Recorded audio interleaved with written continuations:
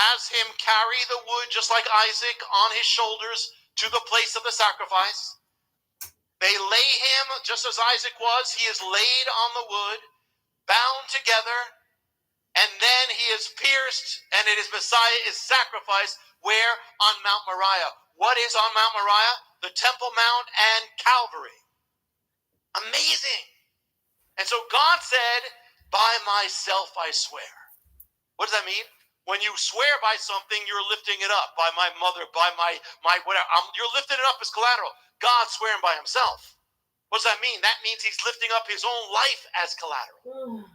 So he's going to offer himself. But that word swear in Hebrew, when he says I swear, the word that he uses is shavah, which is the same word that's used in basically in Daniel.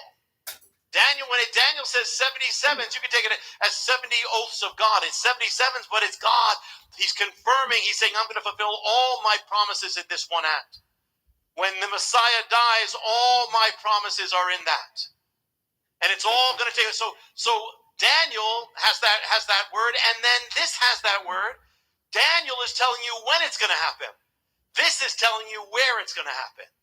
So you put it together in this year as it comes to this time. The Bible is saying Messiah is going to die at that time, and where's it going to be? It's going to be in the place where the mountain where Abraham offered up Isaac, which is Mount Moriah, which is Calvary. God is so perfect. He puts it all together. Amazing. He's telling you where. He's telling you when.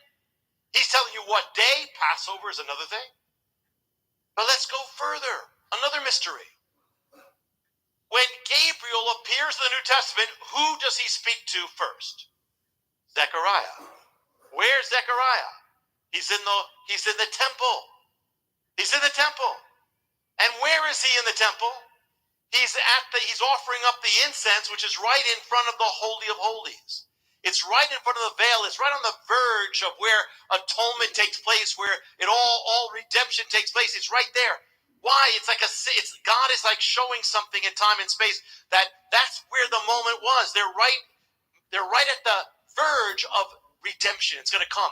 And so here's the priest is standing by the veil of the Holy of Holies. Messiah is going to bring redemption. They're right at the verge of it.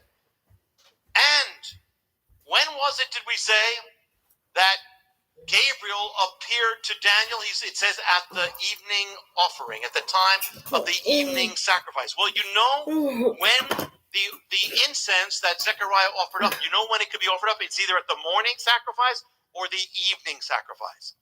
It's most likely the evening because it's the same time.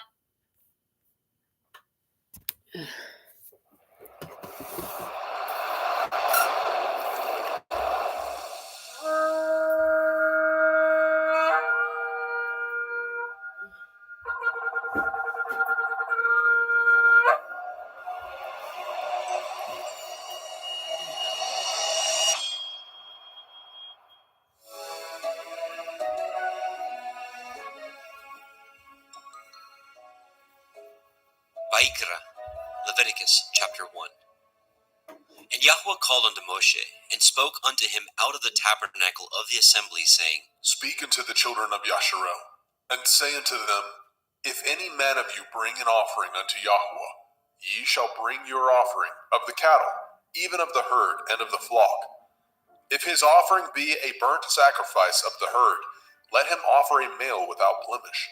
He shall offer it of his own voluntary will, at the door of the tabernacle of the assembly before Yahweh. And he shall put his hand upon the head of the burnt offering, and it shall be accepted for him to make an atonement for him. And he shall kill the bullock before Yahweh, and the priests, Aharon's sons, shall bring the blood, and sprinkle the blood round about upon the altar that is by the door of the tabernacle of the assembly. And he shall flay the burnt offering, and cut it into his pieces.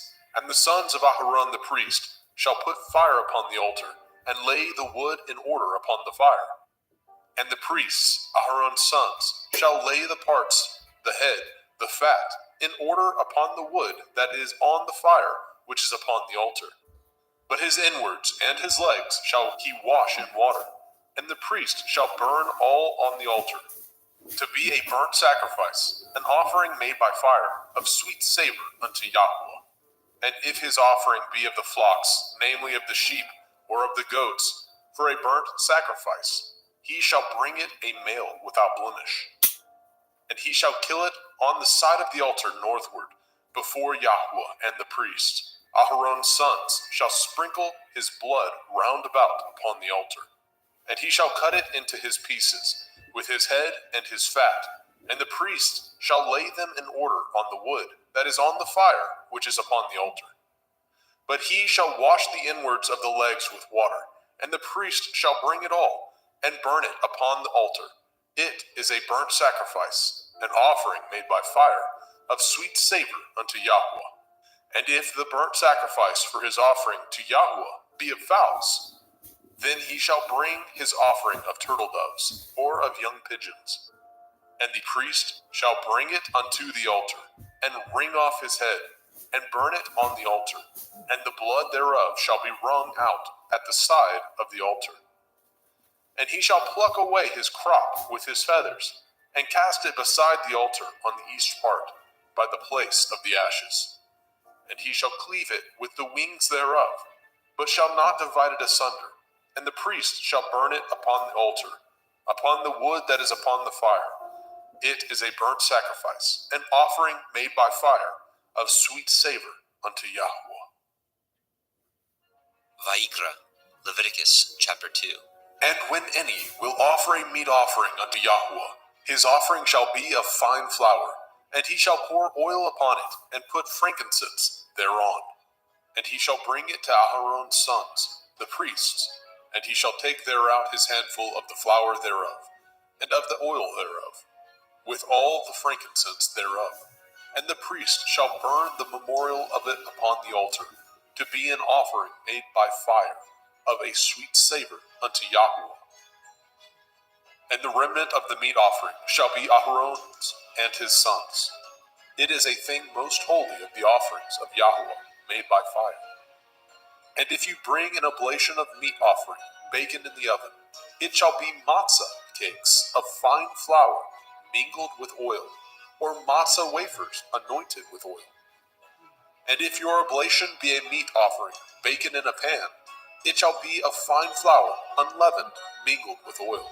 You shall part it in pieces, and pour oil thereon. It is a meat offering. And if your oblation be a meat offering, baken in the frying pan, it shall be made of fine flour with oil. And you shall bring the meat offering that is made of these things unto Yahweh. And when it is presented unto the priest, he shall bring it unto the altar. And the priest shall take from the meat offering a memorial thereof, and shall burn it upon the altar. It is an offering made by fire, of sweet savor unto Yahweh. And that which is left of the meat offering shall be Aharon's and his sons. It is a thing most holy of the offerings of Yahweh made by fire. No meat offering which ye shall bring unto Yahweh shall be made with leaven, for ye shall burn no leaven, nor any honey, in any offering of Yahweh made by fire. As for the oblation of the firstfruits, ye shall offer them unto Yahweh, but they shall not be burnt on the altar for a sweet savor. And every oblation of your meat offering shall ye season with salt, neither shall ye suffer the salt of the covenant of your Elohim to be lacking from your meat offering. And all your offerings you shall offer salt. And if you offer a meat offering of your firstfruits unto Yahweh, you shall offer the meat offering of your firstfruits, green ears of grain dried by the fire, even grain beaten out of full ears. And you shall put oil upon it, and lay frankincense thereon. It is a meat offering. And the priest shall burn the memorial of it, part of the beaten grain thereof, and part of the oil thereof, with all the frankincense thereof. It is an offering made by fire unto Yahweh. Vayikra, Leviticus chapter 3. And if his oblation be a sacrifice of peace offering, if he offer it of the herd, whether it be a male or a female, he shall offer it without blemish before Yahweh. And he shall lay his hand upon the head of his offering, and kill it at the door of the tabernacle of the assembly. And Aharon's sons the priests shall sprinkle the blood upon the altar round about. And he shall offer of the sacrifice of the peace offering an offering made by fire unto Yahweh, the fat that covers the inwards, and all the fat that is upon the inwards, and the two kidneys, and the fat that is on them, which is by the flanks, and the caul above the liver, with the kidneys, it shall he take away. And Aharon's sons shall burn it on the altar upon the burnt sacrifice, which is upon the wood that is on the fire. It is an offering made by fire, of sweet savor unto Yahweh. And if his offering for a sacrifice of peace offering unto Yahweh be of the flock, male or female, he shall offer it without blemish. If he offer a lamb for his offering, then shall he offer before Yahweh. And he shall lay his hand upon the head of his offering, and kill it before the tabernacle of the assembly. And Aharon's sons shall sprinkle the blood thereof round about upon the altar. And he shall offer of the sacrifice of the peace offering an offering made by fire unto Yahweh, the fat thereof, and the whole rump. It shall he take off hard by the backbone, and the fat that covers the inwards, and all the fat that is upon the inwards, and the two kidneys, and the fat that is upon them, which is by the flanks, and the caul above the liver, and the kidneys, it shall he take away. And the priest shall burn it upon the altar. It is the food of the offering made by fire unto Yahweh. And if his offering be a goat, then he shall offer it before Yahweh. And he shall lay his hand upon the head of it, and kill it before the tabernacle of the assembly. And the sons of Aharon shall sprinkle the blood thereof upon the altar round about. And he shall offer thereof his offering, even an offering made by fire unto Yahweh, the fat that covers the inwards, and all the fat that is upon the inwards, and the two kidneys, and the fat that is upon them, which is by the flanks, and the caul above the liver, with the kidneys, it shall he take away. And the priest shall burn them upon the altar. It is the food of the offering, made by fire for a sweet savor. All the fat is Yahweh's. It shall be a perpetual statute for your generations throughout all your dwellings, that ye eat neither fat nor blood. Vayikra, Leviticus chapter 4. And Yahweh spoke unto Moshe, saying, Speak unto the children of Yasharel, saying, If a soul shall sin through ignorance against any of the commandments of Yahweh concerning things which ought not to be done, and shall do against any of them, if the priest that is anointed do sin according to the sin of the people, then let him bring for his sin, which he has sinned, a young bullock, without blemish unto Yahweh, for a sin offering. And he shall bring the bullock unto the door of the tabernacle of the assembly before Yahweh, and shall lay his hands upon the bullock's head, and kill the bullock before Yahweh. And the priest that is anointed shall take of the bullock's blood, and bring it to the tabernacle of the assembly.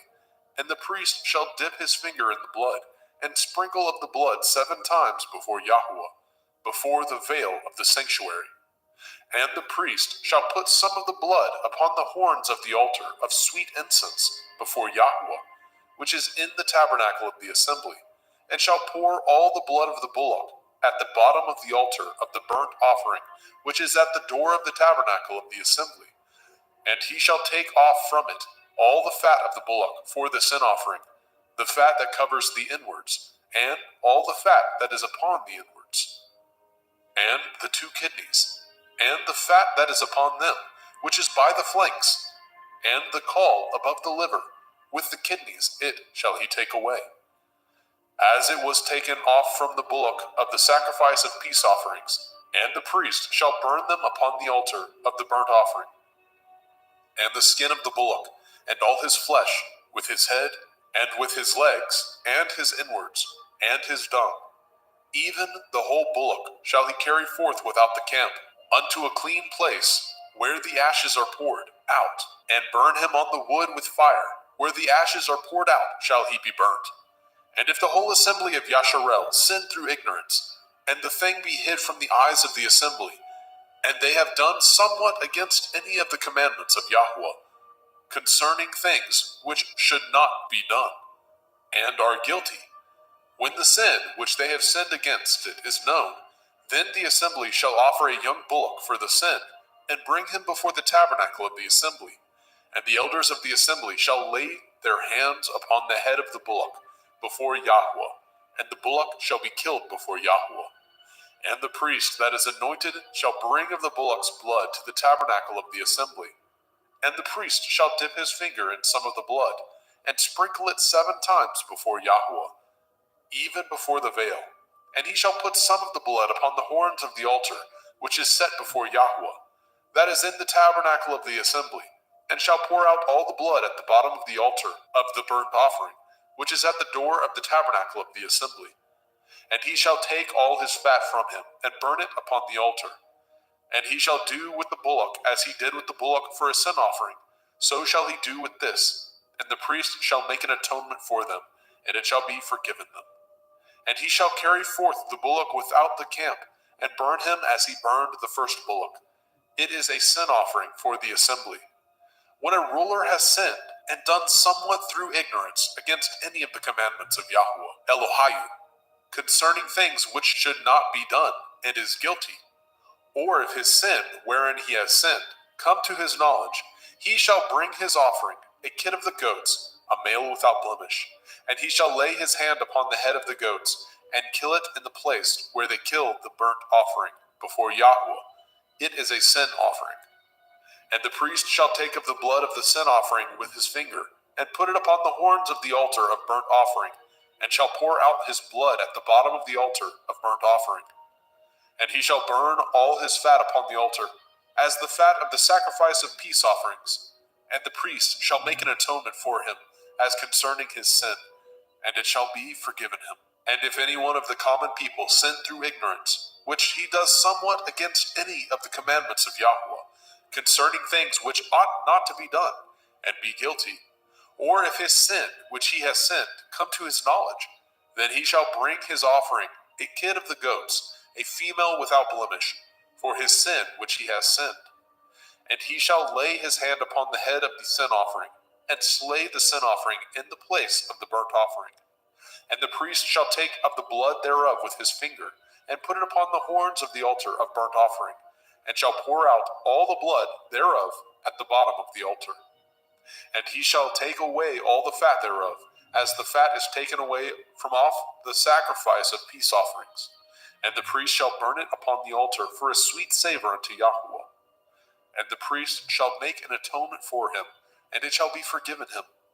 And if he bring a lamb for a sin offering, he shall bring it a female without blemish. And he shall lay his hand upon the head of the sin offering, and slay it for the sin offering in the place where they killed the burnt offering. And the priest shall take of the blood of the sin offering with his finger, and put it upon the horns of the altar of burnt offering, and shall pour out all the blood thereof at the bottom of the altar. And he shall take away all the fat thereof, as the fat of the lamb is taken away from the sacrifice of the peace offering. And the priest shall burn them upon the altar, according to the offering made by fire unto Yahweh. And the priest shall make an atonement for his sin that he has committed, and it shall be forgiven him. Vayikra, Leviticus chapter 5. And if a soul sin, and hear the voice of swearing, and is a witness, whether he has seen or known of it, if he do not utter it, then he shall bear his iniquity. Or if a soul touch any unclean thing, whether it be a carcass of an unclean beast, or a carcass of unclean cattle, or the carcass of unclean creeping things, and if it be hidden from him, he also shall be unclean and guilty. Or if he touch the uncleanness of man, whatsoever uncleanness it be, that a man shall be defiled withal, and it be hid from him, when he knows of it, then he shall be guilty. Or if a soul swear, pronouncing with his lips to do evil, or to do good, whatsoever it be that a man shall pronounce with an oath, and it be hid from him, when he knows of it, then he shall be guilty in one of these. And it shall be, when he shall be guilty in one of these things, that he shall confess that he has sinned in that thing.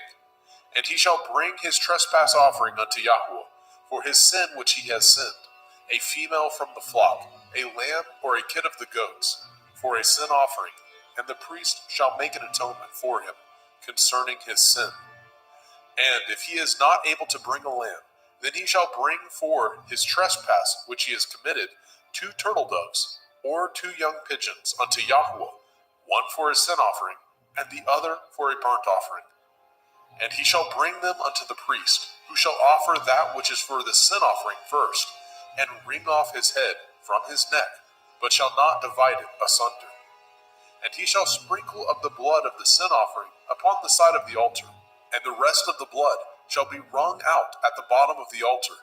It is a sin offering. And he shall offer the second for a burnt offering, according to the manner, and the priest shall make an atonement for him, for his sin which he has sinned, and it shall be forgiven him. But if he be not able to bring 2 turtle doves, or 2 young pigeons, then he that sinned shall bring for his offering the 10th part of an ephah of fine flour for a sin offering. He shall put no oil upon it, neither shall he put any frankincense thereon, for it is a sin offering. Then shall he bring it to the priest, and the priest shall take his handful of it, even a memorial thereof, and burn it on the altar, according to the offerings made by fire unto Yahweh. It is a sin offering. And the priest shall make an atonement for him, as touching his sin, that he has sinned in one of these, and it shall be forgiven him, and the remnant shall be the priest's, as a meat offering. And Yahweh spoke unto Moshe, saying, If a soul commit a trespass, and sin through ignorance, in the holy things of Yahweh, then he shall bring for his trespass unto Yahweh a ram without blemish, out of the flocks, with your estimation by shekels of silver, after the shekel of the sanctuary, for a trespass offering. And he shall make the amends for the harm that he has done in the holy thing, and shall add the 5th part thereto, and give it unto the priest. And the priest shall make an atonement for him with the ram of the trespass offering, and it shall be forgiven him. And if a soul sin, and commit any of these things which are forbidden to be done by the commandment of Yahweh, though he knew it not, yet is he guilty, and shall bear his iniquity. And he shall bring a ram without blemish out of the flock, with your estimation, for a trespass offering, unto the priest. And the priest shall make an atonement for him concerning his ignorance, wherein he erred, and knew it not, and it shall be forgiven him. It is a trespass offering. He has certainly trespassed against Yahweh. Vayikra, Leviticus chapter 6. And Yahweh spoke unto Moshe, saying, If a soul sin, and commit a transgression against Yahweh, and lie unto his neighbor, in that which was delivered him to keep, or in fellowship, or in a thing taken away by violence, or has deceived his neighbor, or have found that which was lost, and lies concerning it, and swears falsely, in any of these that a man does, sinning therein, then it shall be, because he has sinned and is guilty, that he shall restore that which he took violently away, or the thing which he has deceitfully gotten, or that which was delivered him to keep, or the lost thing which he found, or all that which he has sworn falsely, he shall even restore it in the principal, and shall add the 5th part more thereto, and give it unto him to whom it appertains, in the day of his trespass offering. And he shall bring his trespass offering unto Yahweh, a ram without blemish out of the flock, with your estimation for a trespass offering unto the priest. And the priest shall make an atonement for him before Yahweh, and it shall be forgiven him for anything of all that he has done in trespass therein. And Yahweh spoke unto Moshe, saying, Command Aaron and his sons, saying, This is the Torah of the burnt offering. It is the burnt offering because of the burning upon the altar all night unto the morning, and the fire of the altar shall be burning in it. And the priest shall put on his linen garment, and his linen breeches shall he put upon his flesh, and take up the ashes which the fire has consumed with the burnt offering on the altar, and he shall put them beside the altar.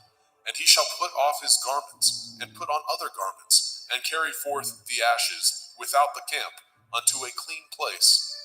And the fire upon the altar shall be burning in it. It shall not be put out, and the priest shall burn wood on it every morning, and lay the burnt offering in order upon it, and he shall burn thereon the fat of the peace offerings. The fire shall ever be burning upon the altar. It shall never go out. And this is the Torah of the meat offering. the sons of Aharon shall offer it before Yahweh, before the altar. And he shall take of it his handful of the flour of the meat offering, and of the oil thereof, and all the frankincense which is upon the meat offering, and shall burn it upon the altar for a sweet savor, even the memorial of it unto Yahweh. And the remainder thereof shall Aharon and his sons eat, with matzah, unleavened bread, shall it be eaten in the holy place, in the court of the tabernacle of the assembly, they shall eat it. It shall not be baken with leaven. I have given it unto them for their portion of my offering made by fire. It is most holy, as is the sin offering, and as the trespass offering. All the males among the children of Aharon shall eat of it. It shall be a statute forever in your generations, concerning the offerings of Yahweh made by fire. Everyone that touches them shall be holy. And Yahweh spoke unto Moshe, saying, This is the offering of Aharon and his sons, which they shall offer unto Yahweh in the day when he is anointed. The 10th part of an ephah of fine flour for a meat offering perpetual, half of it in the morning, and half thereof at night. In a pan it shall be made with oil, and when it is baken, you shall bring it in, and the baken pieces of the meat offering shall you offer for a sweet savor unto Yahweh. And the priest of his sons, that is anointed in his stead, shall offer it. It is a statute forever unto Yahweh. It shall be wholly burnt. For every meat offering for the priest shall be wholly burnt. It shall not be eaten. And Yahweh spoke unto Moshe, saying, Speak unto Aharon and to his sons, saying, This is the Torah of the sin offering. In the place where the burnt offering is killed, shall the sin offering be killed before Yahweh. It is most holy. The priest that offers it for sin shall eat it. In the holy place shall it be eaten, in the court of the tabernacle of the assembly. Whatsoever shall touch the flesh thereof shall be holy. And when there is sprinkled of the blood thereof upon any garment, you shall wash that whereon it was sprinkled in the holy place. But the earthen vessel wherein it was sodden shall be broken. And if it be sodden in a brazen pot, it shall be both scoured and rinsed in water. All the males among the priests shall eat thereof. It is most holy.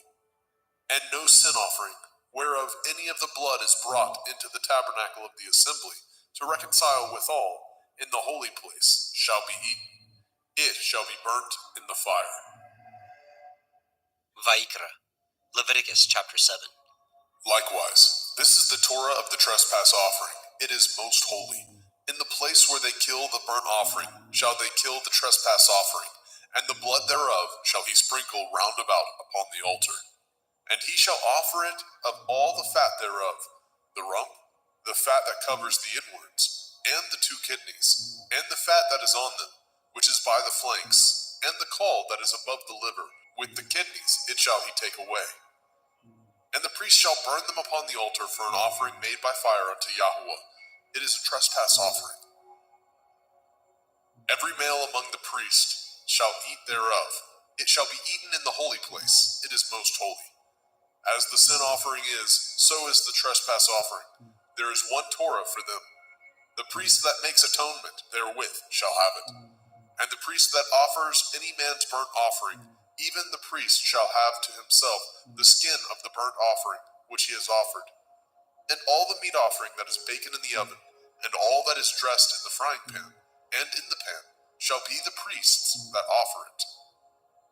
And every meat offering mingled with oil, and dry, shall all the sons of Aharon have, one as much as another. And this is the Torah of the sacrifice of peace offerings, which he shall offer unto Yahweh. If he offer it for thanksgiving, then he shall offer with the sacrifice of thanksgiving matzah, unleavened cakes, mingled with oil, and matzah wafers, anointed with oil, and cakes mingled with oil, of fine flour, fried. Besides the cakes, he shall offer for his offering hametz, leavened bread, with the sacrifice of thanksgiving of his peace offerings. And of it he shall offer one out of the whole oblation, for a heave offering unto Yahweh, and it shall be the priest that sprinkles the blood of the peace offerings. And the flesh of the sacrifice of his peace offerings for thanksgiving shall be eaten the same day that it is offered. He shall not leave any of it until the morning.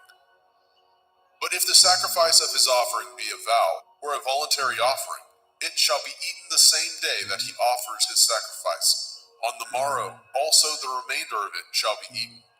But the remainder of the flesh of the sacrifice on the third day shall be burnt with fire. And if any of the flesh of the sacrifice of his peace offerings be eaten at all on the third day, it shall not be accepted, neither shall it be imputed unto him that offers it. It shall be an abomination, and the soul that eats of it shall bear his iniquity. And the flesh that touches any unclean thing shall not be eaten. It shall be burnt with fire. And as for the flesh, all that be clean shall eat thereof. But the soul that eats of the flesh of the sacrifice of peace offerings that pertain unto Yahweh, having his uncleanness upon him, even that soul shall be cut off from his people. Moreover, the soul that shall touch any unclean thing, as the uncleanness of man, or any unclean beast, or any abominable unclean thing, and eat of the flesh of the sacrifice of peace offerings, which pertain unto Yahweh, even that soul shall be cut off from his people.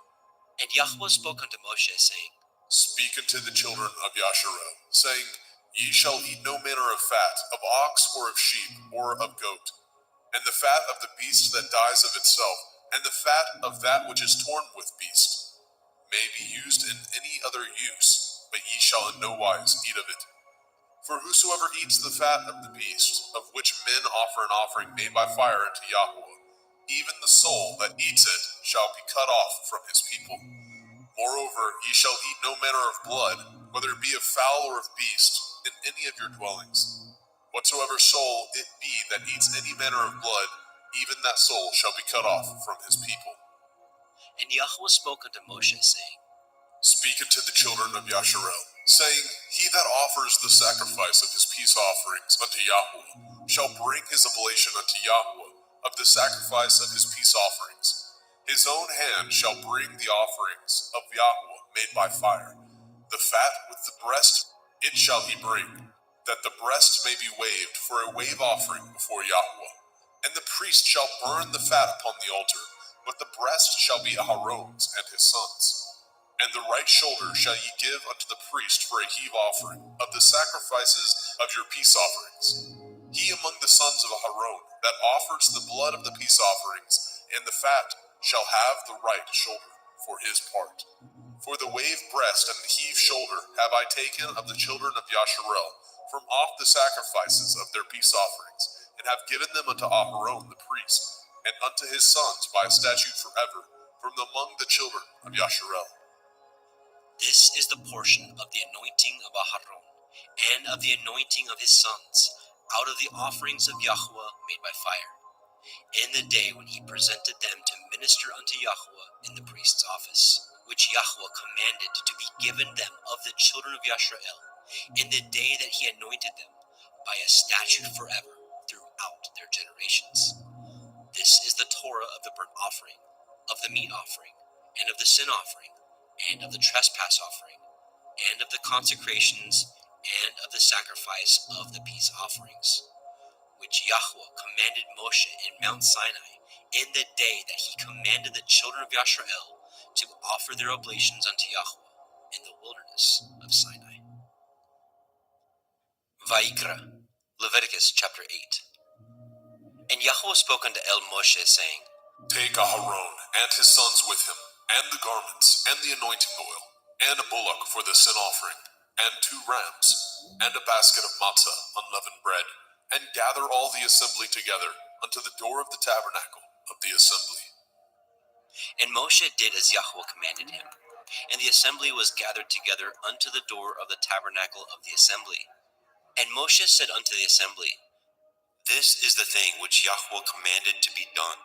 And Moshe brought Aharon and his sons, and washed them with water. And he put upon him the coat, and girded him with the belt, and clothed him with the robe, and put the ephod upon him.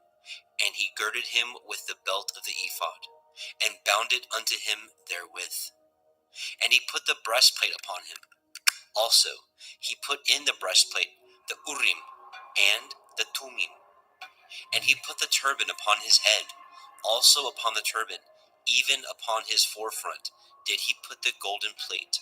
the holy crown, as Yahweh commanded Moshe. And Moshe took the anointing oil, and anointed the tabernacle, and all that was therein, and sanctified them. And he sprinkled thereof upon the altar 7 times, and anointed the altar and all his vessels, both the laver and his foot, to sanctify them. And he poured of the anointing oil upon Aharon's head, and anointed him, to sanctify him. And Moshe brought Aharon's sons, and put coats upon them, and girded them with belts, and put bonnets upon them, as Yahweh commanded Moshe. And he brought the bullock for the sin offering, and Aharon and his sons laid their hands upon the head of the bullock for the sin offering, and he slew it. And Moshe took the blood, and put it upon the horns of the altar round about with his finger, and purified the altar, and poured the blood at the bottom of the altar, and sanctified it, to make reconciliation upon it. And he took all the fat that was upon the inwards, and the caul above the liver, and the 2 kidneys, and their fat, and Moshe burned it upon the altar. But the bullock, and his hide, and his flesh, and his dung, he burnt with fire without the camp, as Yahweh commanded Moshe. And he brought the ram for the burnt offering, and Aharon and his sons laid their hands upon the head of the ram, and he killed it. And Moshe sprinkled the blood upon the altar round about. And he cut the ram into pieces, and Moshe burnt the head, and the pieces, and the fat. And he washed the inwards and the legs in water, and Moshe burnt the whole ram upon the altar. It was a burnt sacrifice for a sweet savor, and an offering made by fire unto Yahweh, as Yahweh commanded Moshe. And he brought the other ram, the ram of consecration, and Aharon and his sons laid their hands upon the head of the ram, and he slew it. And Moshe took of the blood of it, and put it upon the tip of Aharon's right ear, and upon the thumb of his right hand, and upon the great toe of his right foot. And he brought Aharon's sons, and Moshe put of the blood upon the tip of their right ear, and upon the thumbs of their right hands, and upon the great toes of their right feet. And Moshe sprinkled the blood upon the altar round about. And he took the fat, and the rump, and the fat that was upon the inwards, and the caul above the liver, and the 2 kidneys, and their fat, and the right shoulder. And out of the basket of matzah that was before Yahweh, he took 1 matzah cake, and a cake of oiled bread, and 1 wafer, and put them on the fat, and upon the right shoulder. And he put all upon Aharon's hands, and upon his sons' hands, and waved them for a wave offering before Yahweh. And Moshe took them from off their hands, and burnt them on the altar upon the burnt offering. They were consecrations for a sweet savor. It is an offering made by fire unto Yahweh. And Moshe took the breast, and waved it for a wave offering before Yahweh. For of the ram of consecration it was Moshe's part, as Yahweh commanded Moshe. And Moshe took of the anointing oil, and of the blood which was upon the altar, and sprinkled it upon Aharon and his garments, and upon his sons, and upon his sons' garments with him, and sanctified Aharon and his garments, and his sons' garments with him. And Moshe said unto Aharon and to his sons, Boil the flesh at the door of the tabernacle of the assembly, and there eat it, with the bread that is in the basket of consecrations, as I commanded, saying, Aharon and his sons shall eat it. And that which remains of the flesh and of the bread shall ye burn with fire.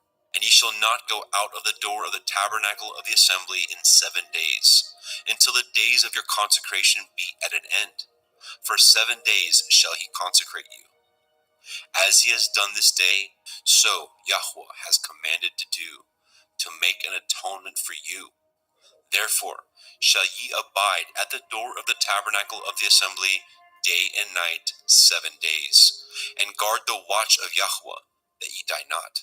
For so I am commanded. So Aharon and his sons did all the things which Yahweh commanded by the hand of Moshe. Vayikra, Leviticus chapter 9. And it came to pass on the 8th day that Moshe called Aharon and his sons and the elders of Yisrael. And he said unto Aharon, Take a young calf for a sin offering, and a ram for a burnt offering, without blemish, and offer them before Yahweh. And unto the children of Yasharel you shall speak, saying, Take ye a kid of the goats for a sin offering, and a calf and a lamb, both of the first year, without blemish, for a burnt offering. Also a bullock and a ram for peace offerings, to sacrifice before Yahweh, and a meat offering mingled with oil. For today Yahweh will appear unto you. And they brought which Moshe commanded before the tabernacle of the assembly. And all the assembly drew near and stood before Yahweh. And Moshe said, This is the thing which Yahweh commanded that you should do, and the glory of Yahweh shall appear unto you. And Moshe said unto Aharon, Go unto the altar, and offer your sin offering, and your burnt offering, and make an atonement for yourself and for the people, and offer the offering of the people, and make an atonement for them, as Yahweh commanded. Aharon therefore went unto the altar, and slew the calf of the sin offering, which was for himself. And the sons of Aharon brought the blood unto him, and he dipped his finger in the blood, and put it upon the horns of the altar, and poured out the blood at the bottom of the altar. But the fat, and the kidneys, and the caul above the liver of the sin offering he burnt upon the altar, as Yahweh commanded Moshe. And the flesh and the hide he burnt with fire without the camp. And he slew the burnt offering, and Aharon's sons presented unto him the blood, which he sprinkled round about upon the altar. And they presented the burnt offering unto him, with the pieces thereof, and the head, and he burnt them upon the altar. And he did wash the inwards and the legs, and burnt them upon the burnt offering on the altar. And he brought the people's offering, and took the goat, which was the sin offering for the people, and slew it, and offered it for sin as the first. And he brought the burnt offering, and offered it according to the manner. And he brought the meat offering, and took a handful thereof, and burnt it upon the altar, beside the burnt sacrifice of the morning. He slew also the bullock and the ram for a sacrifice of peace offerings, which was for the people. And Aharon's sons presented unto him the blood, which he sprinkled upon the altar round about. And the fat of the bullock and of the ram, the rump, and that which covers the inwards, and the kidneys, and the caul above the liver, and they put the fat upon the breasts, and he burnt the fat upon the altar. And the breasts and the right shoulder Aharon waved for a wave offering before Yahweh, as Moshe commanded. And Aharon lifted up his hand toward the people, and blessed them, and came down from offering of the sin offering, and the burnt offering, and peace offerings. And Moshe and Aharon went into the tabernacle of the assembly, and came out, and blessed the people. And the glory of Yahweh appeared unto all the people. And there came a fire out from before Yahweh, and consumed upon the altar the burnt offering and the fat, which when all the people saw, they shouted and fell on their face. Vaikra, Leviticus chapter 10. And Nadab and Abihu, the sons of Aharon, took either of them his censer, and put fire therein, and put incense thereon, and offered strange fire before Yahweh, which he commanded them not. And there went out fire from Yahweh, and devoured them, and they died before Yahweh. Then Moshe said unto Aharon, This is that Yahweh spoke, saying, I will be sanctified in them that come nigh me, and before all the people I will be glorified. And Aharon held his peace. And Moshe called Mishael and Elishaphan, the sons of Uziel, the uncle of Aharon, and said unto them, Come near, carry your brethren from before the sanctuary out of the camp. So they went near, and carried them in their coats out of the camp, as Moshe had said. And Moshe said unto Aharon, and unto Eleazar, and unto Ithamar his sons, Uncover not your heads, neither rend your clothes, lest ye die, and lest the wrath come upon all the people. But let your brethren, the whole house of Yasharel, bewail the burning which Yahweh has kindled. And ye shall not go out from the door of the tabernacle of the assembly, lest ye die. For the anointing oil of Yahweh is upon you. And they did according to the word of Moshe. And Yahweh spoke unto Aharon, saying, Do not drink wine, nor strong drink, you nor your sons with you, when ye go into the tabernacle of the assembly, lest ye die. It shall be a statute forever throughout your generations, and that ye may put difference between holy and unholy, and between unclean and clean, and that ye may teach the children of Yasharel all the statutes which Yahweh has spoken unto them by the hand of Moshe. And Moshe spoke unto Aharon, and unto Eleazar, and unto Ithamar, his sons that were left. Take the meat offering that remains of the offerings of Yahweh made by fire, and eat it without leaven beside the altar, for it is most holy. And ye shall eat it in the holy place, because it is your due, and your sons' due, of the sacrifices of Yahweh made by fire. For so I am commanded.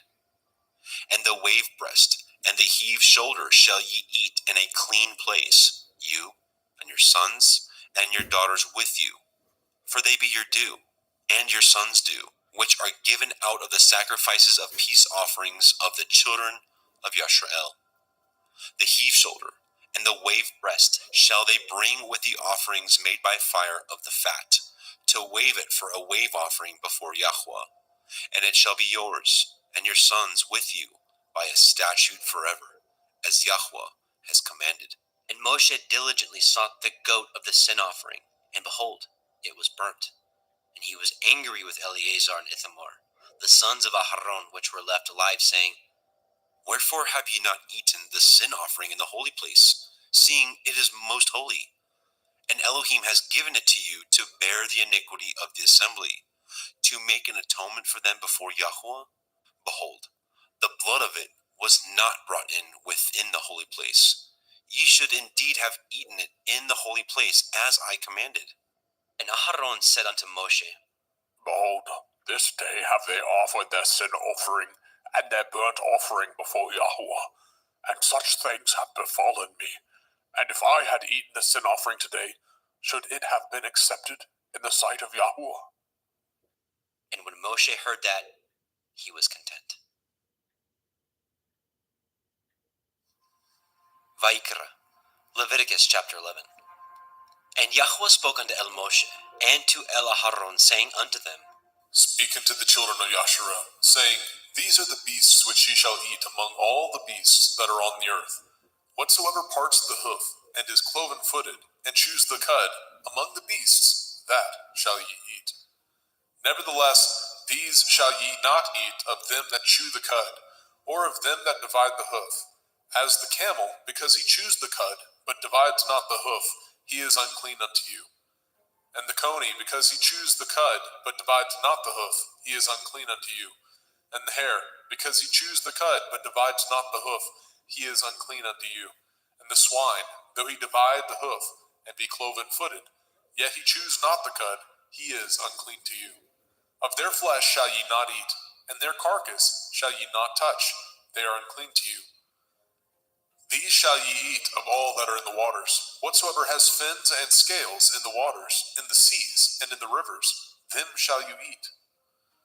And all that have not fins and scales in the seas, and in the rivers, of all that move in the waters, and of any living thing which is in the waters, they shall be an abomination unto you. They shall be even an abomination unto you. Ye shall not eat of their flesh, but ye shall have their carcasses in abomination. Whatsoever has no fins nor scales in the water, that shall be an abomination unto you. And these are they which ye shall have an abomination among the fowls. They shall not be eaten. They are an abomination: the eagle, the ossifrage, and the osprey, and the vulture, and the kite after his kind, every raven after his kind, and the owl, and the nighthawk, and the cuckow, and the hawk after his kind, and the little owl, and the cormorant, and the great owl, and the swan, and the pelican, and the gier eagle, and the stork, and the heron after her kind, and the lapwing, and the bat. All fowls that creep going upon all four shall be an abomination unto you. Yet these may ye eat of every flying, creeping thing that goes upon all four, which have legs above their feet, to leap withal upon the earth. Even these of them ye may eat, the locust after his kind, and the bald locust after his kind, and the beetle after his kind, and the grasshopper after his kind. But all other flying, creeping things, which have 4 feet, shall be an abomination unto you. And for these ye shall be unclean. Whosoever touches the carcass of them shall be unclean until the evening. And whosoever bears aught of the carcass of them shall wash his clothes, and be unclean until the evening. The carcass of every beast which divides the hoof, and is not cloven-footed, nor chews the cud, are unclean unto you. Every one that touches them shall be unclean. And whatsoever goes upon his paws, among all manner of beasts that go on all fours, those are unclean unto you. Whoso touches their carcass shall be unclean until the evening. And he that bears the carcass of them shall wash his clothes, and be unclean unto the evening. They are unclean unto you. These also shall be unclean unto you. Among the creeping things that creep upon the earth, the weasel, the mouse, and the tortoise, after his kind, and the ferret, and the chameleon, and the lizard, and the snail, and the mole, these are unclean to you among all that creep. Whosoever touches them, when they be dead, shall be unclean until the evening. And upon whatsoever any of them, when they are dead, does fall, it shall be unclean, whether it be any vessel of wood, or raiment, or skin, or sack, whatsoever vessel it be, wherein any work is done, it must be put into water, and it shall be unclean until the evening, so it shall be cleansed. And every earthen vessel, where into any of them that falls, whatsoever is in it shall be unclean, and ye shall break it. Of all meat which may be eaten, that on which such water comes shall be unclean, and all drink that may be drunk in every vessel shall be unclean, and everything whereupon any part of their carcass falls shall be unclean, whether it be oven or range for pots, they shall be broken down, for they are unclean, and shall be unclean unto you. Nevertheless, a fountain or pit, wherein there is plenty of water, shall be clean, but that which touches their carcass shall be unclean. And if any part of their carcass falls upon any sowing seed which is to be sown, it shall be clean. But if any water be put upon the seed, and any part of their carcass fall thereon, it shall be unclean unto you. And if any beast of which ye may eat die, he that touches the carcass thereof shall be unclean until the evening. And he that eats of the carcass of it shall wash his clothes, and be unclean until the evening. He also that bears the carcass of it shall wash his clothes, and be unclean until the evening. And every creeping thing that creeps upon the earth shall be an abomination. It shall not be eaten. Whatsoever goes upon the belly, and whatsoever goes upon all fours, or whatsoever has more feet among all creeping things that creep upon the earth, them shall ye not eat, for they are an abomination. Ye shall not make yourselves abominable with any creeping thing that creeps, neither shall ye make yourselves unclean with them, that ye should be defiled thereby. For I am Yahuwah Elohim. Ye shall therefore sanctify yourselves, and ye shall be holy, for I am holy. Neither shall ye defile yourselves with any manner of creeping thing that creeps upon the earth. For I am Yahuwah, that brings you up out of the land of Mitzrayim, to be your Elohim. Ye shall therefore be holy, for I am holy. This is the Torah of the beasts, and of the fowl, and of every living creature that moves in the waters, and of every creature that creeps upon the earth, to make a difference between the unclean and the clean, and between the beast that may be eaten, and the beast that may not be eaten. Vaikra, Leviticus chapter 12. And Yahweh spoke unto Moshe, saying, Speak unto the children of Yasharel, saying, If a woman have conceived seed, and born a male child, then she shall be unclean 7 days. According to the days of the separation for her infirmity, shall she be unclean. And in the 8th day, the flesh of his foreskin shall be circumcised. And she shall then continue in the blood of her purifying 33 days. She shall touch no hallowed thing, nor come into the sanctuary, until the days of her purifying be fulfilled. But if she bear a female child, then she shall be unclean 2 weeks, as in her separation, and she shall continue in the blood of her purifying 66 days. And when the days of her purifying are fulfilled, for a son or for a daughter, she shall bring a lamb of the first year for a burnt offering, and a young pigeon or a turtle dove for a sin offering, unto the door of the tabernacle of the assembly, unto the priest, who shall offer it before Yahweh, and make an atonement for her, and she shall be cleansed from the issue of her blood. This is the Torah for her that has borne a male or a female. And if she be not able to bring a lamb, then she shall bring 2 turtle doves or 2 young pigeons, the one for the burnt offering, and the other for a sin offering. And the priest shall make an atonement for her, and she shall be clean. Vaikra, Leviticus chapter 13.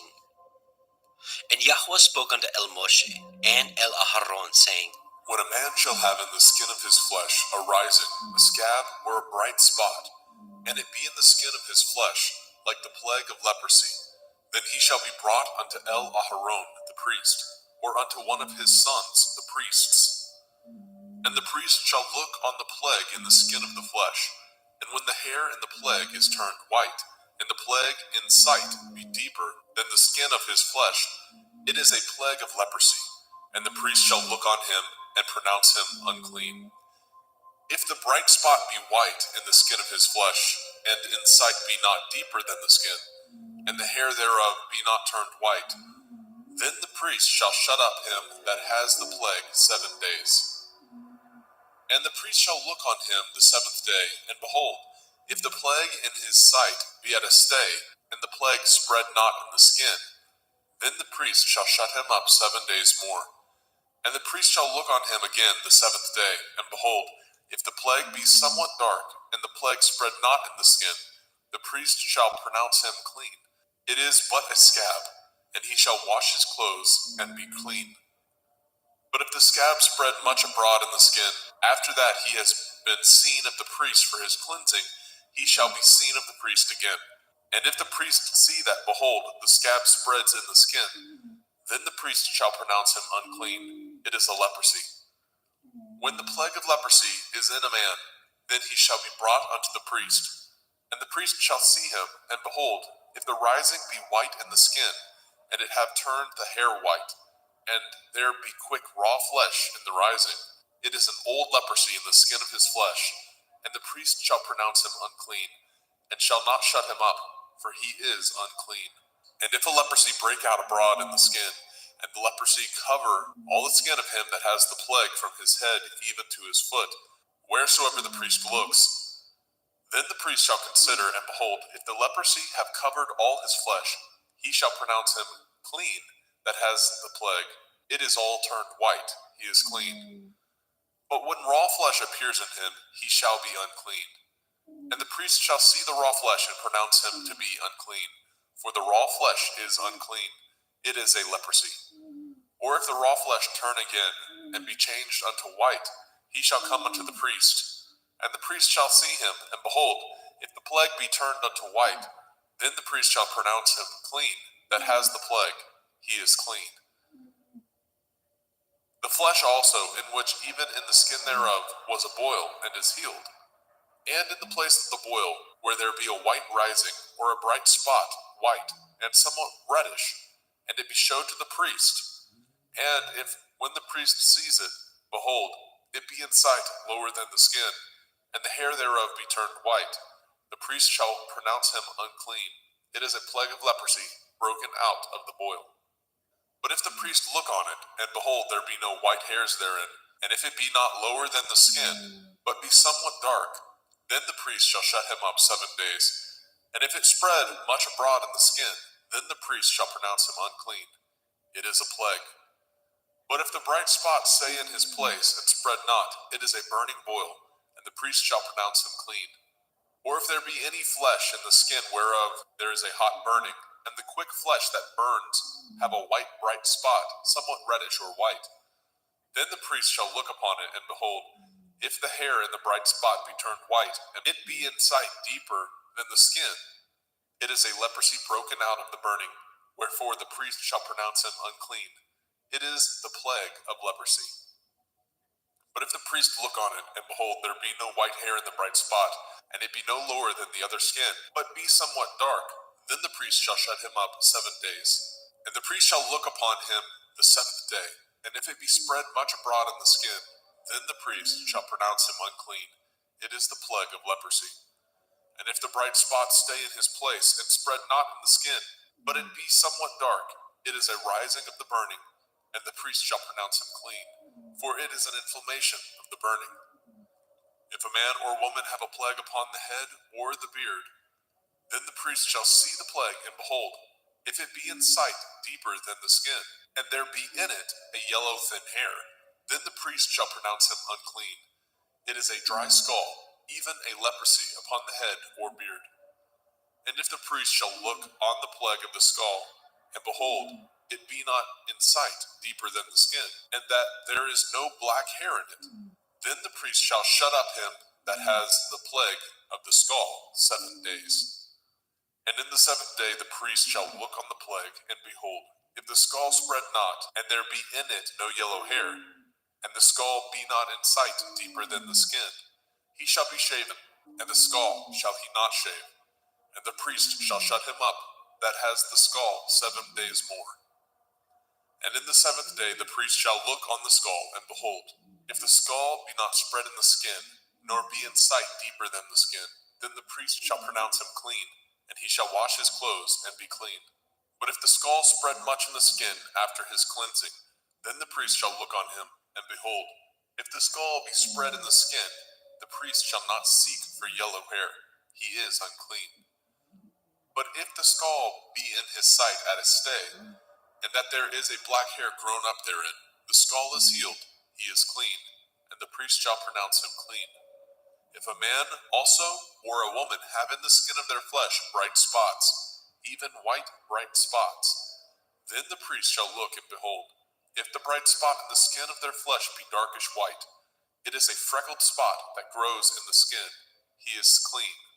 And the man whose hair is fallen off his head, he is bald, yet is he clean. And he that has his hair fallen off from the part of his head towards his face, he is forehead bald, yet he is clean. And if there be in the bald head or bald forehead a white reddish sore, it is a leprosy sprung up in his bald head or his bald forehead. Then the priest shall look upon it, and behold, if the rising of the sore be white reddish in the bald head or in his bald forehead, as the leprosy appears in the skin of the flesh, he is a leprous man, he is unclean. The priest shall pronounce him utterly unclean, his plague is in his head. And the leper in whom the plague is, his clothes shall be rent, and his head bare, and he shall put a covering upon his upper lip, and shall cry, unclean, unclean. All the days wherein the plague shall be in him shall he be defiled. He is unclean. He shall dwell alone, without the camp shall his habitation be. The garment also that the plague of leprosy is in, whether it be a woolen garment or a linen garment, whether it be in the warp, the woof of linen, or of woolen, whether in a skin or anything made of skin. And if the plague be greenish or reddish in the garment or in the skin, either in the warp or in the woof or in anything of skin, it is a plague of leprosy, and shall be showed unto the priest. And the priest shall look upon the plague, and shut up it that has the plague 7 days. And he shall look on the plague on the 7th day. If the plague be spread in the garment, either in the warp or in the woof or in a skin, or in any work that is made of skin, the plague is a fretting leprosy, it is unclean. He shall therefore burn that garment, whether warp or woof, in woolen or in linen, anything of skin wherein the plague is, for it is a fretting leprosy, it shall be burnt in the fire. And if the priest shall look, and behold, the plague be not spread in the garment, either in the warp or in the woof, or in anything of skin, then the priest shall command that they wash the thing wherein the plague is, and he shall shut it up 7 days more. And the priest shall look on the plague after that it is washed, and behold, if the plague have not changed his color, and the plague be not spread, it is unclean. You shall burn it in the fire. It is a fret inward, whether it be bare within or without. And if the priest look, and behold the plague be somewhat dark after the washing of it, then he shall rend it out of the garment, or out of the skin, or out of the warp, or out of the woof. And if it appear still in the garment, either in the warp or in the woof, or in anything of skin, it is a spreading plague. You shall burn that wherein the plague is with fire. And the garment, either warp or woof, or whatsoever thing of skin it be, which ye shall wash, if the plague be departed from them, then it shall be washed the second time, and shall be clean. This is the Torah of the plague of leprosy, in a garment of woolen or linen, either in warp or woof, or in anything of skins, to pronounce it clean, or to pronounce it unclean. Vaikra, Leviticus chapter 14. And Yahweh spoke unto Moshe, saying, This shall be the Torah of the leper in the day of his cleansing. He shall be brought unto the priest, and the priest shall go forth out of the camp. And the priest shall look, and behold, if the plague of leprosy be healed in the leper, then shall the priest command to take for him that is to be cleansed 2 birds alive and clean, and cedar wood, and scarlet, and hyssop. And the priest shall command that one of the birds be killed in an earthen vessel over running water. As for the living bird, he shall take it, and the cedar wood, and the scarlet, and the hyssop, and shall dip them, and the living bird in the blood of the bird that was killed over the running water. And he shall sprinkle upon him that is to be cleansed from the leprosy 7 times, and shall pronounce him clean, and shall let the living bird loose into the open field. And he that is to be cleansed shall wash his clothes, and shave off all his hair, and wash himself in water, that he may be clean. And after that he shall come into the camp, and shall tarry abroad out of his tent 7 days.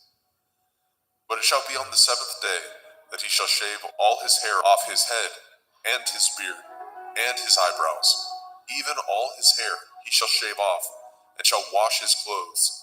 Also shall he wash his flesh in water, and shall be clean.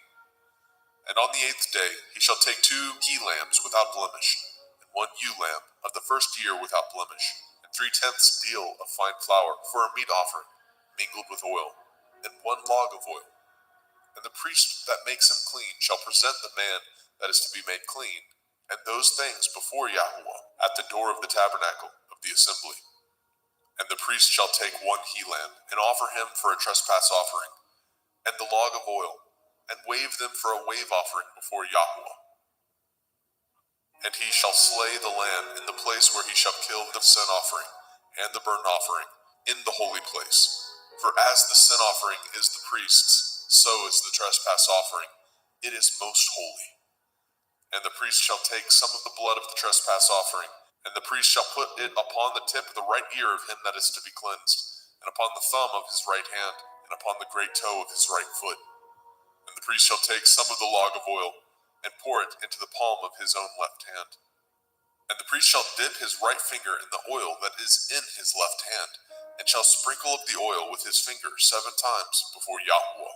And of the rest of the oil that is in his hand shall the priest put upon the tip of the right ear of him that is to be cleansed, and upon the thumb of his right hand, and upon the great toe of his right foot, upon the blood of the trespass offering.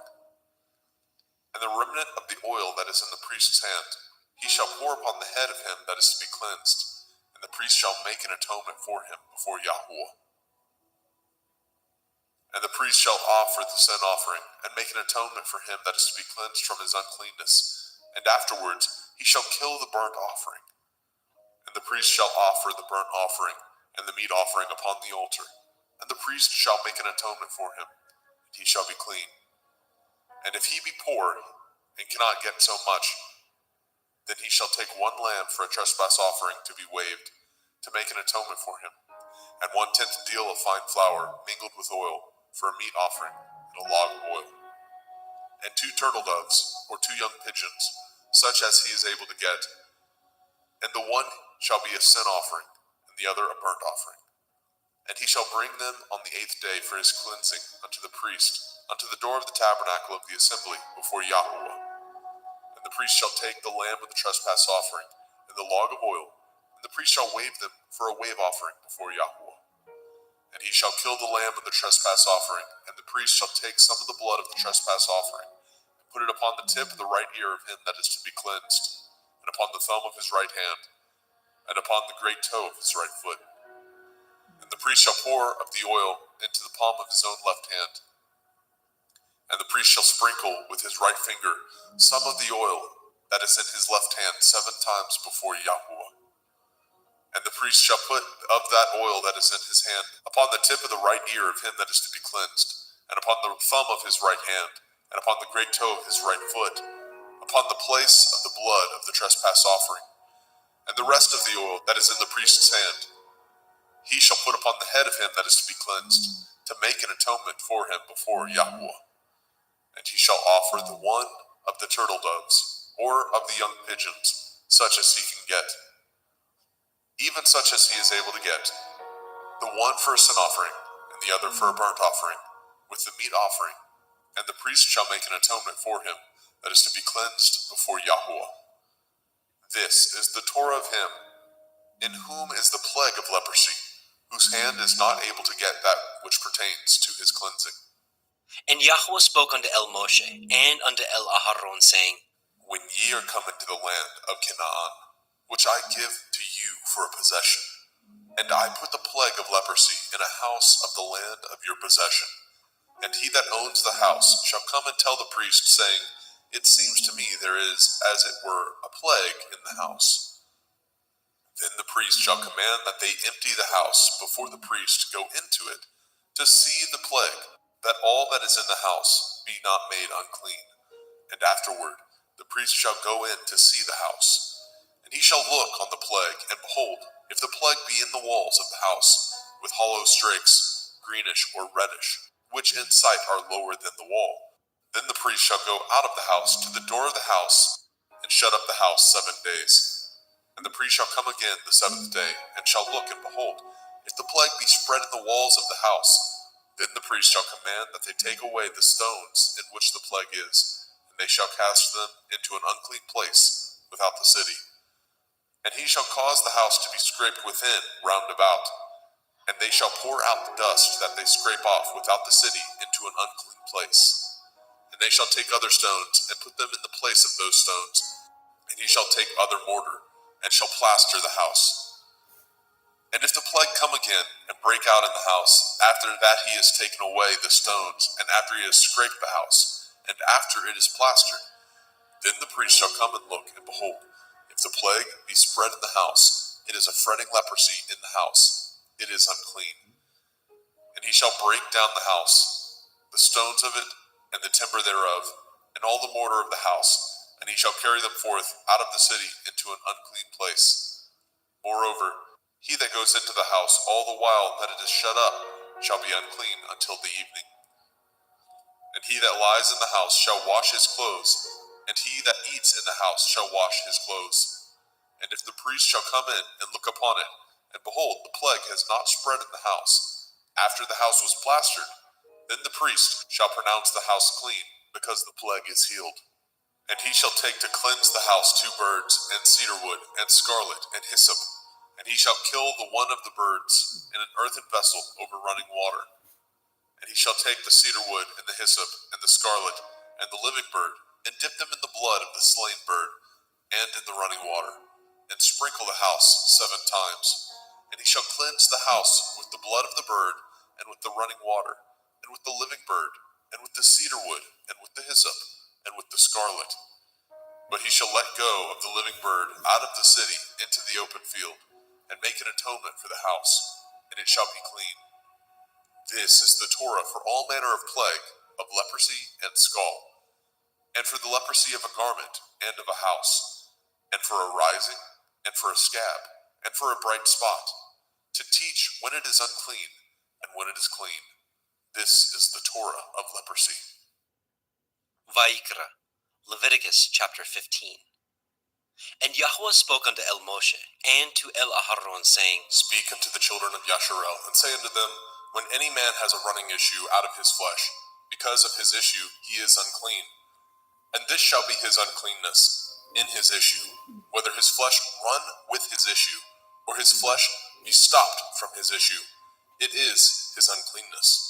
Every bed whereon he lies that has the issue is unclean, and everything whereon he sits shall be unclean. And whosoever touches his bed shall wash his clothes, and bathe himself in water, and be unclean until the evening. And he that sits on anything whereon he sat that has the issue shall wash his clothes, and bathe himself in water, and be unclean until the evening. And he that touches the flesh of him that has the issue shall wash his clothes, and bathe himself in water, and be unclean until the evening. And if he that has the issue spit upon him that is clean, then he shall wash his clothes, and bathe himself in water, and be unclean until the evening. And what saddle soever he rides upon that has the issue shall be unclean. And whosoever touches anything that was under him shall be unclean until the evening. And he that bears any of those things shall wash his clothes, and bathe himself in water, and be unclean until the evening. And whomsoever he touches that has the issue, and has not rinsed his hands in water, he shall wash his clothes, and bathe himself in water, and be unclean until the evening. And the vessel of earth that he touches, which has the issue, shall be broken, and every vessel of wood shall be rinsed in water. And when he that has an issue is cleansed of his issue, then he shall number to himself 7 days for his cleansing, and wash his clothes, and bathe his flesh in running water, and shall be clean. And on the 8th day he shall take to him 2 turtle doves, or 2 young pigeons, and come before Yahuwah unto the door of the tabernacle of the assembly, and give them unto the priest. And the priest shall offer them, the one for a sin offering, and the other for a burnt offering. And the priest shall make an atonement for him before Yahuwah for his issue. And if any man's seed of copulation go out from him, then he shall wash all his flesh in water, and be unclean until the evening. And every garment and every skin whereon is the seed of copulation shall be washed with water, and be unclean until the evening. The woman also with whom the man shall lie with seed of copulation, they shall both bathe themselves in water, and be unclean until the evening.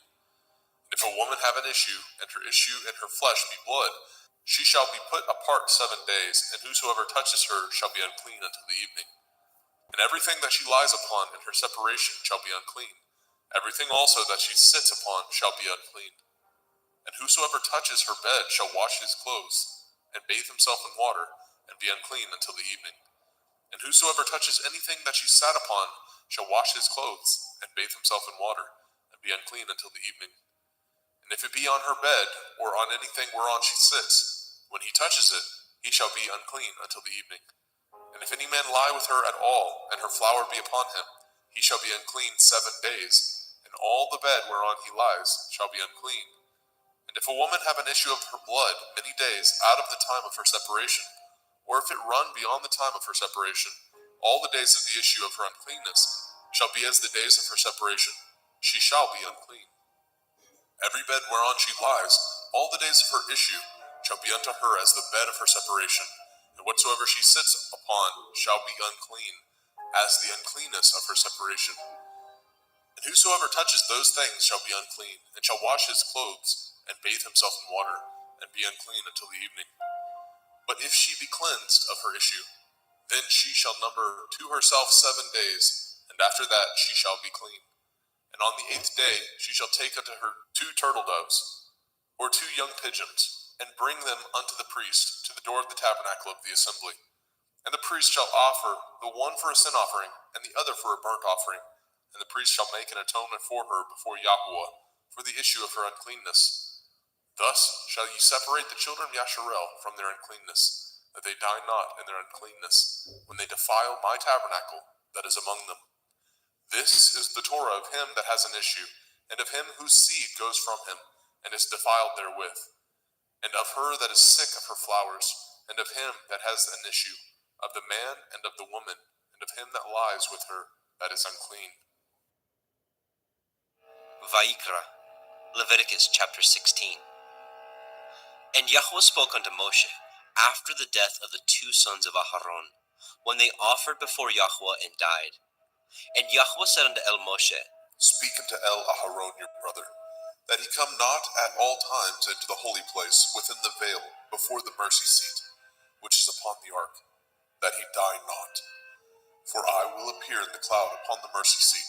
Thus shall Aharon come into the holy place, with a young bullock for a sin offering, and a ram for a burnt offering. He shall put on the holy linen coat, and he shall have the linen breeches upon his flesh, and shall be girded with a linen belt, and with the linen turban shall he be attired. These are holy garments. Therefore shall he wash his flesh in water, and so put them on. And he shall take of the assembly of the children of Yasharel 2 kids of the goats for a sin offering, and 1 ram for a burnt offering. And Aharon shall offer his bullock of the sin offering, which is for himself, and make an atonement for himself and for his house. And he shall take the 2 goats, and present them before Yahuwah at the door of the tabernacle of the assembly. And Aharon shall cast lots upon the 2 goats, 1 lot for Yahuwah, and the other lot for Azazel. And Aharon shall bring the goat upon which Yahuwah's lot fell, and offer him for a sin offering. But the goat on which the lot fell to be for Azazel shall be presented alive before Yahuwah, to make an atonement with him, and to let him go for Azazel into the wilderness. And Aharon shall bring the bullock of the sin offering, which is for himself, and shall make an atonement for himself and for his house, and shall kill the bullock of the sin offering, which is for himself. And he shall take a censer full of burning coals of fire from off the altar before Yahuwah, and his hands full of sweet incense beaten small, and bring it within the veil. And he shall put the incense upon the fire before Yahuwah, that the cloud of the incense may cover the mercy seat that is upon the testimony, that he die not. And he shall take of the blood of the bullock, and sprinkle it with his finger upon the mercy seat eastward. And before the mercy seat shall he sprinkle of the blood with his finger 7 times. Then shall he kill the goat of the sin offering that is for the people, and bring his blood within the veil, and do with that blood as he did with the blood of the bullock, and sprinkle it upon the mercy seat, and before the mercy seat. And he shall make an atonement for the holy place, because of the uncleanness of the children of Yasharel, and because of their transgressions, in all of their sins. And so shall he do for the tabernacle of the assembly, that remains among them in the midst of their uncleanness. And there shall be no man in the tabernacle of the assembly, when he goes to make an atonement in the holy place, until he comes out, and have made an atonement for himself, and for his household, and for all the assembly of Yasharel. And he shall go out unto the altar that is before Yahuwah, and make an atonement for it, and shall take of the blood of the bullock, and of the blood of the goat, and put it upon the horns of the altar round about. And he shall sprinkle the blood upon it with his finger 7 times, and cleanse it, and hallow it from the uncleanness of the children of Yasharel. And when he has made an end of reconciling the holy place, and the tabernacle of the assembly, and the altar, he shall bring the live goat. And Aharon shall lay both his hands upon the head of the live goat, and confess over him all the iniquities of the children of Yasharel, and all their transgression in all their sins, putting them upon the head of the goat, and shall send him away by the hand of a fit man into the wilderness. And the goat shall bear upon him all their iniquities, unto a land not inhabited, and he shall let go the goat in the wilderness. And Aharon shall come into the tabernacle of the assembly, and shall put off the linen garments which he put on when he went into the holy place, and shall leave them there. And he shall wash his flesh with water in the holy place, and put on his garments, and come forth, and offer his burnt offering, and the burnt offering of the people, and make an atonement for himself and for the people. And the fat of the sin offering shall he burn upon the altar. And he that let go the goat for Azazel shall wash his clothes, and bathe his flesh in water, and afterwards come into the camp. And the bullock for the sin offering, and the goat for the sin offering, and whose blood was brought in to make an atonement in the holy place, shall one carry forth without the camp, and they shall burn in the fire their skins, and their flesh, and their dung. And he that burns them shall wash his clothes, and bathe his flesh in water, and afterwards he shall come into the camp. And this shall be a statute forever unto you, that in the 7th month, on the 10th day of the month, ye shall afflict your souls, and do no work at all, whether it be one of your own country, or a stranger that sojourns among you. For on that day shall the priest make an atonement for you, to cleanse you, that ye may be clean from all your sins before Yahuwah. It shall be a Sabbath of rest unto you, and ye shall afflict your souls by a statute forever. And the priest, whom he shall anoint, and whom he shall consecrate to minister in the priest's office in his father's stead, shall make the atonement, and shall put on the linen clothes, even the holy garments. And he shall make an atonement for the holy sanctuary, and he shall make an atonement for the tabernacle of the assembly, and for the altar, and he shall make an atonement for the priests, and for all the people of the assembly. And this shall be an everlasting statute unto you, to make an atonement for the children of Yasharel for all their sins once a year. And he did as Yahweh commanded Moshe.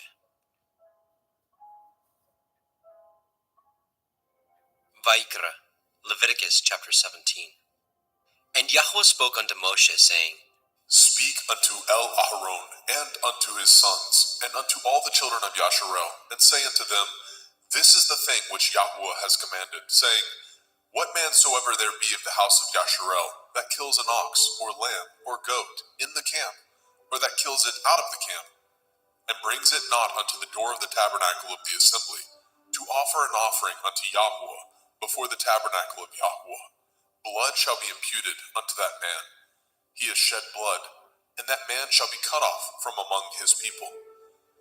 To the end that the children of Yasharel may bring their sacrifices, which they offer in the open field, even that they may bring them unto Yahweh, unto the door of the tabernacle of the assembly, unto the priest, and offer them for peace offerings unto Yahweh. And priests shall sprinkle the blood upon the altar of Yahweh at the door of the tabernacle of the assembly, and burn the fat for a sweet savor unto Yahweh. And they shall no more offer their sacrifices unto devils, after whom they have gone a whoring. This shall be a statute forever unto them throughout their generations. And ye shall say unto them, Whatsoever man there be of the house of Yasharel, or of the strangers, which sojourn among you, that offers a burnt offering or sacrifice, and brings it not unto the door of the tabernacle of the assembly, to offer it unto Yahweh, even that man shall be cut off from among his people. And whatsoever man there be of the house of Yasharel, or of the strangers that sojourn among you, that eats any manner of blood, I will even set my face against that soul that eats the blood, and will cut him off from among his people. For the soul of the flesh is in the blood. He and I have given it to you upon the altar to make an atonement for your souls. For it is the blood of him that makes an atonement in the soul. Therefore I said unto the children of Yasharel, No soul of you shall eat blood, neither shall any stranger that sojourns among you eat blood. And whatsoever man there be of the children of Yasharel, or of the strangers that sojourn among you, which hunts and catches a beast or fowl that may be eaten, he shall even pour out the blood thereof, and cover it with dust. For it is the life of all flesh, the blood of it is for the life thereof. Therefore I said unto the children of Yasharel, Ye shall eat the blood of no manner of flesh, for the life of all flesh is the blood thereof. Whosoever eats it shall be cut off. And every soul that eats that which died of itself, or that which was torn with beasts, whether it be one of your own country or a stranger, he shall both wash his clothes and bathe himself in water, and be unclean until the evening. Then shall he be clean. But if he wash them not, nor bathe his flesh, then he shall bear his iniquity.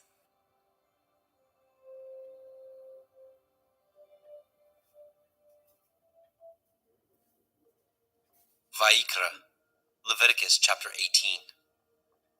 And Yahweh spoke unto Moshe, saying, Speak unto the children of Yasharel, and say unto them, I am Yahweh Elohim. After the doings of the land of Mitzrayim, where ye dwell, shall ye not do. And after the doings of the land of Canaan, whither I bring you, shall ye not do. Neither shall ye walk in their ordinances. Ye shall do my judgments, and guard my ordinances, to walk therein. I am Yahuwah Elohim. Ye shall therefore guard my statutes and my judgments, which if a man do, he shall live in them. I am Yahweh. None of you shall approach to any that is near of kin to him, to uncover their nakedness. I am Yahweh. The nakedness of your father, or the nakedness of your mother, shall you not uncover. She is your mother. You shall not uncover her nakedness. The nakedness of your father's woman shall you not uncover. It is your father's nakedness. The nakedness of your sister, the daughter of your father, the daughter of your mother, whether she be born at home or born abroad, even their nakedness you shall not uncover. The nakedness of your son's daughter, or of your daughter's daughter, even their nakedness you shall not uncover, for theirs is your own nakedness. The nakedness of your father's woman's daughter, begotten of your father, she is your sister. You shall not uncover her nakedness. You shall not uncover the nakedness of your father's sister. She is your father's near kinswoman. You shall not uncover the nakedness of your mother's sister, for she is your mother's near kinswoman. You shall not uncover the nakedness of your father's brother. You shall not approach to his woman.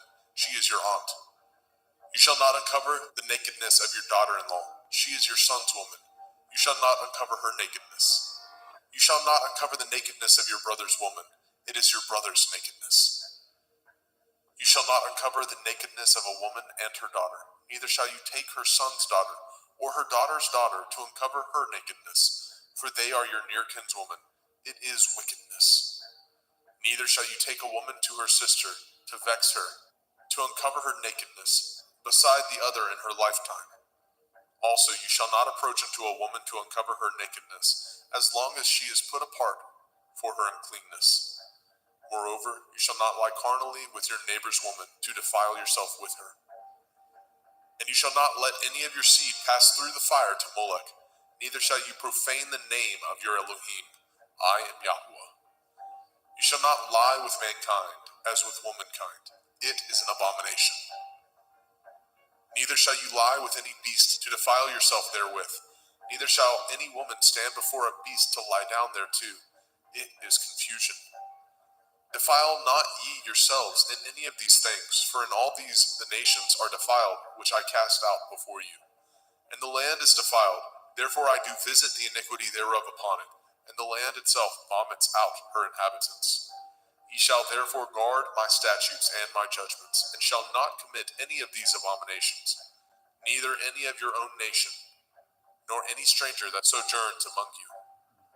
For all these abominations have the men of the land done, which were before you, and the land is defiled, that the land spew not you out also, when ye defile it, as it spewed out the nations that were before you. For whosoever shall commit any of these abominations, even the souls that commit them shall be cut off from among their people. Therefore shall ye guard my ordinance, that ye commit not any of these abominable customs, which were committed before you, and that ye defile not yourselves therein. I am Yahuwah Elohim.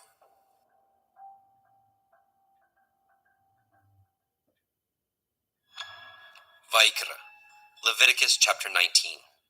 And Yahweh spoke unto Moshe, saying, Speak unto all the assembly of the children of Yasharel, and say unto them, Ye shall be holy, for I, Yahuwah Elohim, am holy. Ye shall fear every man his mother and his father, and guard my Shabbathot. I am Yahuwah Elohim. Turn ye not unto idols, nor make to yourselves molten Elohim. I am Yahuwah Elohim. And if ye offer a sacrifice of peace offerings unto Yahuwah, ye shall offer it at your own will. It shall be eaten the same day ye offer it, and on the morrow. And if aught remain unto the third day, it shall be burnt in the fire. And if it be eaten at all on the third day, it is abominable. It shall not be accepted. Therefore everyone that eats it shall bear his iniquity, because he has profaned the hallowed thing of Yahuwah, and that soul shall be cut off from among his people. And when ye reap the harvest of your land, ye shall not wholly reap the corners of your field, neither shall you gather the gleanings of your harvest. And you shall not glean your vineyard, neither shall you gather every grape of your vineyard. You shall leave them for the poor and stranger. I am Yahuwah Elohim. Ye shall not steal, neither deal falsely, neither lie one to another. And ye shall not swear by my name falsely, neither shall you profane the name of your Elohim. I am Yahuwah. You shall not defraud your neighbor, neither rob him. The wages of him that is hired shall not abide with you all night until the morning. You shall not curse the deaf, nor put a stumbling block before the blind, but shall fear your Elohim. I am Yahuwah. Ye shall do no unrighteousness in judgment. You shall not respect the person of the poor, nor honor the person of the mighty, but in righteousness shall you judge your neighbor. You shall not go up and down as a talebearer among your people, neither shall you stand against the blood of your neighbor. I am Yahuwah. You shall not hate your brother in your heart. You shall in any wise rebuke your neighbor, and not suffer sin upon him. You shall not avenge, nor bear any grudge against the children of your people, but you shall love your neighbor as yourself. I am Yahuwah. Ye shall guard my statutes. You shall not let your cattle gender with a diverse kind. You shall not sow your field with mingled seed, neither shall a garment mingled of linen and woolen come upon you. And whosoever lies carnally with a woman that is a bondmaid, betrothed to a man, and not at all redeemed, nor freedom given her, she shall be scourged. They shall not be put to death, because she was not free. And he shall bring his trespass offering unto Yahweh, unto the door of the tabernacle of the assembly, even a ram for a trespass offering. And the priest shall make an atonement for him with the ram of the trespass offering before Yahweh, for his sin which he has done, and the sin which he has done shall be forgiven him. And when ye come into the land, and shall have planted all manner of trees for food, then ye shall count the fruit thereof as uncircumcised. 3 years shall it be as uncircumcised unto you. It shall not be eaten of. But in the 4th year all the fruit thereof shall be holy to praise Yahweh withal. And in the 5th year shall ye eat of the fruit thereof, that it may yield unto you the increase thereof. I am Yahweh Elohim. Ye shall not eat anything with the blood, neither shall ye use enchantment, nor practice sorcery. You shall not round the corners of your heads, neither shall you mar the corners of your beard. You shall not make any cuttings in your flesh for the dead, nor print any marks upon you. I am Yahweh. Do not prostitute your daughter, to cause her to be a whore, lest the land fall to whoredom, and the land become full of wickedness. Ye shall guard my Shabbathot, and reverence my sanctuary. I am Yahweh. Regard not them that have familiar spirits, neither seek after wizards to be defiled by them. I am Yahweh Elohim. You shall rise up before the gray head, and honor the face of the old man, and fear your Elohim. I am Yahweh. And if a stranger sojourn with you in your land, ye shall not vex him. But the stranger that dwells with you shall be unto you as one born among you, and you shall love him as yourself. For ye were strangers in the land of Mitzrayim. I am Yahweh Elohim. Ye shall do no unrighteousness in judgment, in meat yard, in weight, or in measure. Just balances, just weights, a just ephah, and a just hin shall ye have. I am Yahweh Elohim, which brought you out of the land of Mitzrayim. Therefore shall ye guard all my statutes, and all my judgments, and do them. I am Yahweh.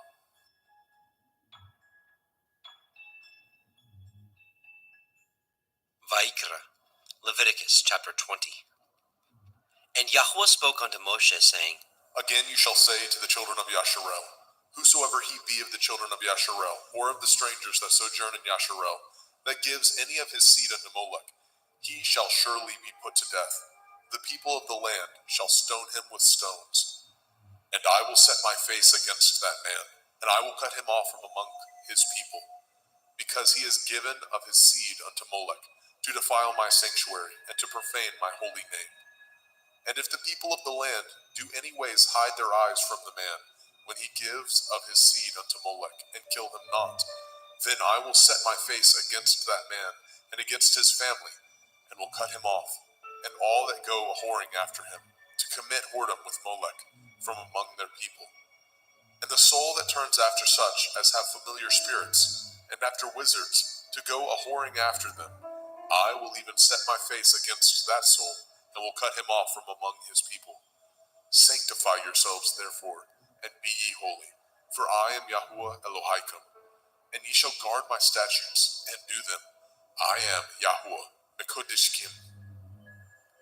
For everyone that curses his father or his mother shall surely be put to death. He has cursed his father or his mother, his blood shall be upon him. And the man that breaks wedlock with another man's woman, even he that breaks wedlock with his neighbor's woman, the man and the woman that breaks wedlock shall surely be put to death.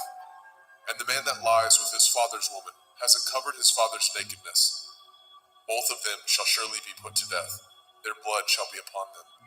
And if a man lie with his daughter-in-law, both of them shall surely be put to death.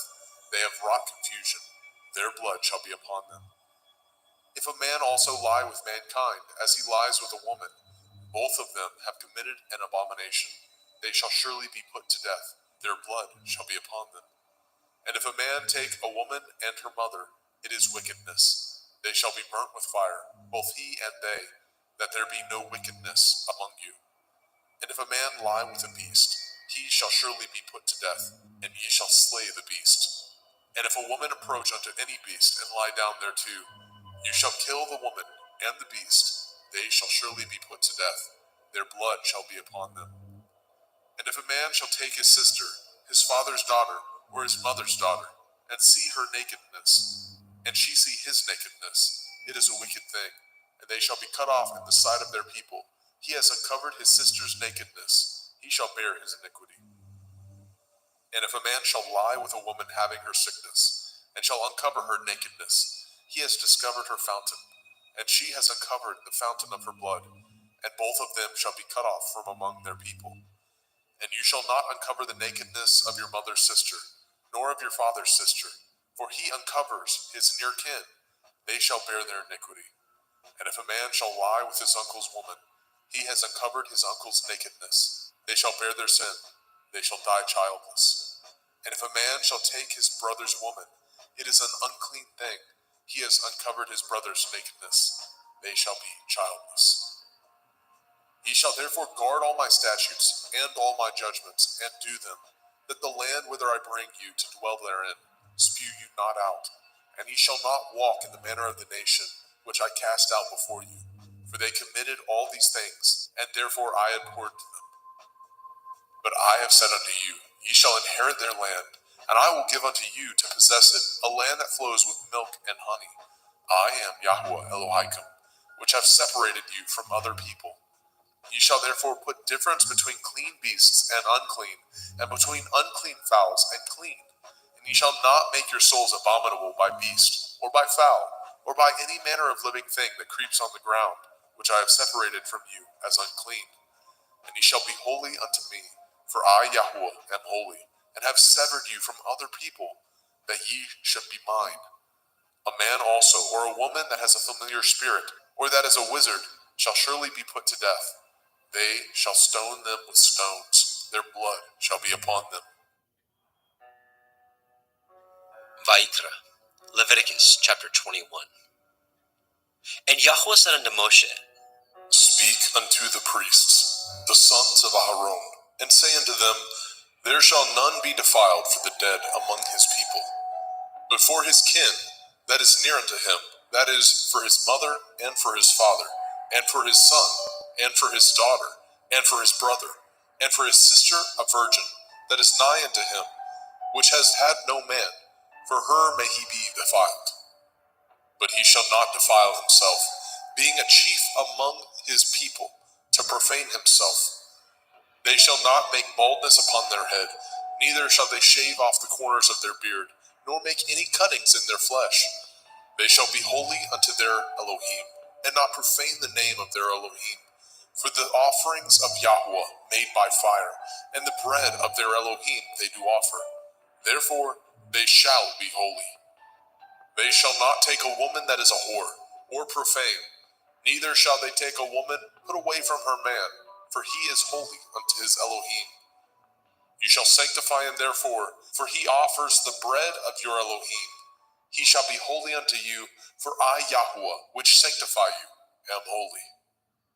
And the daughter of any priest, if she profane herself by playing the whore, she profanes her father, she shall be burnt with fire. And he that is high priest among his brethren, upon whose head the anointing oil was poured, and that is consecrated to put on the garments, shall not uncover his head, nor rend his clothes. Neither shall he go in to any dead body, nor defile himself for his father, or for his mother. Neither shall he go out of the sanctuary, nor profane the sanctuary of his Elohim, for the crown of the anointing oil of his Elohim is upon him. I am Yahweh. And he shall take a woman in her virginity, a widow or a divorced woman, or profane, or a harlot, these shall he not take, but he shall take a virgin of his own people to be his woman. Neither shall he profane his seed among his people, for I, Yahweh, do sanctify him. And Yahweh spoke unto Moshe, saying, Speak unto Aharon, saying, Whosoever he be of your seed in their generations, that has any blemish, let him not approach to offer the bread of his Elohim. For whosoever man he be that has a blemish, he shall not approach, a blind man or a lame, or he that has a flat nose, or anything superfluous, or a man that is broken-footed, or broken-handed, or crook-backed, or a dwarf, or that has a blemish in his eye, or be scurvy, or scabbed, or has his stones broken. No man that has a blemish of the seed of Aharon the priest shall come nigh to offer the offerings of Yahuwah, made by fire. He has a blemish. He shall not come nigh to offer the bread of his Elohim. He shall not eat the bread of his Elohim, both of the most holy and of the holy. Only he shall not go in unto the veil, nor come nigh unto the altar, because he has a blemish, that he profane not my sanctuaries, for I, Yahuwah, do sanctify them. And Moshe told it unto Aharon, and to his sons, and to all the children of Yashrael. Vayikra, Leviticus chapter 22. And Yahweh spoke unto Moshe, saying, Speak unto Aharon and to his sons, that they separate themselves from the holy things of the children of Yasharel, and that they profane not my holy name in those things, which they hallow unto me. I am Yahuwah. Say unto them, whosoever he be of all your seed among your generations, that goes unto the holy things, which the children of Yasharel hallow unto Yahuwah, having his uncleanness upon him, that soul shall be cut off from my presence. I am Yahuwah. What man soever of the seed of Aharon is a leper, or has a running issue, he shall not eat of the holy things, until he be clean. And whoso touches anything that is unclean by the dead, or a man whose seed goes from him, or whosoever touches any creeping thing, whereby he may be made unclean, or a man of whom he may take uncleanness, whatsoever uncleanness he has, the soul which has touched any such thing shall be unclean until evening, and shall not eat of the holy things, unless he wash his flesh with water. And when the sun is down, he shall be clean, and shall afterward eat of the holy things, because it is his food. That which dies of itself, or is torn with beasts, he shall not eat, to defile himself therewith. I am Yahuwah. They shall therefore guard my ordinance, lest they bear sin for it, and die therefore. If they profane it, I, Yahuwah, do sanctify them.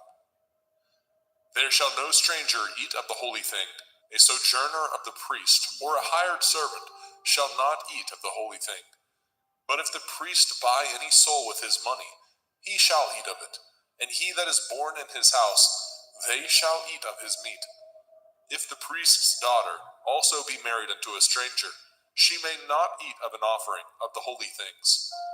But if the priest's daughter be a widow or divorced, and have no child, and is returned unto her father's house, as in her youth, she shall eat of her father's meat, but there shall no stranger eat thereof. And if a man eat of the holy thing unwittingly, then he shall put the fifth part thereof unto it, and shall give it unto the priest with the holy thing. And they shall not profane the holy things of the children of Yasharel, which they offer unto Yahuwah, or suffer them to bear the iniquity of trespass when they eat their holy things. For I, Yahuwah, do sanctify them. And Yahweh spoke unto Moshe, saying, Speak unto Aharon, and to his sons, and unto all the children of Yasharel, and say unto them, whatsoever he be of the house of Yasharel, or of the strangers in Yasharel, that will offer his oblation for all his vows, and for all his freewill offerings, which they will offer unto Yahuwah for a burnt offering. Ye shall offer at your own will a male without blemish, of the cattle, of the sheep, or of the goats. But whatsoever has a blemish, that shall ye not offer, for it shall not be acceptable for you. And whosoever offers a sacrifice of peace offerings unto Yahuwah, to accomplish his vow, or a freewill offering in cattle or sheep, it shall be perfect to be accepted. There shall be no blemish therein. Blind, or broken, or maimed, or having a running sore, or scurvy, or scabbed, ye shall not offer these unto Yahuwah, nor make an offering by fire of them upon the altar unto Yahuwah. Either a bullock or a lamb that has anything superfluous or lacking in his parts, that may you offer for a freewill offering, but for a vow it shall not be accepted. Ye shall not offer unto Yahuwah that which is bruised, or crushed, or broken, or cut, neither shall ye make any offerings thereof in your land. Neither from a stranger's hand shall ye offer the bread of your Elohim, of any of these, because their corruption is in them, and blemishes be in them. They shall not be accepted for you. And Yahweh spoke unto Moshe, saying, When a bullock or a sheep or a goat is brought forth, then it shall be 7 days under the dam, and from the 8th day and thenceforth it shall be accepted for an offering made by fire unto Yahweh. And whether it be cow or ewe, ye shall not kill it, and her young, both in 1 day. And when ye offer a sacrifice of thanksgiving unto Yahweh, offer it at your own will. On the same day it shall be eaten up. Ye shall leave none of it until the morrow. I am Yahweh. Therefore shall ye guard my commandments, and do them. I am Yahweh.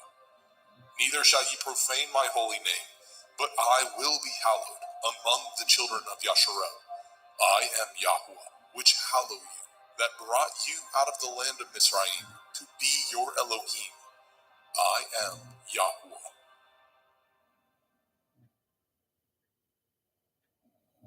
Vayikra, Leviticus chapter 23. And Yahweh spoke unto Moshe, saying, Speak unto the children of Yasharel, and say unto them concerning the feasts of Yahweh, which ye shall proclaim to be holy assemblies. Even these are my feasts. 6 days shall work be done, but the 7th day is the Sabbath of rest, a holy assembly. Ye shall do no work therein. It is the Sabbath of Yahweh in all your dwellings. These are the feasts of Yahweh, even holy assemblies, which ye shall proclaim in their appointed times. In the 14th day of the 1st month, at evening, is Yahweh's Pesach. And on the 15th day of the same month is the feast of Matzah unto Yahweh. 7 days ye must eat matzah, unleavened bread. In the 1st day ye shall have a holy assembly. Ye shall do no servile work therein. But ye shall offer an offering made by fire unto Yahweh 7 days. In the 7th day is a holy assembly. Ye shall do no servile work therein. And Yahweh spoke unto Moshe, saying, Speak unto the children of Yasharel, and say unto them, When ye are come into the land which I give unto you, and shall reap the harvest thereof, then ye shall bring a sheaf of the first fruits of your harvest unto the priest. And he shall wave the sheaf before Yahweh, to be accepted for you. On the morrow after the Sabbath, the priest shall wave it. And ye shall offer that day when ye wave the sheaf, a he-lamb without blemish, of the 1st year, for a burnt offering unto Yahweh. And the meat offering thereof shall be 2/10 deals of fine flour mingled with oil, an offering made by fire unto Yahweh, for a sweet savor. And the drink offering thereof shall be of wine, the 4th part of a hin. And ye shall eat neither bread, nor parched grain, nor green ears, until the selfsame day that ye have brought an offering unto your Elohim. It shall be a statute forever throughout your generations, in all your dwellings. And ye shall count unto you from the morrow after the Sabbath, from the day that ye brought the sheaf of the wave offering, 7 Shavuot. Sabbaths shall be complete. Even unto the morrow after the 7th Sabbath shall ye number 50 days, and ye shall offer a new meat offering unto Yahweh. Ye shall bring out of your habitations 2 wave loaves of 2/10 deals. They shall be of fine flour. They shall be baken with leaven. They are the first fruits unto Yahweh. And ye shall offer with the bread 7 lambs, without blemish of the 1st year, and 1 bullock, and 2 rams. They shall be for a burnt offering unto Yahweh, with their meat offering, and their drink offerings, even an offering made by fire of sweet savor unto Yahweh.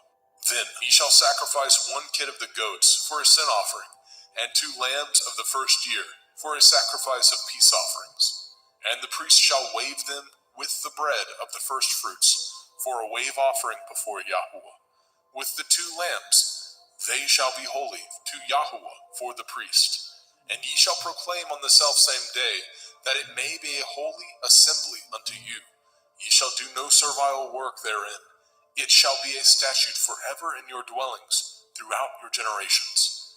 And when ye reap the harvest of your land, you shall not make clean riddance of the corners of your field when you reap.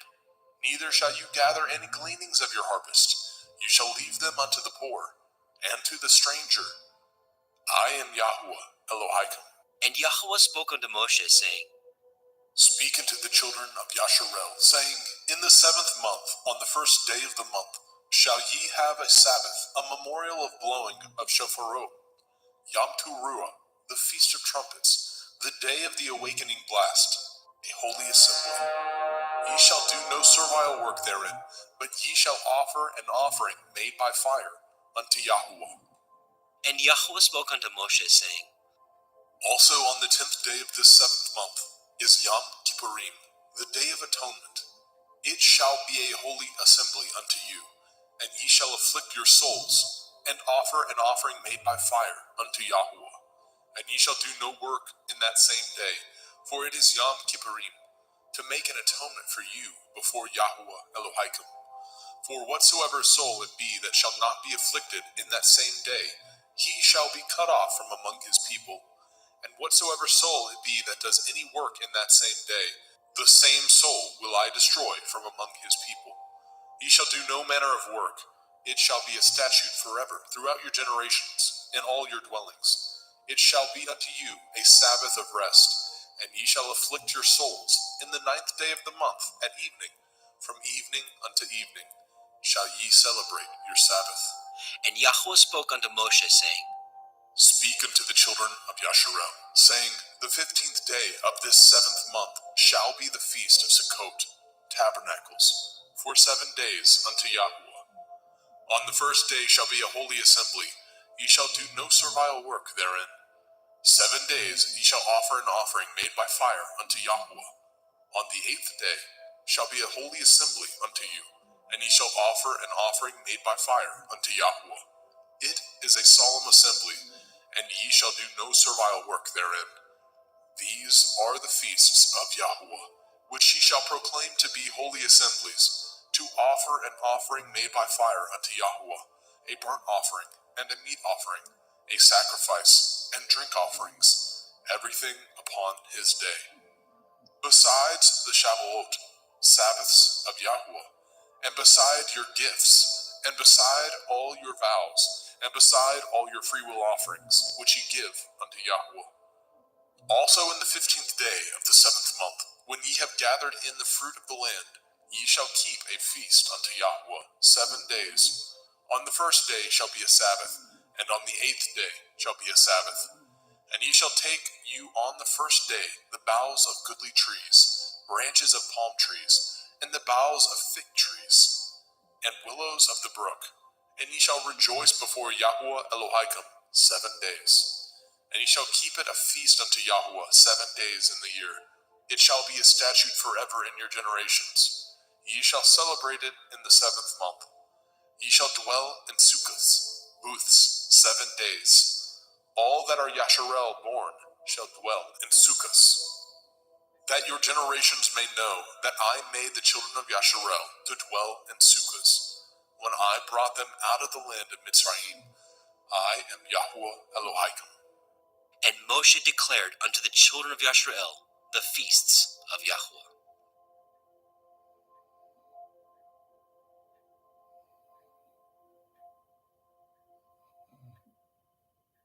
Vayikra, Leviticus chapter 24.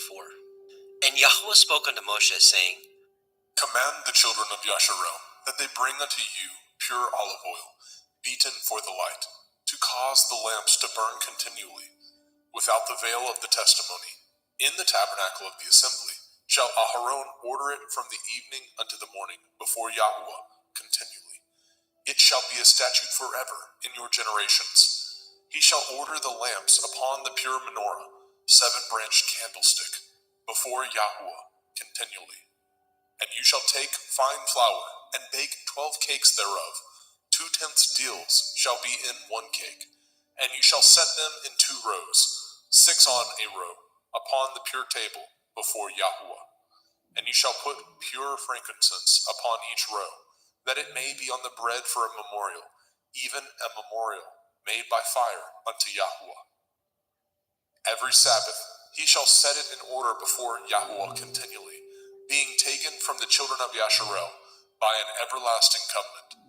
And it shall be Aharon and his sons, and they shall eat it in the holy place, for it is most holy unto him of the offerings of Yahuwah made by fire, by a perpetual statute. And the son of a Yashareliteth woman, whose father was a Mitzri, went out among the children of Yasharel. And this son of the Yashareliteth woman and a man of Yasharel strove together in the camp. And the Yashareliteth woman's son blasphemed the name of Yahuwah, and cursed. And they brought him unto Moshe, and his mother's name was Shelomith, the daughter of Divri, of the tribe of Dan. And they put him in ward, that the mind of Yahuwah might be showed them. And Yahuwah spoke unto Moshe, saying, Bring forth him that has cursed without the camp, and let all that heard him lay their hands upon his head, and let all the assembly stone him. And you shall speak unto the children of Yasharel, saying, Whosoever curses his Elohim shall bear his sin, and he that blasphemes the name of Yahuwah, he shall surely be put to death. And all the assembly shall certainly stone him, as well the stranger as he that is born in the land, when he blasphemes the name of Yahuwah, shall be put to death. And he that kills any man shall surely be put to death. And he that kills a beast shall make it good, beast for beast. And if a man cause a blemish in his neighbor, as he has done, so shall it be done to him. Breach for breach, eye for eye, tooth for tooth.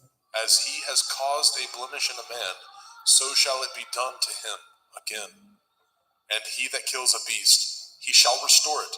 And he that kills a man, he shall be put to death. Ye shall have one manner of law, as well for the stranger, as for one of your own country. For I am Yahuwah Elohaikum. And Moshe spoke to the children of Yasharel, that they should bring forth him that had cursed out of the camp, and stone him with stones. And the children of Yasharel did as Yahuwah commanded Moshe.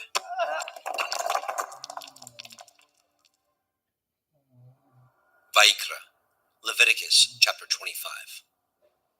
And Yahuwah spoke unto Moshe in Mount Sinai, saying, Speak unto the children of Yasharel, and say unto them, When ye come into the land which I give you, then shall the land keep a Sabbath unto Yahuwah. 6 years you shall sow your field, and 6 years you shall prune your vineyard, and gather in the fruit thereof. But in the 7th year shall be a Sabbath of rest unto the land, a Sabbath for Yahuwah.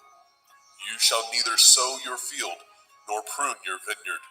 That which grows of its own accord of your harvest you shall not reap, neither gather the grapes of your vine undressed, for it is a year of rest unto the land.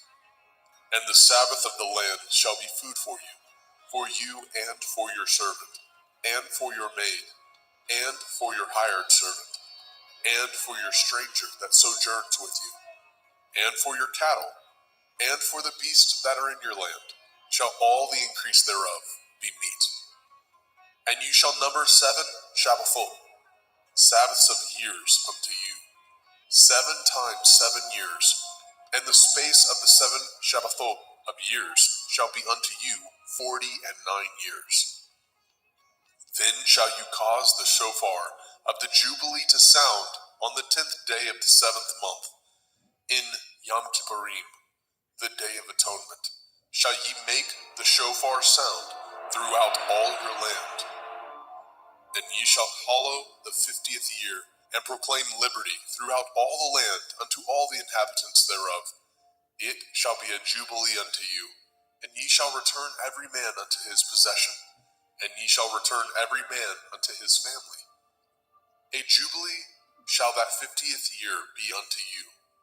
Ye shall not sow, neither reap that which grows of itself in it, nor gather the grapes in it of your vine undressed. For it is the Jubilee, it shall be holy unto you. Ye shall eat the increase thereof out of the field. In the year of this Jubilee, ye shall return every man unto his possession. And if ye sell aught unto your neighbor, or buy aught of your neighbor's hand, ye shall not oppress one another. According to the number of years after the Jubilee, you shall buy of your neighbor, and according unto the number of years of the fruits, he shall sell unto you. According to the multitude of years, you shall increase the price thereof, and according to the fewness of years, you shall diminish the price of it. For according to the number of the years of the fruits, he sells unto you. Ye shall not therefore oppress one another, but you shall fear your Elohim, for I am Yahuwah Elohaikum. Wherefore ye shall do my statutes, and guard my judgments, and do them, and ye shall dwell in the land in safety. And the land shall yield her fruit, and ye shall eat your fill, and dwell therein in safety. And if ye say, what shall we eat the 7th year? Behold, we shall not sow, nor gather in our increase. Then I will command my blessing upon you in the 6th year, and it shall bring forth fruit for 3 years. And ye shall sow the 8th year, and eat yet of old fruit until the 9th year. Until her fruits come in, ye shall eat of the old store. The land shall not be sold forever, for the land is mine, and ye are strangers and sojourners with me. And in all the land of your possession ye shall grant a redemption for the land. If your brother be waxen poor, and has sold away some of his possession, and if any of his kin come to redeem it, then shall he redeem that which his brother sold. And if the man have not to redeem it, and himself be able to redeem it, then let him count the years of the sale thereof, and restore the overplus unto the man whom he sold it, that he may return unto his possession. But if he be not able to restore it to him, then that which is sold shall remain in the hand of him that has bought it until the year of Jubilee. And in the Jubilee it shall go out, and he shall return unto his possession. And if a man sell a dwelling house in a walled city, then he may redeem it within a whole year after it is sold. Within a full year may he redeem it. And if it be not redeemed within the space of a full year, then the house that is in the walled city shall be established forever to him, that brought it throughout his generations. It shall not go out in the Jubilee. But the houses of the villages which have no wall round about them shall be counted as the fields of the country. They may be redeemed, and they shall go out in the Jubilee. Notwithstanding, the cities of the Leviim, of the houses of the cities of their possession, may the Leviim redeem at any time. And if a man purchases of the Leviim, then the house that was sold, and the city of his possession, shall go out in the year of Jubilee. For the houses of the cities of the Leviim are their possession, among the children of Yasharel. But the field of the suburbs of their cities may not be sold, for it is their perpetual possession. And if your brother be waxen poor, and fallen in decay with you, then you shall relieve him, yea, though he be a stranger or a sojourner, that he may live with you. Take no usury of him, or increase, but fear your Elohim, that your brother may live with you. You shall not give him your money upon usury, nor lend him your victuals for increase. I am Yahuwah Elohaikum, which brought you forth out of the land of Mitzrayim, to give you the land of Canaan, and to be your Elohim. And if your brother that dwells by you be waxen poor, and be sold unto you, you shall not compel him to serve as a bondservant, but as a hired servant, and as a sojourner. He shall be with you, and shall serve you unto the year of Jubilee. And then shall he depart from you, both he and his children with him, and shall return unto his own family, and unto the possession of his fathers shall he return. For they are my servants, which I brought forth out of the land of Mitzrayim. They shall not be sold as bondmen. You shall not rule over him with rigor, but shall fear your Elohim. Both your bondmen and your bondmaids, which you shall have, shall be of the heathen that are round about you. Of them shall ye buy bondmen and bondmaids. Moreover, of the children of the strangers that do sojourn among you, of them shall ye buy, and of their families that are with you, which they begat in your land, and they shall be your possession. And ye shall take them as an inheritance for your children after you, to inherit them for a possession. They shall be your bondmen forever. But over your brethren, the children of Yasharel, you shall not rule one over another with rigor. And if a sojourner or a stranger wax rich by you, and your brother that dwells by him wax poor, and sell himself unto the stranger or sojourner by you, or to the stock of the stranger's family, after that he is sold, he may be redeemed again. One of his brethren may redeem him. Either his uncle or his uncle's son may redeem him, or any that is nigh of kin unto him of his family may redeem him, or if he be able, he may redeem himself. And he shall reckon with him that bought him from the year that he was sold unto him, unto the year of Jubilee. And the price of his sale shall be according to the number of years, according to the time of a hired servant shall it be with him. If there be yet many years behind, according unto them he shall give again the price of his redemption, out of the money that he was bought for. And if there remain but few years unto the year of Jubilee, then he shall count with him, and according unto his years shall he give him again the price of his redemption. And as a yearly hired servant shall be with him, and the other shall not rule with rigor over him in your sight. And if he be not redeemed in these years, then he shall go out in the year of Jubilee, both he and his children with him. For unto me the children of Yasharel are servants. They are my servants, whom I brought forth out of the land of Mitzrayim. I am Yahuwah Elohim. Vaikra, Leviticus chapter 26. Ye shall make you no idols, nor graven image, neither rear you up a standing image, neither shall ye set up any image of stone in your land, to bow down unto it. For I am Yahuwah Elohim. Ye shall guard my Sabbaths, and reverence my sanctuary. I am Yahuwah. If ye walk in my statutes, and guard my commandments, and do them, then I will give you rain in due season, and the land shall yield her increase, and the trees of the field shall yield their fruit. And your threshing shall reach unto the vintage, and the vintage shall reach unto the sowing time, and ye shall eat your bread to the full, and dwell in your land safely. And I will give peace in the land, lying down with nothing to fear, and the Sabbath of life, though evil be part of the land, there is no sword to bring in the land. And ye shall chase your enemies, and they shall fall before you by the sword. And 5 of you shall chase 100, and 100 of you shall put 10,000 to flight.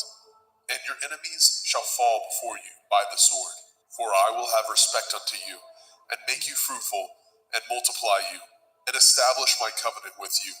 And ye shall eat old store, and bring forth the old because of the new. And I will set my tabernacle among you, and my soul shall not abhor you. And I will walk among you, and will be your Elohim, and ye shall be my people. I am Yahuwah Elohim, which brought you forth out of the land of Mitzrayim, that ye should not be their bondmen. And I have broken the bands of your yoke, and made you go upright. But if ye will not hearken unto me, and will not do all these commandments, and if ye shall despise my statutes, or if your soul abhor my judgments, so that ye will not do all my commandments, but that ye break my covenant, I also will do this unto you. I will even appoint over you terror, consumption, and the burning ague, that shall consume the eyes, and cause sorrow of heart, and ye shall sow your seed in vain, for your enemies shall eat it. And I will set my face against you, and ye shall be slain before your enemies. They that hate you shall reign over you, and ye shall flee when none pursues you. And if ye will not yet for all this hearken unto me, then I will punish you 7 times more for your sins. And I will break the pride of your power, and I will make your heaven as iron, and your earth as brass. And your strength shall be spent in vain, for your land shall not yield her increase, neither shall the trees of the land yield their fruits. And if ye walk contrary unto me, and will not hearken unto me, I will bring 7 times more plagues upon you according to your sins. I will also send wild beasts among you, which shall rob you of your children, and destroy your cattle, and make you few in number, and your highways shall be desolate. And if ye will not be reformed by me by these things, but will walk contrary unto me, Then will I walk contrary unto you, and will punish you yet 7 times for your sins. And I will bring a sword upon you, that shall avenge the quarrel of my covenant. And when ye are gathered together within your cities, I will send the pestilence among you, and ye shall be delivered into the hand of the enemy. And when I have broken the staff of your bread, 10 women shall bake your bread in one oven, and they shall deliver you your bread again by weight, and ye shall eat, and not be satisfied. And if ye will not for all this hearken unto me, but walk contrary unto me, then I will walk contrary unto you also in fury, and I, even I, will chastise you 7 times for your sins. And ye shall eat the flesh of your sons, and the flesh of your daughters shall ye eat. And I will destroy your high places, and cut down your images, and cast your carcasses upon the carcasses of your idols, and my soul shall abhor you. And I will make your cities waste, and bring your sanctuaries unto desolation. And I will not smell the savor of your sweet odors. And I will bring the land unto desolation, and your enemies which dwell therein shall be astonished at it. And I will scatter you among the heathen, and will draw out my sword after you, and your land shall be desolate, and your cities waste. Then shall the land enjoy her Shabbathot, as long as it lies desolate, and ye be in your enemy's land. Even then shall the land rest, and enjoy her Shabbathot. As long as it lies desolate, it shall rest, because it did not rest in your Shabbathot, when ye dwelt upon it. And upon them that are left alive of you, I will send a faintness into their hearts, in the land of their enemies, and the sound of a shaken leaf shall chase them, and they shall flee as fleeing from a sword, and they shall fall when none pursues. And they shall fall one upon another, as it were before a sword, when none pursues. And ye have no power to stand before your enemies. And ye shall perish among the heathen, and the land of your enemies shall eat you up. And they that are left of you shall pine away in their iniquity, in your enemies' lands, and also in the iniquities of their fathers shall they pine away with them. If they shall confess their iniquity, and the iniquity of their fathers, with their transgressions which they transgressed against me, and that also they have walked contrary unto me, and that I also have walked contrary unto them, and have brought them into the land of their enemies, if then their uncircumcised hearts be humbled, and they then accept of the punishment of their iniquity, then I will remember my covenant with Yaakov, and also my covenant with Yitzhak, and also my covenant with Abraham will I remember, and I will remember the land. The land also shall be left of them, and shall enjoy her Shabbathot, while she lies desolate without them. And they shall accept of the punishment of their iniquity, because they despised my judgments, and because their soul abhorred my statutes. And yet, for all that, when they be in the land of their enemies, I will not cast them away, neither will I abhor them, to destroy them utterly, and to break my covenant with them. For I am Yahweh Elohim. But I will for their sakes remember the covenant of their ancestors, whom I brought forth out of the land of Mitzrayim, in the sight of the heathen, that I might be their Elohim. I am Yahweh.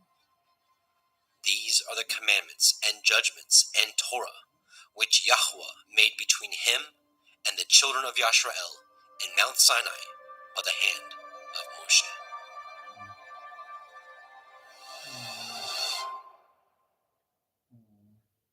Vayikra, Leviticus chapter 27.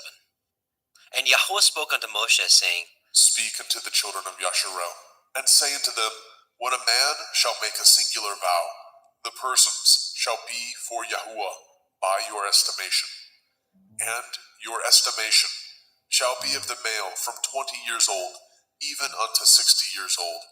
Even your estimation shall be 50 shekels of silver, after the shekel of the sanctuary. And if it be a female, then your estimation shall be 30 shekels. And if it be from 5 years old, even unto 20 years old, then your estimation shall be of the male 20 shekels, and for the female 10 shekels. And if it be from a month old even unto 5 years old, then your estimation shall be of the male 5 shekels of silver, and for the female your estimation shall be 3 shekels of silver. And if it be from 60 years old and above, if it be a male, then your estimation shall be 15 shekels, and for the female 10 shekels. But if he be poorer than your estimation, then he shall present himself before the priest, and the priest shall value him according to his ability. That vowed shall the priest value him. And if it be a beast, whereof men bring an offering unto Yahuwah, all that any man gives of such unto Yahuwah shall be holy. He shall not alter it, nor change it, a good for a bad, or a bad for a good. And if he shall at all change beast for beast, then it and the exchange thereof shall be holy. And if it be any unclean beast, of which they do not offer a sacrifice unto Yahuwah, then he shall present the beast before the priest. And the priest shall value it, whether it be good or bad, as you value it. Who are the priest, so shall it be. But if he will at all redeem it, then he shall add a 5th part thereof unto your estimation. And when a man shall sanctify his house to be holy unto Yahuwah, then the priest shall estimate it, whether it be good or bad. As the priest shall estimate it, so shall it stand. And if he that sanctified it will redeem his house, then he shall add the 5th part of the money of your estimation unto it, and it shall be his. And if a man shall sanctify unto Yahuwah some part of a field of his possession, then your estimation shall be according to the seed thereof. A omer of barley seed shall be valued at 50 shekels of silver. If he sanctify his field from the year of Jubilee, according to your estimation, it shall stand. But if he sanctify his field after the Jubilee, then the priest shall reckon unto him the money according to the years that remain, even unto the year of Jubilee, and it shall be abated from your estimation. And if he that sanctified the field will in any wise redeem it, then he shall add the 5th part of the money of your estimation unto it, and it shall be assured to him. And if he will not redeem the field, or if he have sold the field to another man, it shall not be redeemed any more. But the field, when it goes out in the Jubilee, shall be holy unto Yahuwah. As a field devoted, the possession thereof shall be the priest's. And if a man sanctify unto Yahuwah a field which he has bought, which is not of the fields of his possession, then the priest shall reckon unto him the worth of your estimation, even unto the year of the Jubilee. And he shall give your estimation in that day as a holy thing unto Yahuwah. In the year of the Jubilee, the field shall return unto him of whom it was bought, even to him to whom the possession of the land did belong. And all your estimation shall be according to the shekel of the sanctuary. 20 gerahs shall be the shekel. Only the firstling of the beasts, which should be Yahuwah's firstling, no man shall sanctify it, whether it be ox or sheep. It is Yahuwah's. And if it be of an unclean beast, and he shall redeem it according to your estimation, and shall add a 5th part of it thereto, or if it be not redeemed, then it shall be sold according to your estimation. Notwithstanding, no devoted thing that a man shall devote unto Yahuwah of all that he has, both of man and beast, and of the field of his possession, shall be sold or redeemed. Every devoted thing is most holy unto Yahuwah. None devoted which shall be devoted of men shall be redeemed, but shall surely be put to death. And all the tithe of the land, whether of the seed of the land, or of the fruit of the tree, is Yahuwah's. It is holy unto Yahuwah. And if a man shall at all redeem aught of his tithes, he shall add thereto the 5th part thereof. And concerning the tithe of the herd, or of the flock, even of whatsoever passes under the rod, the 10th shall be holy unto Yahuwah. He shall not search whether it be good or bad, neither shall he change it. And if he change it at all, then both it and the change thereof shall be holy. It shall not be redeemed. These are the commandments which Yahuwah commanded Moshe for the children of Yisrael in Mount Sinai.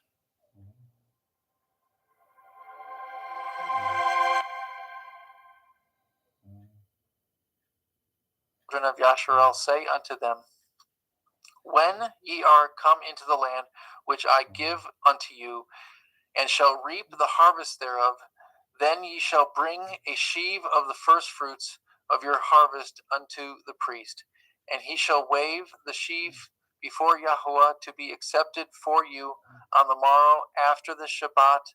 The priest shall wave it.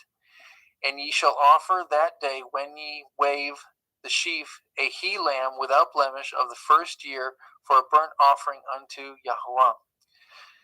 And the meat offering thereof shall be of 2/10 deals of fine flour mingled with oil, an offering made by fire unto Yahweh for a sweet savor, and the drink offering thereof shall be of wine, the 4th part of a hin. And ye shall eat neither bread, nor parched grain, nor green ears, until the selfsame day that ye have brought at the offering, an offering unto your Elohim, and it shall be a statute for you throughout your generations in all your dwellings. And ye shall count unto you from the morrow of after the Shabbat, from that day that ye brought the sheaf of the wave offering, 7 Shabbathot shall be complete. Even unto the morrow after the 7th Shabbat shall ye number 50 days. Ye shall offer a new meat offering unto Yahweh.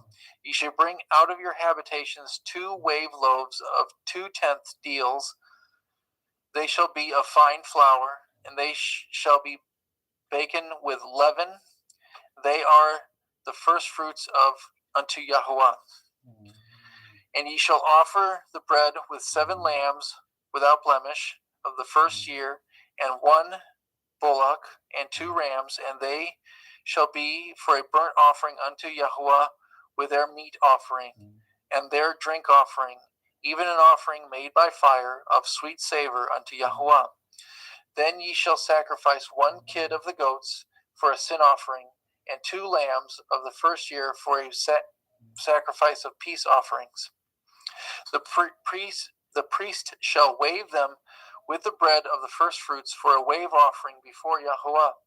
And the 2 lambs, they shall be holy to Yahweh for the priest. Ye shall proclaim on the self-same day that it may be a holy assembly unto you. Ye shall do no servile work therein. It may be a statute forever in your dwellings throughout your generations. And when ye reap the harvest of your land, you shall not clean the riddance of the corners of your field when you reap, neither shall you gather any gleaning of your harvest. You shall leave them unto the poor and to the stranger. I am Yahweh Elohim. And Yahweh spoke unto Moshe, saying, speak unto the children of Yasharel, saying, in the 7th month, in the 1st day of the month, ye shall have a Shabbat, a memorial blowing of shofarot, the day of the awakening blast, trumpets, a holy assembly. Ye shall do no servile work therein, but ye shall offer an offering made by fire unto Yahweh. And Yahweh spoke unto Moshe, saying, also on the 10th day of this month, on the 10th day of this 7th month is Yom Kippurim.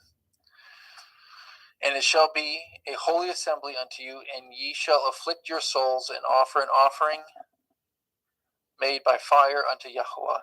And ye shall do no work in the same day, for it is Yom Kippurim, to make an atonement for you before Yahweh Elohim. For whatsoever soul it be that shall not be afflicted in that same day, he shall be cut off from among his people. And whatsoever soul it be that does any work in that same day, that the same soul will I destroy from among his people. Ye shall do no manner of work. It shall be a statute forever throughout your generations in all your dwellings. It shall be unto you a Shabbat of rest.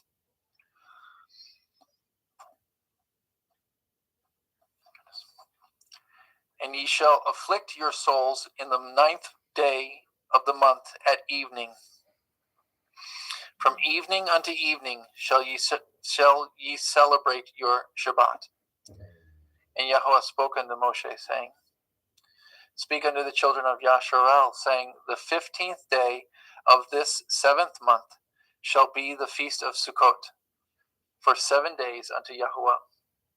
On the first day shall be a holy assembly. Ye shall do no servile work therein. 7 days shall ye offer an offering made by fire unto Yahweh. On the 8th day shall be a holy assembly unto you, and ye shall offer an offering made by fire unto Yahweh as a holy assembly, and ye shall do no servile work therein. These are the feasts of Yahuwah, which ye shall proclaim to be holy assemblies, to offer an offering made by fire unto Yahuwah, a burnt offering, and a meat offering, a sacrifice, and drink offerings, everything upon his day.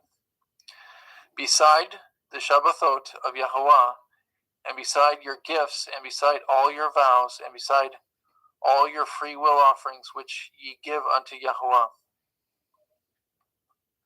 Also in the 15th day of the 7th month, when ye have gathered in the fruit of the land, ye shall keep a feast unto Yahuwah 7 days. On the first day shall be a Shabbat, and on the 8th day shall be a Shabbat. And ye shall take you on the first day the boughs of goodly trees and branches and of palm trees, and of the boughs of thick trees and willows of the brook, and ye shall rejoice before Yahuwah 7 days. And ye shall keep it a feast unto Yahuwah 7 days in the year, and it shall be a statute forever in your generations. Ye shall celebrate it in the 7th month. Ye shall dwell in Sukkot 7 days. All that are Yasharel born shall dwell in Sukkot, that your generation may know that I made the children of Yasharel to dwell in Sukkot, when I brought them out of the land of Mitzrayim. I am Yahuwah Elohim. And Moshe declared unto the children of Yasharel the feast of Yahuwah. 24. And Yahuwah spoke unto Moshe, saying, Command the children of Yasharel that they bring unto you pure oil beaten for the light, to cause the lamps to burn continually. Without the veil of the testimony in the tabernacle of the assembly shall Aharon order it from the evening until the morning before Yahuwah continually. It shall be a statute forever in your generations. And he shall order the lamps upon the pure menorah before Yahuwah continually.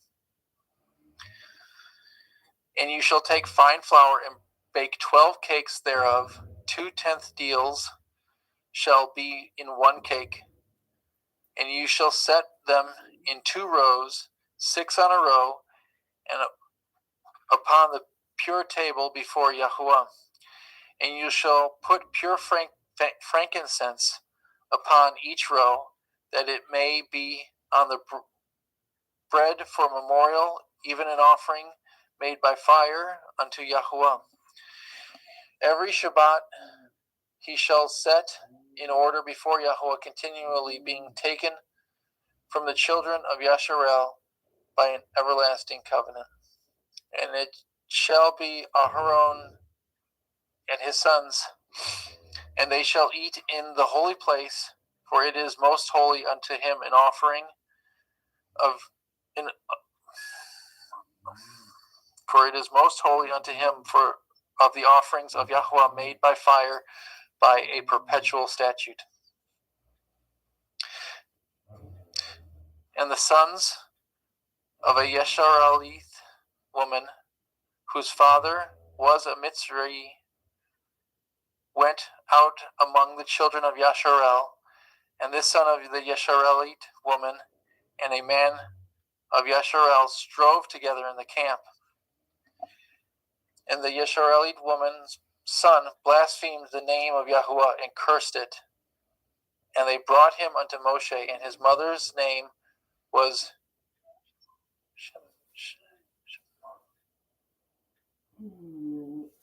Shemalit, the daughter of Divri of the tribe of Dan. And they put him in word that the mind of Yahuwah might be showed them. And Yahuwah spoke unto Moshe, saying, Bring forth him that has cursed without the camp, and let all that hear him all that heard him lay their hands upon his head, and let all the assembly stone him.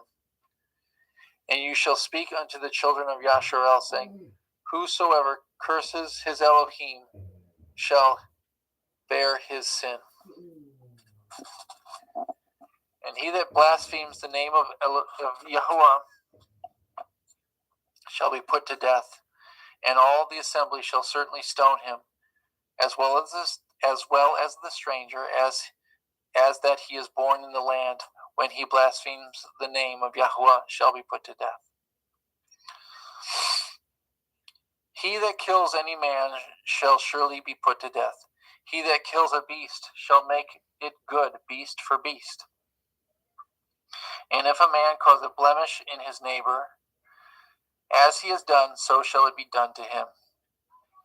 Breach for breach, eye for eye, tooth for tooth. As he has caused a blemish in a man, so shall it be done against him. And he that kills a beast, he shall restore it. And he that kills a man, he shall be put to death. Ye shall have one manner of law, as well for the stranger as for the one of your own country, for I am Yahuwah Elohim. And Moshe spoke to the children of Yasharel, that they should bring forth him that had cursed out of the camp, and stone him with stones. And the children of Yasharel did as Yahuwah commanded Moshe. And Yahuwah spoke unto Moshe in Mount Sinai, saying, Speak unto the children of Yasharel, and say unto them, When ye have come into the land which I give you, then shall the land keep a Shabbat unto Yahuwah. 6 years you shall sow your field, 6 years shall you prune your vineyard, and gather in the fruit thereof. But in the 7th year shall be a Shabbat of rest unto the land, a Shabbat for Yahuwah. You shall neither sow your field nor prune your vineyard. And that which grows of its own accord of your harvest you shall not reap, neither gather the grapes of your vine undressed, for it is a year of rest unto the Lord, unto the land. And the Shabbat of the land shall be food for you, and for your servant, and for your maid, and for your hired servant, and for your servant that sojourns with you, and for your cattle, and for the beasts that are in your land. All the increase thereof be meat. And you shall number 7 Shabbathot of years unto you, 7 times 7 years, and the space of the 7 Shabbathot of years shall be unto you 49 years. Then shall you cause the shofar of the Jubilee to sound on the 10th day of the 7th month in the Yom Kippurim, and shall make the shofar sound throughout all your land. And when ye shall hallow the 50th year, and proclaim liberty throughout all the land unto all the inhabitants thereof, it shall be a jubilee unto you, and ye shall return every man unto his possession, and ye shall return every man unto his family. A jubilee shall that 50th year be unto you, and ye shall not sow, neither reap that which grows of itself in it, nor gather the grapes of it. Gather the grapes in it of your vine undressed. For it is the Jubilee; it shall be holy unto you. Ye shall eat the increase thereof out of the field. In the year of this Jubilee ye shall return every man unto his possession. And if you sell aught unto your neighbor, and buy aught of your neighbor's hand, ye shall not oppress one another. According to the number of years after the Jubilee, you shall buy of your neighbor, and according unto the number of years of the fruits he shall sell unto you. According to the multitude of years you shall increase the price thereof, and according to the fewness of the years you shall diminish it, the price of it. For according to the number of years of the fruits he sells unto you. Ye shall not therefore oppress one another, but you shall fear Yahuwah your Elohim, for I am Yahuwah Elohechem. Therefore ye shall do my statutes, and guard my judgments, and do them, and ye shall dwell in the land in safety. And the land shall yield her fruit, and ye shall eat your fill, and dwell therein in safety.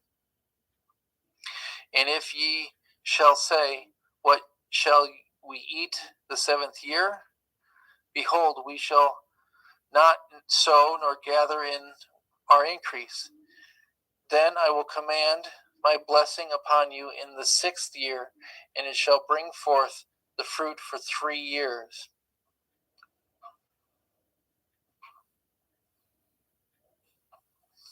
And ye shall sow in the 8th year, and eat yet the old fruit until the 9th year, until her fruit comes in.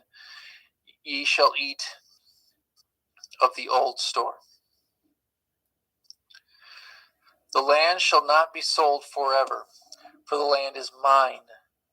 For ye are strangers and sojourners with me. In all the land of your possession ye shall grant a redemption for the land. If your brother is waxen poor, and has sold away some of his possession, and if any of his kin come to redeem it, then shall he redeem that which his brother sold. And if the man have done to redeem it, and himself is able to redeem it, then let him count the years of the sale thereof, and restore the overplus unto the man to whom he sold it, that he may return unto his possession. But if he be not able to restore it to him, then that which is sold shall remain in the hand of him that has brought it until the year of Jubilee. And in the Jubilee it shall go out, and he shall return unto his possession. If a man sell a dwelling house in a walled city, then he may redeem it within a whole year after it is sold. Within a full year may he redeem it. And if it be not redeemed within the space of a full year, then the house that is within the walled city shall be established forever to him that bought it throughout his generation. It shall not go out in the Jubilee. But the houses of the villages, which have no wall about them, shall be counted as the fields of the country. They may be redeemed, and they shall go out in the Jubilee. Notwithstanding, the cities of the Leviim and the houses of the cities of their possession may the Leviim redeem at any time. And if a man purchase of the Leviim, then the house that was sold and the city of his possession shall go out in the year of Jubilee. For the houses of the cities are the Leviim houses of the city of the Leviim are their possession among the children of Yasharel. But the field of the suburbs of their cities may not be sold, for it is their perpetual possession. If your brother be waxen poor and fallen in decay with you, then you shall relieve him, yea, though he be a stranger or a sojourner, that he may live with you. Take no usury of him or increase, but fear your Elohim, that your brother may live with you. You shall not give him your money upon usury, nor lend him your victuals for increase. I am Yahuwah Elohim, which brought you forth out of the land of Mitzrayim, to give you the land of Canaan, and to be your Elohim. And if your brother that dwells with you be waxen poor, and be sold unto you, you shall not compel him to serve as a bondservant, but as a hired servant, and as a sojourner. He shall be with you, and shall serve you unto the year of Jubilee. Then shall he depart from you, both he and his children with him, and shall return unto his own family, unto the possession of his fathers shall he return. For they are my servants, which I brought forth out of the land of Mitzrayim. They shall not be sold as bondmen. You shall not rule over him with rigor, but shall fear Elohim. Both your bondmen and your bondmaids, which you shall have, shall be of the heathen that are around about you. Of them shall ye buy bondmen and bondmaids. Moreover, the children of the stranger that do sojourn among you, of them shall ye buy, and their families that are with you, that they begat in your land, and they shall be your possession.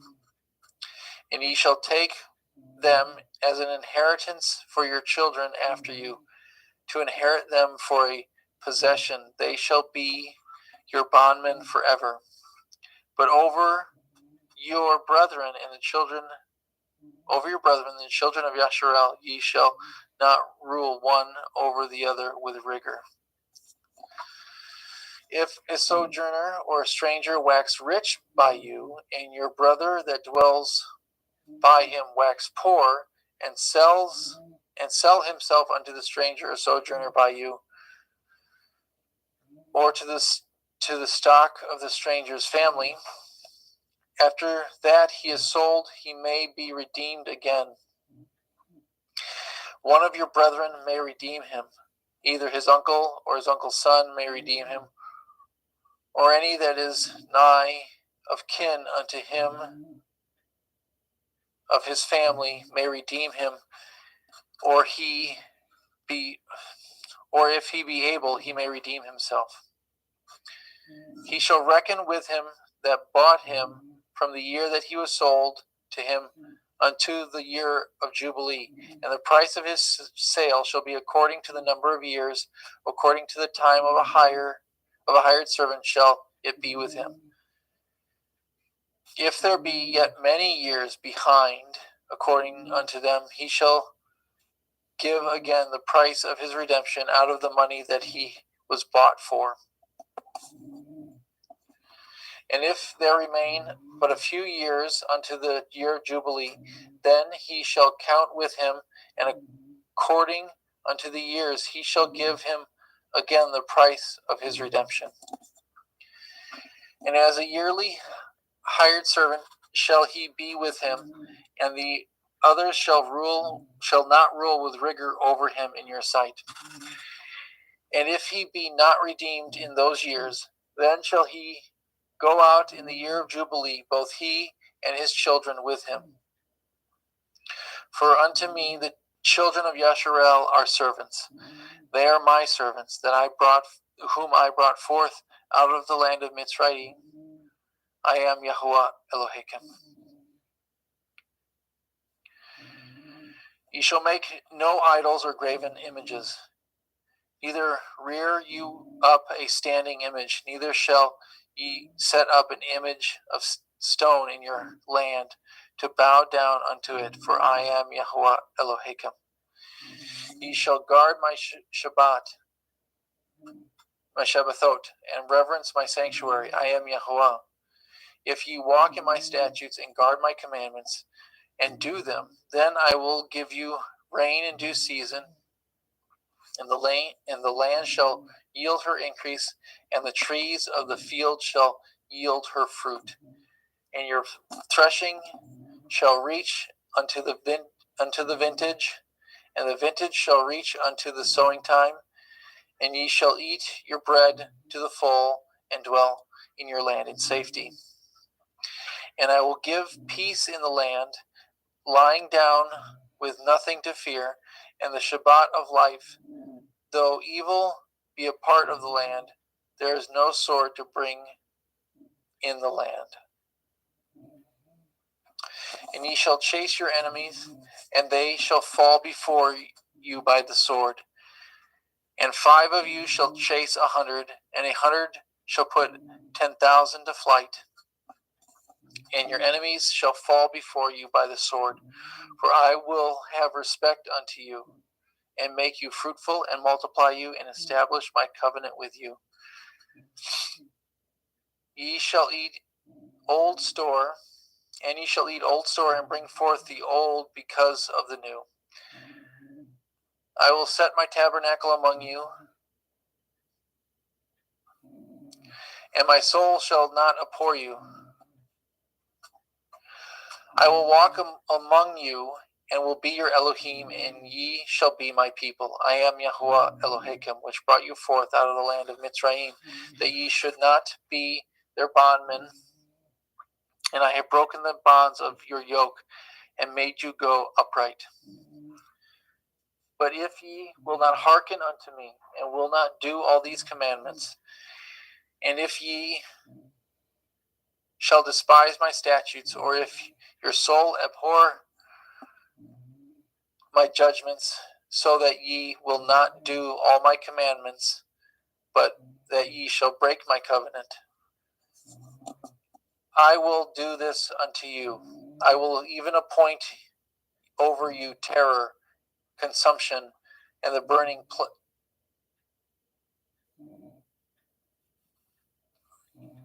I'm going to assume plague. The burning plague that shall consume the eyes and cause sorrow of the heart, and ye shall sow your seed in vain, for your enemies shall eat it. I'm sorry, one moment.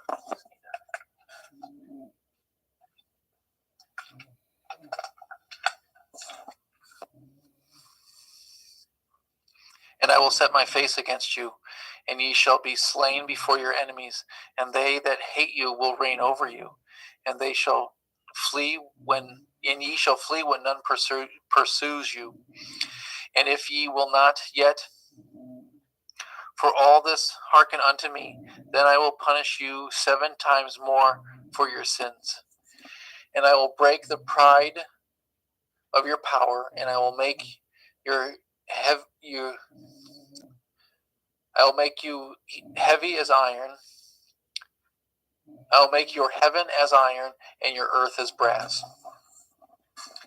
And your strength shall be spent in vain, for your land shall not yield her increase, neither shall the trees of the land yield their fruit.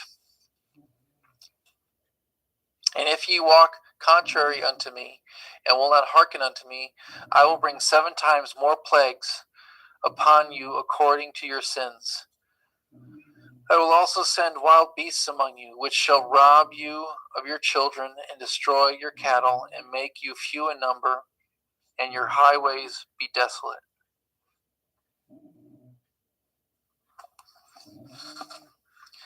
And if ye will not reform by these things, but will walk contrary unto me, then will I also walk contrary unto you, and will punish you yet 7 times for your sins.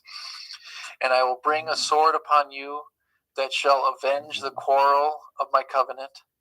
And when ye are gathered together within your cities, I will send pestilence among you, and ye shall be delivered into the hand of the enemy. And when I have broken the staff of your bread, 10 women shall bake your bread in one oven, and they shall deliver you your bread again by weight, and ye shall eat and not be satisfied. And if ye will not for all this hearken unto me, but walk contrary unto me, then I will walk contrary unto you also in fury, and I, even I, will chasten you 7 times for your sins. And ye shall eat the flesh of your sons, and the flesh of your daughters shall ye eat.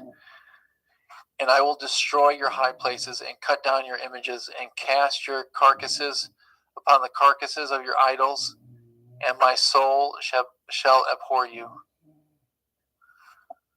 And I will make your cities wastes, and I bring your sanctuaries unto desolation, and I will not smell the savor of your sweet odors.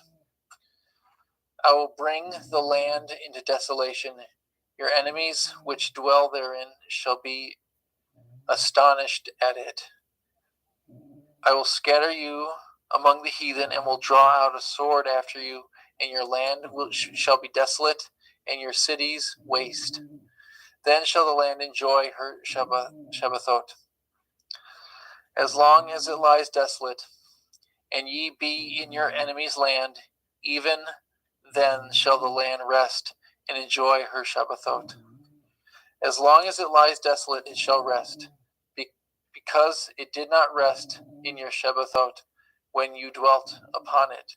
And upon them that are left alive of you, I will send a faintness into their hearts in the land of their enemies, and the sound of a shaking leaf shall chase them, and they shall flee, as fleeing from a sword, and they shall fall when none pursues.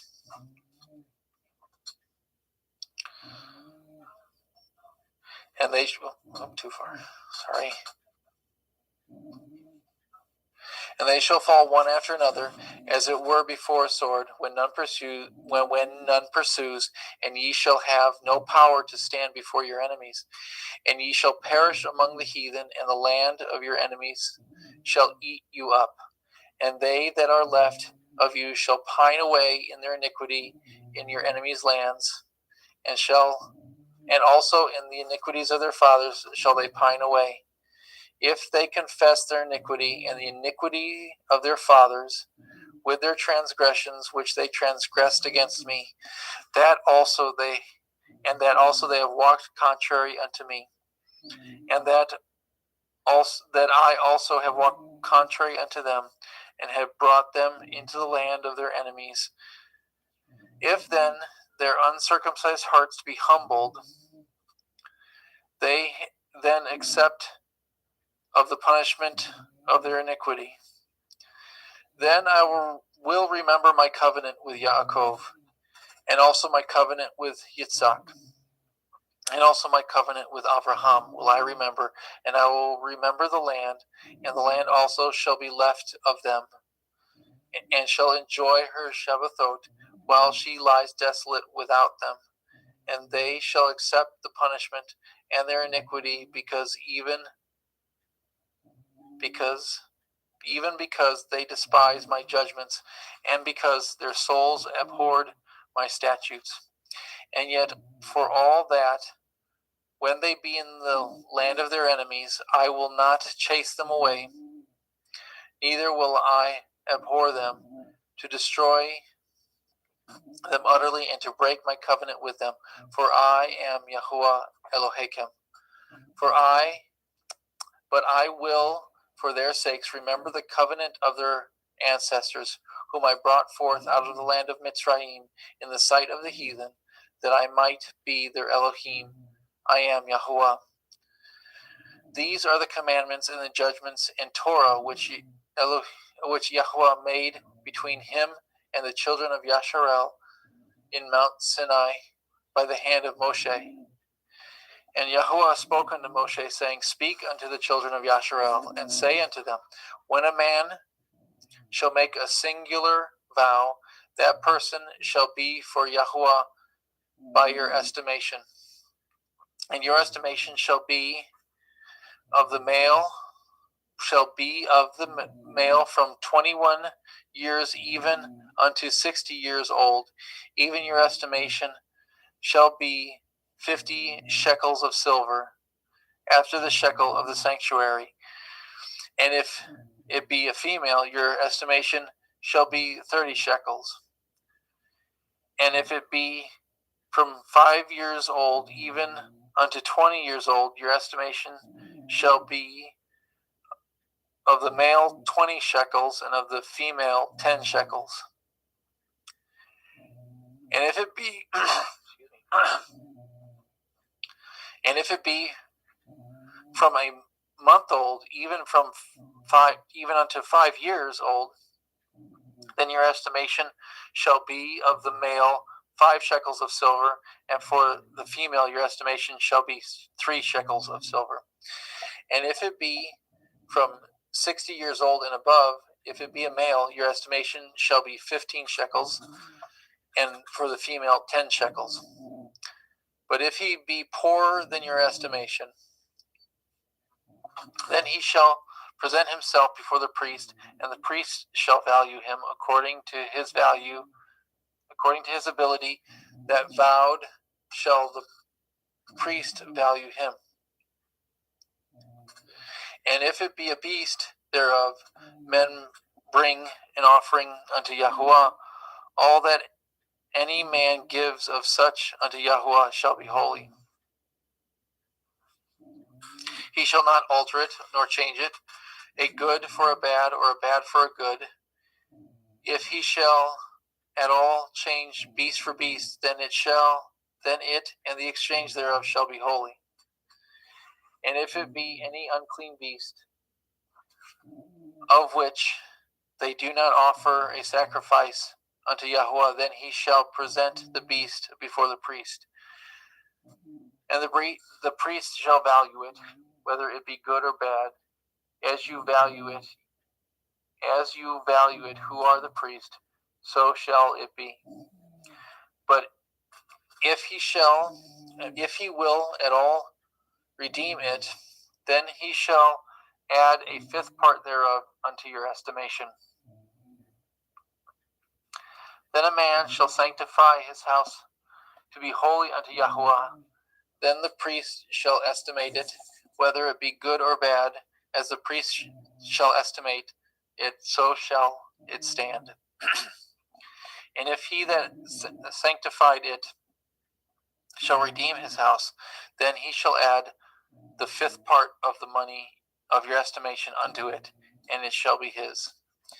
And if a man shall sanctify unto Yahuwah some part of a field of his possession, that your estimation shall be according to the seed thereof, an omer of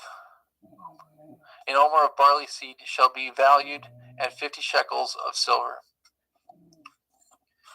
If he sanctify his field from the year of Jubilee, according to your estimation, it shall stand. But if he sanctify his field after the Jubilee, then the priest shall reckon unto him the money according to the years that remain, even unto the year of the Jubilee, and it shall abate from your estimation.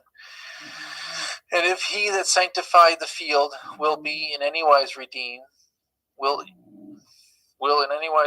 then he shall add the 5th part of the money of your estimation unto it, and it shall be assured to him. And if he will not redeem the field, or if he have sold the field to another man, it shall not be redeemed any more. But the field, when it goes out in the Jubilee, shall be holy unto Yahuwah, a field devoted. The possession thereof shall be the priest's. And if a man sanctify unto Yahuwah a field which he has bought, that which is not of the fields of his possession.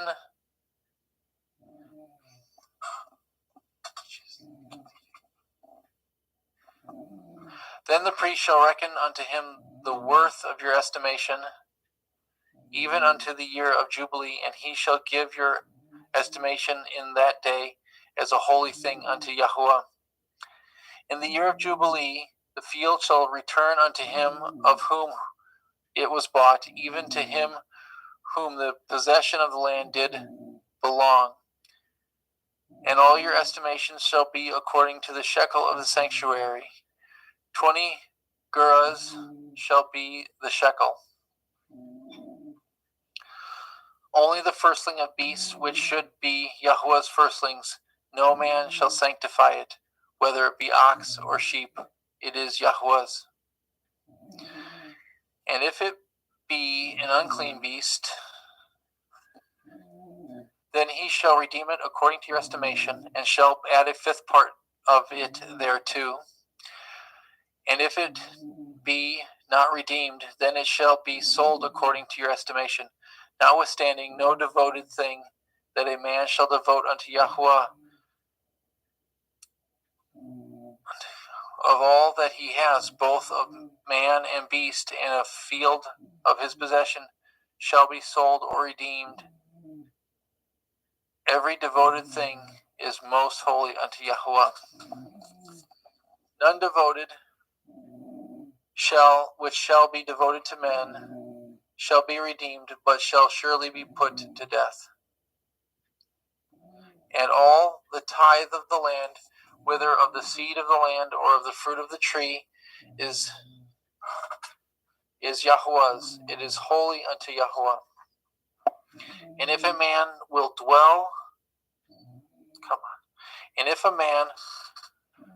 at all redeem aught of his tithes, he shall add thereto the fifth part thereof.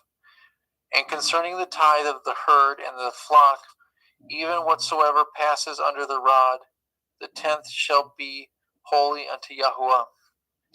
He shall not search whether it be good or bad, neither shall he change it. And if he change it at all, then both it and the change thereof shall be holy, it shall not be redeemed. These are the commandments which Yahuwah commanded of Moshe and the children of Yasharel in Mount Sinai. Thank you, brother. And brothers and sisters, those of you that are watching this as a live stream, please join us in the next room, which there should be links in the chat right now. And it's also on the homepage on Parable of the Vineyard. Those of you that are watching this as a recording, there should be links in the description box and in the comment section below. So we will get started with part 2 after this.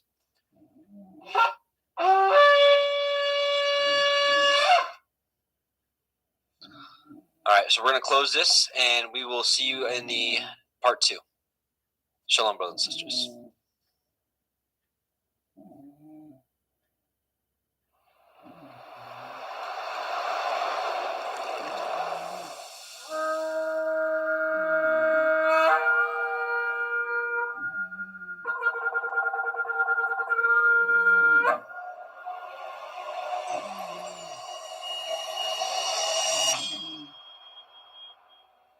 The Book of Shemot, Exodus, Chapter 1. Now these are the names of the children of Yasharel, which came into Mitzrayim. Every man and his household came with Jacob: Reuben, Shimon, Levi, Yehudah, Issachar, Zebulun, and Benjamin, Dan, Naphtali, Gad, and Asher. And all the souls that came out of the loins of Jacob were 70 souls, for Joseph was in Mitzrayim already. And Joseph died, and all his brethren, and all that generation. And the children of Yasharel were fruitful, and increased abundantly, and multiplied, and waxed exceeding mighty, and the land was filled with them. Now there arose up a new king over Mitzrayim, which knew not Joseph. And he said unto his people, Behold, the people of the children of Yasharel are more and mightier than we. Come on, let us deal wisely with them, lest they multiply, and it come to pass that when there falls out any war, they join also unto our enemies, and fight against us, and so get them up out of the land. Therefore they did set over them taskmasters to afflict them with their burdens, and they built for Pharaoh treasure cities, Pithom and Ramesses. But the more they afflicted them, the more they multiplied and grew, and they were grieved because of the children of Yasharel. And the Mitzrayim made the children of Yasharel to serve with rigor, and they made their lives bitter with hard bondage, in mortar, and in brick, and in all manner of service in the field. All their service, where they made them to serve, was with rigor. And the king of Mitzrayim spoke to the Ivri midwives, of which the name of the one was Shiphrah, and the name of the other Puah. And he said, When ye do the office of a midwife to the Ivrith woman, and see them upon the stools, if it be a son, then ye shall kill him. But if it be a daughter, then she shall live. But the midwives feared Elohim, and did not as the king of Mitzrayim commanded them, but saved the men children alive. And the king of Mitzrayim called for the midwives, and said unto them, Why have you done this thing, and have saved the men children alive? And the midwives said unto Pharaoh, Because the Evrith women are not as the Mitzrith women, for they are lively, and are delivered ere the midwives come in unto them. Therefore Elohim dealt well with the midwives, and the people multiplied, and waxed very mighty. And it came to pass, because the midwives feared Elohim, that he made them houses. And Pharaoh charged all his people, saying, Every son that is born ye shall cast into the river, and every daughter ye shall save alive. Shemot, Exodus, chapter 2. And there went a man of the house of Levi, and took to be his woman a daughter of Levi. And the woman conceived, and bore a son. And when she saw him that he was a goodly child, she hid him 3 months. And when she could no longer hide him, she took for him an ark of bulrushes, and daubed it with slime and with pitch, and put the child therein, and she laid it in the reeds by the river's brink. And his sister stood afar off, to wait what would be done to him. And the daughter of Pharaoh came down to wash herself at the river, and her maidens walked along by the river's side. And when she saw the ark among the reeds, she sent her maid to fetch it. And when she had opened it, she saw the child, and behold, the babe wept. And she had compassion on him, and said, This is one of the Ephraim children. Then said his sister to Pharaoh's daughter, Shall I go and call to you a nurse of the Evrith women, that she may nurse the child for you? And Pharaoh's daughter said to her, Go. And the maid went, and called the child's mother. And Pharaoh's daughter said unto her, Take this child away and nurse it for me, and I will give you your wages. And the woman took the child, and nursed it. And the child grew, and she brought him unto Pharaoh's daughter, and became her son. And she called his name Moshe. And she said, Because I drew him out of the water. And it came to pass in those days, when Moshe was grown, that he went out unto his brethren, and looked on their burdens. And he spied a Mitzri smiting an Ivri, one of his brethren. And he looked this way, and that way. And when he saw that there was no man, he slew the Mitzri, and hid him in the sand. And when he went out the second day, behold, 2 men of the Ivrim strove together. And he said to him that did the wrong, Wherefore do you smite your fellow? And he said, Who made you a prince and a judge over us? Intend you to kill me as you killed the Mitzri? And Moshe feared and said, Surely this thing is known. Now when Pharaoh heard this thing, he sought to slay Moshe. But Moshe fled from the face of Pharaoh, and dwelt in the land of Midian, and he sat down by a well. Now the priest of Midian had 7 daughters, and they came and drew water, and filled the troughs to water their father's flock. And the shepherds came and drove them away. But Moshe stood up and helped them, and watered their flock. And when they came to Reuel their father, he said, How is it that ye are come so soon today? And they said, A Mitzri delivered us out of the hand of the shepherds, and also drew water enough for us, and watered the flock. And he said unto his daughters, And where is he? Why is it that ye have left the man? Call him that he may eat bread. And Moshe was content to dwell with the man. And And he gave Moshe Zipporah his daughter, and she bore to him a son. And he called his name Gershom, for he said, I have been a stranger in a strange land. And it came to pass in the process of time that the king of Mitzrayim died, and the children of Yasharel sighed by reason of the bondage, and they cried, and their cry came up unto Elohim by reason of the bondage. And Elohim heard their groaning, and Elohim remembered his covenant with Abraham, with Yitzchak, and with Yaakov. And Elohim looked upon the children of Yasharel, and Elohim had respect unto them.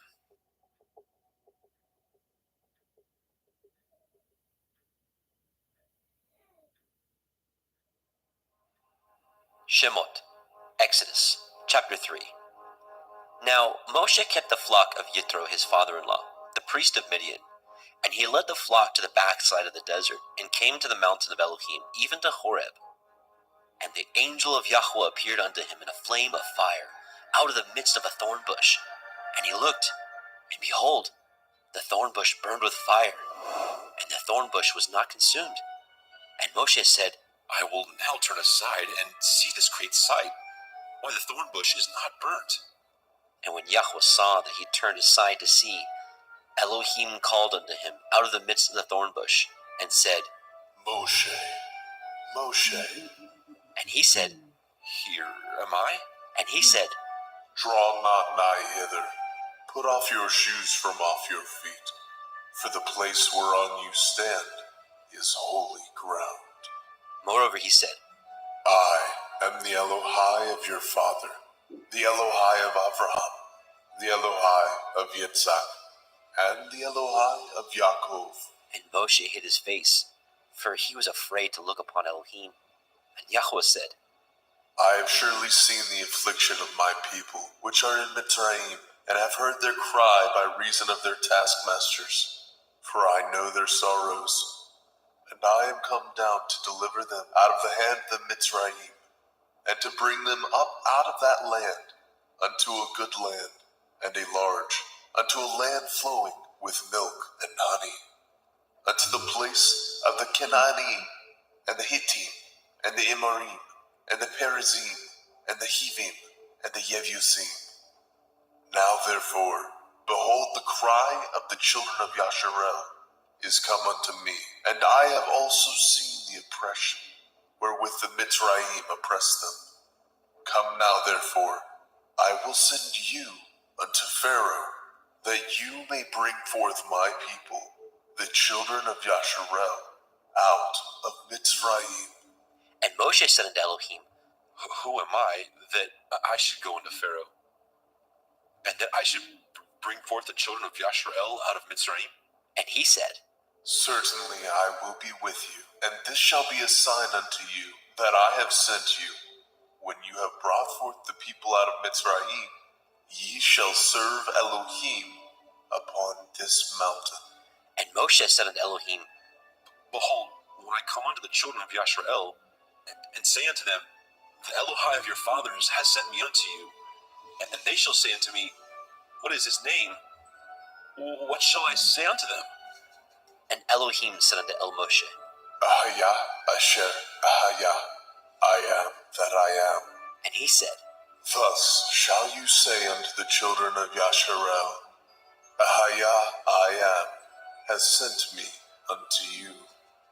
And Elohim said moreover unto El Moshe, Thus shall you say unto the children of Yasharel, Yahuwah Elohai of your fathers, the Elohai of Abraham, the Elohai of Yitzchak, and the Elohai of Yaakov, has sent me unto you. This is my name forever, and this is my mention unto all generations. Go and gather the elders of Yasharel together, and say unto them, Yahuwah Elohai of your fathers, the Elohai of Abraham, of Yitzchak, and the Elohai of Yaakov, appeared unto me, saying, I have surely visited you, and seen that which is done to you in Mitzrayim. And I have said, I will bring you up out of the affliction of Mitzrayim, unto the land of the Canaanim, and the Hittim, and the Amorim, and the Perizim, and the Hivim, and the Yevusim, unto a land flowing with milk and honey. And they shall hearken to your voice, and you shall come, you and the elders of Yasharel, unto the king of Mitzrayim, and ye shall say unto him, Yahuwah Elohai of the Ephraim has met us, and now let us go, we beseech you, 3 days' journey into the wilderness, that we may sacrifice to Yahuwah Eloheinu. And I am sure that the king of Mitzrayim will not let you go, no, not by a mighty hand. And I will stretch out my hand, and smite Mitzrayim with all my wonders, which I will do in the midst thereof. And after that he will let you go, and I will give this people favor in the sight of the Mitzrayim. And it shall come to pass, that when ye go, ye shall not go empty. But every woman shall borrow of her neighbor, and of her that sojourns in her house, jewels of silver, and jewels of gold, and raiment. And ye shall put them upon your sons, and upon your daughters, and ye shall spoil the Mitzrayim.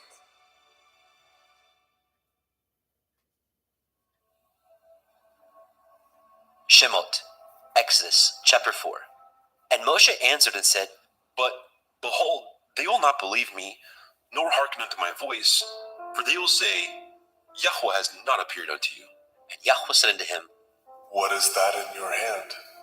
and he said, A rod? and he said, Cast it on the ground. and he cast it on the ground, and it became a serpent. And Moshe fled from before it. And Yahweh said unto Moshe, Put forth your hand, and take it by the tail, and he put forth his hand, and caught it, and it became a rod in his hand.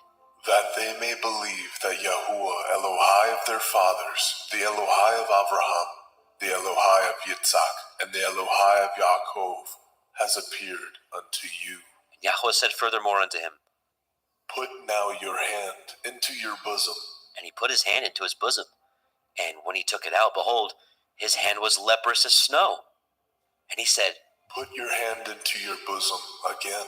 and he put his hand into his bosom again, and plucked it out of his bosom, and behold, it was turned again as his other flesh. And it shall come to pass, if they will not believe you, neither hearken to the voice of the first sign, that they will believe the voice of the latter sign. And it shall come to pass, if they will not believe also these 2 signs, neither hearken unto your voice, that you shall take of the water of the river, and pour it upon the dry land, and the water which you take out of the river shall become blood upon the dry land.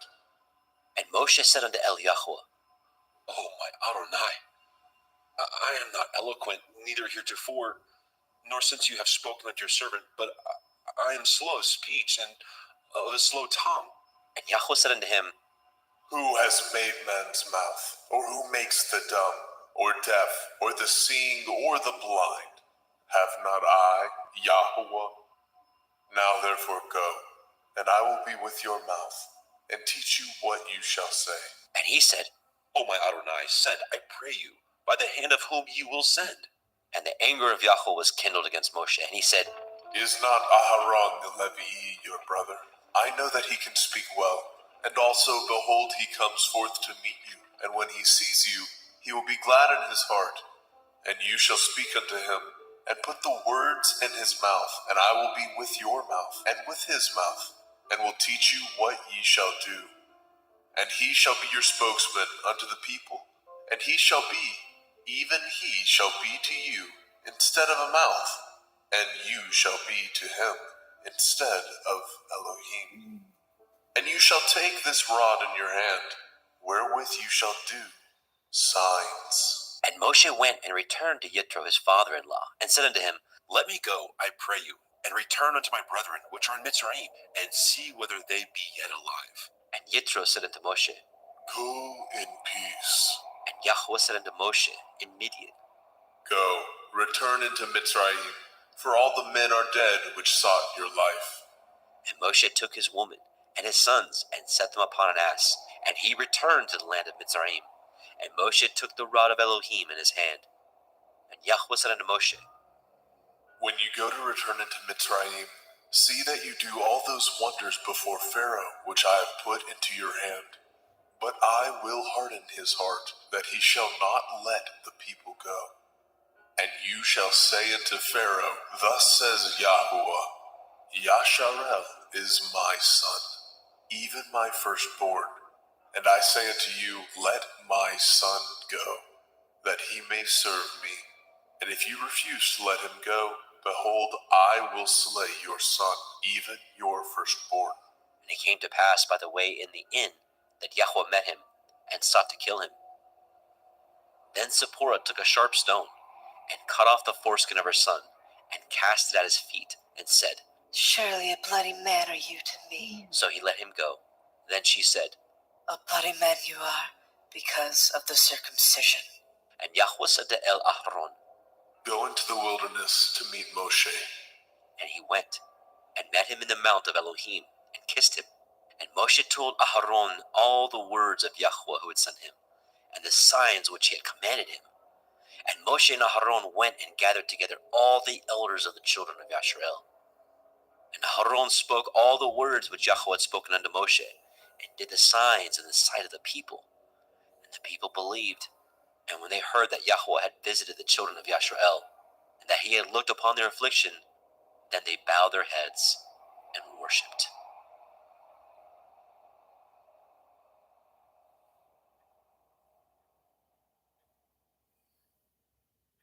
Shemot, Exodus, chapter 5. And afterward, Moshe and Aharon went in and told Pharaoh, Thus says Yahweh Elohai of Yasharel, let my people go, that they may hold a feast unto me in the wilderness. And Pharaoh said, Who is Yahuwah that I should obey his voice to let Yasharel go? I know not Yahuwah, neither will I let Yasharel go. And they said, The Elohai of the Ephraim has met with us. Let us go, we pray you, 3 days' journey into the desert, and sacrifice unto Yahweh Elohim, lest he fall upon us with pestilence, or with a sword. And the king of Mitzrayim said unto them, Wherefore do ye, Moshe and Aaron, let the people from their works get you unto your burdens. And Pharaoh said, Behold, the people of the land now are many, and ye make them rest from their burdens. And Pharaoh commanded the same day the taskmasters of the people and their officers, saying, Ye shall no more give the people straw to make brick, as heretofore. Let them go and gather straw for themselves. And the tell of the bricks which they did make heretofore, ye shall lay upon them. Ye shall not diminish aught thereof, for they be idle. Therefore they cry, saying, Let us go and sacrifice to our Elohim. Let their more work be laid upon the men, that they may labor therein, and let them not regard vain words. And the taskmasters of the people went out, and their officers, and they spoke to the people, saying, Thus says Pharaoh, I will not give you straw. Go ye, get you straw where you can find it. Yet not aught of your work shall be diminished. So the people were scattered abroad throughout all the land of Mitzrayim, to gather stubble instead of straw. And the taskmasters hasted them, saying, Fulfill your works, your daily tasks, as when there was straw. And the officers of the children of Yasharel, which Pharaoh's taskmasters had set over them, were beaten, and demanded, Wherefore have ye not fulfilled your task in making brick both yesterday and today as heretofore? Then the officers of the children of Yasharel came and cried unto Pharaoh, saying, Wherefore do you thus with your servants? There is no straw given unto your servants, and they say to us, Make brick, and behold, your servants are beaten. But the fault is in your own people. But he said, Ye are idle, ye are idle. Therefore ye say, Let us go and do sacrifice to Yahuwah. Go therefore now and work, for there shall no straw be given you. Yet shall ye deliver the tale of bricks. And the officers of the children of Yasharel did see that they were in an evil case. After it was said, Ye shall not finish all of your bricks from your daily task. And they met Moshe and Aharon, who stood in the way, as they came forth from Pharaoh. And they said unto them, Yahuwah, look upon you and judge, because ye have made our savor, to be abhorred in the eyes of Pharaoh and in the eyes of his servants, to put a sword in their hand to slay us. And Moshe returned unto Eliyahu and said, Adonai, wherefore have you so evil entreated this people? Why is it that you have sent me?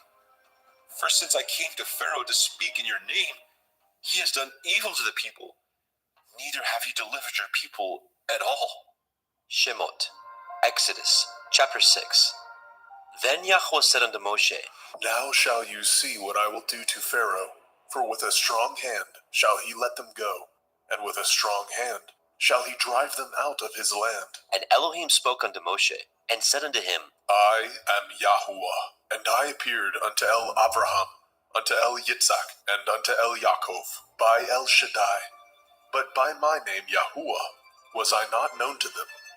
And I have also established my covenant with them, to give them the land of Canaan, the land of their pilgrimage, wherein they were strangers. And I have also heard the groanings of the children of Yasharel, whom the Mitzrayim keep in bondage, and I have remembered my covenant. Wherefore say unto the children of Yasharel, I am Yahuwah, and I will bring you out from under the burdens of the Mitzrayim, and I will rid you out of their bondage, and I will redeem you with a stretched out arm, and with great judgments. And I will take you to me for a people, and I will be to you Elohim. And ye shall know that I am Yahuwah Elohim, which brings you out from under the burdens of the Mitzrayim. And I will bring you into the land concerning the which I did swear to give it to Abraham, to Yitzhak, and to Yaakov, and I will give it to you for a heritage. I am Yahuwah. And Moshe spoke so unto the children of Yasharel, but they hearkened not unto Moshe, for anguish of the Ruach, and for cruel bondage. And Yahweh spoke unto Moshe, saying, Go in, speak unto Pharaoh, king of Mitzrayim, that he let the children of Yasharel go out of his land. And Moshe spoke before Yahweh, saying, Behold, the children of Yasharel have not hearkened unto me. How then shall Pharaoh hear me, who am of uncircumcised lips? And Yahweh spoke unto El Moshe, and unto El Ahron, and gave them a charge unto the children of Yasharel, and unto Pharaoh, king of Mitzrayim, to bring the children of Yasharel out of the land of Mitzrayim. These be the heads of their fathers' houses, the sons of Reuben, the firstborn of Yasharel, Chanok, and Palu, and Chetzron, and Carmi. These be the families of Reuben. And the sons of Shimon, Yemuel, and Yamin, and Ochad, and Yakin, and Tzochar, and Shaul, the son of the Canaanite woman. These are the families of Shimon. And these are the names of the sons of Levi, according to their generations, Gershon, and Kohath, and Merari. And the years of the life of Levi were 137 years. The sons of Gershon, Livni, and Shimei, according to their families. And the sons of Kohath, Amram, and Yitzchar, and Hebron, and Uziel. And the years of the life of Kohath were 133 years. And the sons of Merari, Machli, and Mushi. These are the families of Levi, according to their generations. And Amram took Jochebed, his father's sister, to be his woman. And she bore him Ahron, and Moshe. And the years of the life of Amram were 137 years. And the sons of Yitzchar, Korach, and Nepheg, and Zikrai. And the sons of Uziel, Mishael, and Elishaphan, and Chitrai. And Ahron took him Elisheba, daughter of Aminadab, sister of Nachshon, to be his woman. And she bore him Nadab, and Abihu, and Eleazar, and Ithamar. And the sons of Korach, Asir, Elkanah, Avisaph. These are the families of the Korchai. And Eleazar, Ahron's son, took him one of the daughters of Putiel to be his woman, and she bore him Phinehas. These are the heads of the fathers of the Leviim, according to their families. These are that Ahron and Moshe, to whom Yahweh said, Bring out the children of Yasharel from the land of Mitzrayim, according to their families. These are they which spoke to Pharaoh, king of Mitzrayim, to bring out the children of Yasharel from Mitzrayim. These are that Moshe and Aharon. And it came to pass on the day when Yahweh spoke unto Moshe in the land of Mitzrayim, that Yahweh spoke unto Moshe, saying, I am Yahuwah. Speak you unto Pharaoh king of Mitzrayim all that I say unto you. And Moshe said before Yahweh, Behold, I am of uncircumcised lips. How shall Pharaoh hearken unto me? Shemot, Exodus, chapter 7. And Yahweh said unto Moshe, See, I have made you an Elohim to Pharaoh, and Aharon your brother shall be your prophet. You shall speak all that I command you, and Aharon your brother shall speak unto Pharaoh, that he send the children of Yasharel out of his land. And I will harden Pharaoh's heart, and multiply my signs and my wonders in the land of Mitzrayim. But Pharaoh shall not hearken unto you, that I may lay my hand upon Mitzrayim, and bring forth my armies, and my people, the children of Yasharel, out of the land of Mitzrayim, by great judgments. And the Mitzrayim shall know that I am Yahuwah, when I stretch forth my hand upon the Mitzrayim, and bring out the children of Yasharel from among them. And Moshe and Aharon did as Yahweh commanded them. So did they. And Moshe was 80 years old, and Aharon 83 years old, when they spoke unto Pharaoh. And Yahweh spoke unto El Moshe, and unto El Aharon, saying, When Pharaoh shall speak unto you, saying, Show a miracle for you, then you shall say unto El Aharon, Take your rod, and cast it before Pharaoh, and it shall become a serpent. And Moshe and Aharon went in unto Pharaoh, and they did so, as Yahweh had commanded. And Aharon cast down his rod before Pharaoh, and before his servants, and it became a serpent. Then Pharaoh also called the wise men and the sorcerers, now the magicians of Mitzrayim. They also did in like manner with their enchantments, for they cast down every man his rod, and they became serpents. But Aharon's rod swallowed up their rods, and he hardened Pharaoh's heart, that he hearkened not unto them, as Yahweh had said. And Yahweh said unto Moshe, Pharaoh's heart is hardened. He refuses to let the people go. Get you unto Pharaoh in the morning. Lo, he goes out unto the water. You shall stand by the river's brink, against he come. And the rod which was turned to a serpent shall you take in your hand. And you shall say unto him, Yahuwah Elohai of the Ivrim has sent me unto you, saying, Let my people go, that they may serve me in the wilderness. And behold, hitherto you would not hear. Thus says Yahuwah, In this you shall know that I am Yahuwah. Behold, I will smite with the rod that is in my hand upon the waters which are in the river, and they shall be turned to blood. And the fish that is in the river shall die, and the river shall stink, and the Mitzrayim shall loathe the drink of the water of the river. And Yahweh said unto Moshe, Say unto Aharon, Take your rod, and stretch out your hand upon the waters of Mitzrayim, upon their streams, upon their rivers, and upon their ponds, and upon all their pools of water, that they may become blood, and that there may be blood throughout all the land of Mitzrayim, both in vessels of wood and in vessels of stone. And Moshe and Aharon did so, as Yahweh commanded. And he lifted up the rod, and smote the waters that were in the river, in the sight of Pharaoh, and in the sight of his servants. And all the waters that were in the river were turned to blood. And the fish that was in the river died, and the river stank. And the Mitzrayim could not drink of the water of the river, and there was blood throughout all the land of Mitzrayim. And the magicians of Mitzrayim did so with their enchantments, and Pharaoh's heart was hardened, neither did he hearken unto them, as Yahweh had said. And Pharaoh turned and went into his house, neither did he set his heart to this also. And all the Mitzrayim dug round about the river for water to drink, for they could not drink of the water of the river. And 7 days were fulfilled after that Yahweh had smitten the river.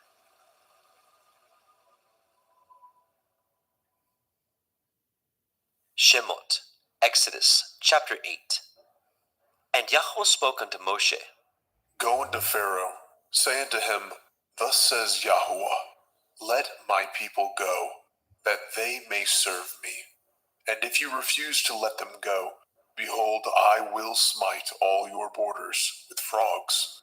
And the river shall bring forth frogs abundantly, which shall go up and come into your house, and into your bedchamber, and upon your bed, and into the house of your servants, and upon your people, and into the ovens, and into your kneading troughs. And the frogs shall come up, both on you and upon your people, and upon all your servants.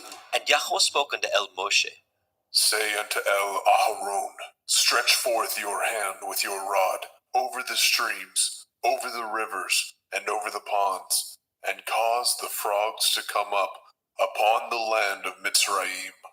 And Aharon stretched out his hand over the waters of Mitzrayim, and the frogs came up and covered the land of Mitzrayim. And the magicians did so with their enchantments, and brought up the frogs upon the land of Mitzrayim. Then Pharaoh called for Moshe and Aharon and said, Entreat El Yahuwah that he may take away the frogs from me and from my people, and I will let the people go, that they may do sacrifice unto Yahuwah.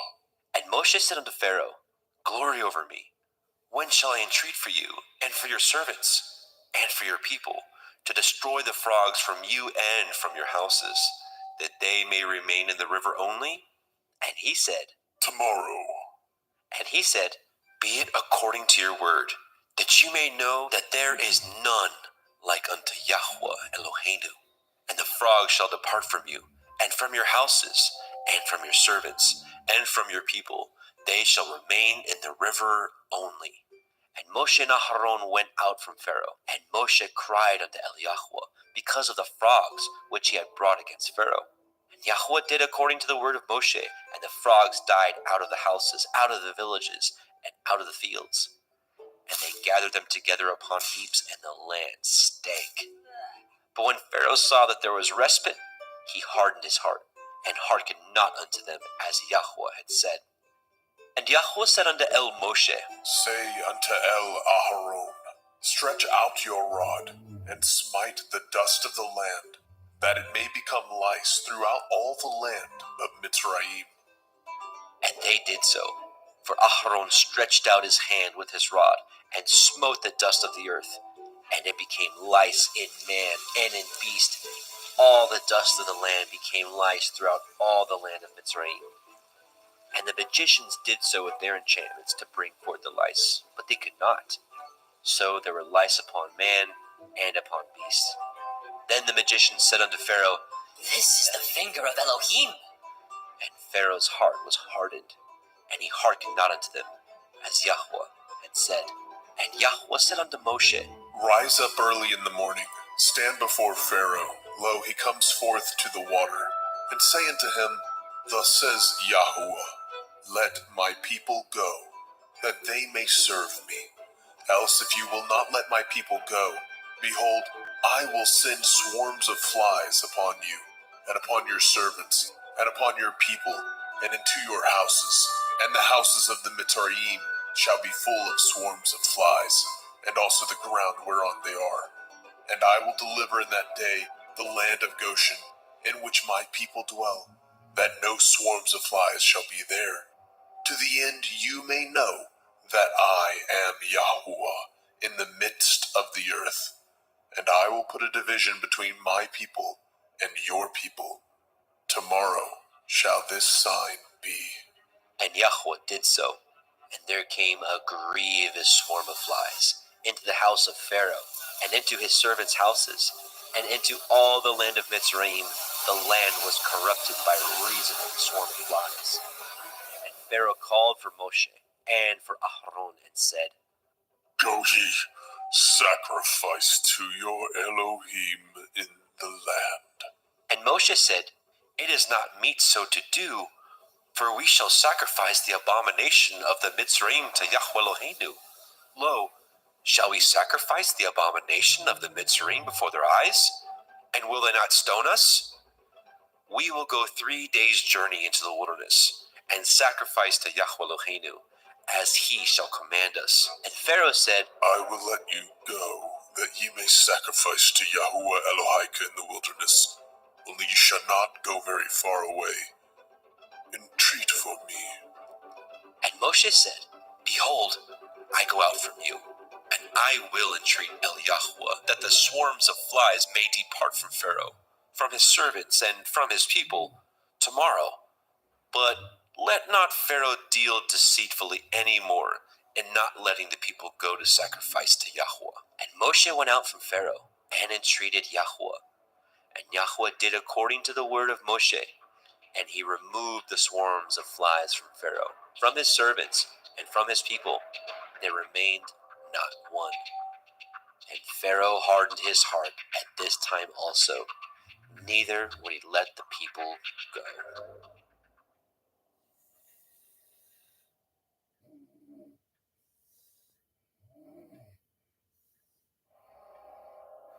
Shemot, Exodus chapter 9. Then Yahweh said unto El Moshe, Go in unto Pharaoh, and tell him, Thus says Yahuwah Elohai of the Ephraim, Let my people go, that they may serve me. For if you refuse to let them go, and will hold them still, behold, the hand of Yahuwah is upon your cattle, which is in the field, upon the horses, upon the asses, upon the camels, upon the oxen, upon the sheep. There shall be a very grievous pestilence, and Yahuwah shall sever between the cattle of Yasharel and the cattle of Mitzrayim, and there shall nothing die of all that is the children's of Yasharel. And Yahweh appointed a set time, saying, Tomorrow Yahuwah shall do this thing in the land. And Yahweh did that thing on the morrow, and all the cattle of Mitzrayim died, but of the cattle of the children of Yasharel died not one. And Pharaoh sent, and behold, there was not one of the cattle of Yasharel dead. And the heart of Pharaoh was hardened, and he did not let the people go. And Yahweh said unto El Moshe, and unto El Aharon, Take to you handfuls of ashes of the furnace, and let Moshe sprinkle it towards the heavens in the sight of Pharaoh. And it shall become small dust in all the land of Mitzrayim, and shall be a boil breaking forth with blains upon man, and upon beast throughout all the land of Mitzrayim. And they took the ashes of the furnace, and stood before Pharaoh. And Moshe sprinkled it up toward the heavens, and it became a boil, breaking forth with blains upon man, and upon beast. And the magicians could not stand before Moshe because of the boils, for the boil was upon the magicians, and upon all the Mitzrayim. And Yahweh hardened the heart of Pharaoh, and he hearkened not unto them, as Yahweh had spoken unto El Moshe. And Yahweh said unto El Moshe, Rise up early in the morning, and stand before Pharaoh, and say unto him, Thus says Yahuwah Elohai of the Ephraim, Let my people go, that they may serve me. For I will at this time send all my plagues upon your heart, and upon your servants, and upon your people, that you may know that there is none like me in all the earth. For now I will stretch out my hand, that I may smite you, and your people with pestilence, and you shall be cut off from the earth. And in very deed for this cause have I raised you up, for to show in you my power, that my name may be declared throughout all the earth. As yet exalt you yourself against my people, that you will not let them go? Behold, tomorrow about this time I will cause it to rain a very grievous hail, such as has not been in Mitzrayim since the foundation thereof even until now. Send therefore now and gather your cattle, and all that you have in the field, for upon every man and beast which shall be found in the field, and shall not be brought home, the hail shall come down upon them, and they shall die. He that feared the word of Yahweh among the servants of Pharaoh made his servants and his cattle flee into the houses. And he that regarded not the word of Yahweh, left his servants and his cattle in the field.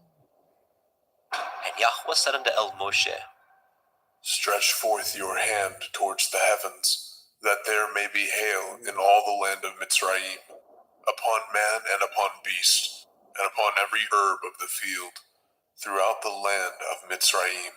And Moshe stretched forth his rod toward the heavens, and Yahweh sent thunder and hail, and the fire ran along upon the ground, and Yahweh rained hail upon the land of Mitzrayim.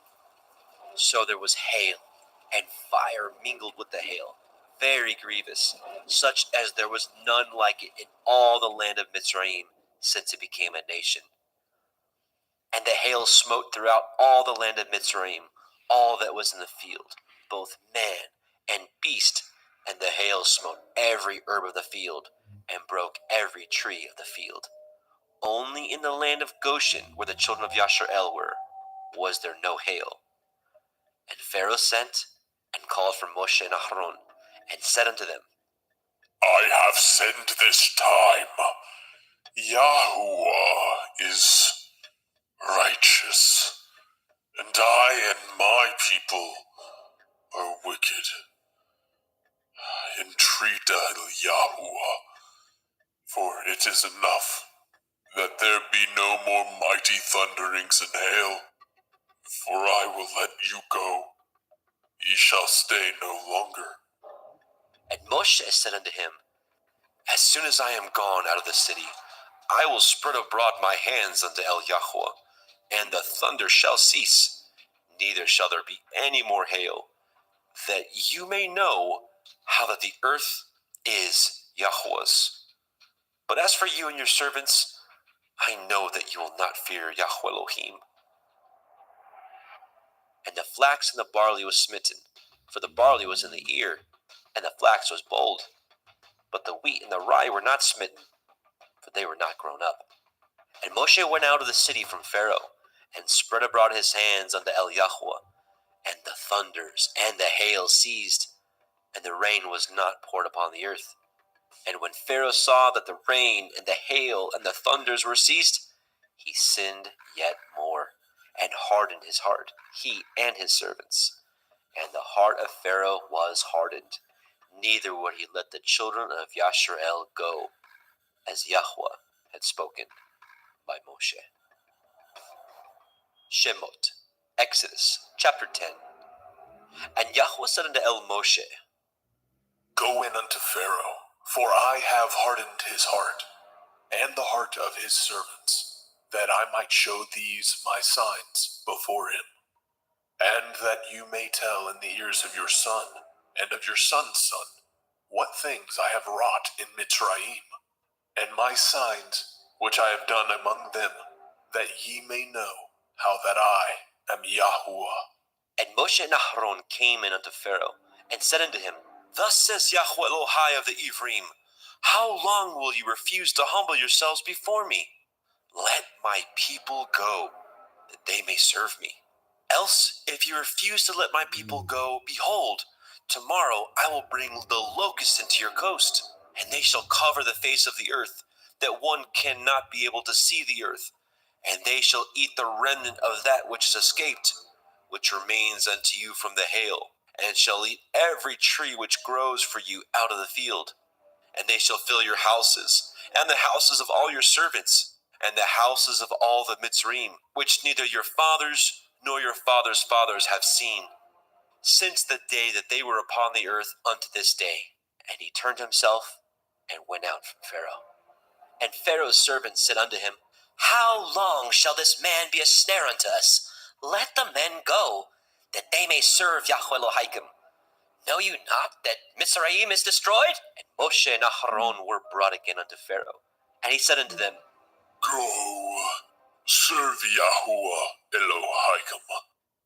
But who are they that shall go? And Moshe said, We will go with our young and with our old, with our sons and with our daughters, with our flocks and with our herds. We will go, for we must hold a feast unto Yahweh. And he said unto them, Let Yahuwah be so with you, as I will let you go. And your little ones, look to it, for evil is before you. Not so. Go now, ye that are men, and serve Yahweh, for that ye did desire. And they were driven out from Pharaoh's presence. And Yahweh said unto Moshe, Stretch out your hand over the land of Mitzrayim for the locusts, that they may come up upon the land of Mitzrayim, and eat every herb of the land, even all that the hail has left. And Moshe stretched forth his rod over the land of Mitzrayim. And Yahweh brought an east wind upon the land all that day, and all that night. And when it was morning, the east wind brought the locusts. And the locusts went up over all the land of Mitzrayim, and rested in all the coast of Mitzrayim. Very grievous were they. Before them there were no such locusts as they, neither after them shall be such. For they covered the face of the whole earth, so that the land was darkened, and they did eat every herb of the land, and all the fruit of the trees which the hail had left, and there remained not any green thing in the trees, or in the herbs of the field, through all the land of Mitzrayim. Then Pharaoh called for Moshe and Aaron in haste, and he said, I have sinned against Yahweh Elohim and against you. Now therefore forgive, I pray you, my sin only this once, and entreat Yahweh Elohim, that he may take away from me this death only. And he went out from Pharaoh, and entreated Yahweh. And Yahweh turned a mighty strong west wind, which took away the locusts, and cast them into the Red Sea. There remained not one locust in all the coasts of Mitzrayim. But Yahweh hardened Pharaoh's heart, so that he would not let the children of Yasharel go. And Yahweh said unto Moshe, Stretch out your hand towards the heavens, that there may be darkness over the land of Mitzrayim, even darkness which may be felt. And Moshe stretched forth his hand toward the heavens, and there was a thick darkness in all the land of Mitzrayim 3 days. They saw not one another, neither rose any from his place for 3 days. But all the children of Yasharel had light in their dwellings. And Pharaoh called unto Moshe and said, Go ye, serve Yahweh, only let your flocks and your herds be stayed. Let your little ones also go with you. And Moshe said, You must give us also sacrifices and burnt offerings, that we may sacrifice unto Yahweh Eloheinu. Our cattle also shall go with us. There shall not a hoof be left behind. For thereof must we take to serve Yahweh Eloheinu. And we know not with what we must serve Yahweh until we come thither. But Yahweh hardened Pharaoh's heart, and he would not let them go. And Pharaoh said unto him, Get you from me, take heed to yourself, see my face no more. For in that day you see my face, you shall die. And Moshe said, You have spoken well. I will see your face again no more.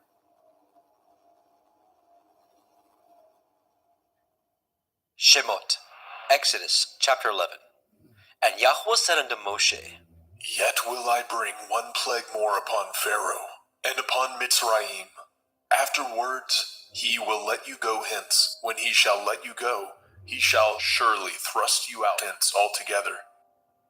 Speak now in the ears of the people, and let every man borrow of his neighbor, and every woman of her neighbor, jewels of silver and jewels of gold. And Yahweh gave the people favor in the sight of the Mitzrayim.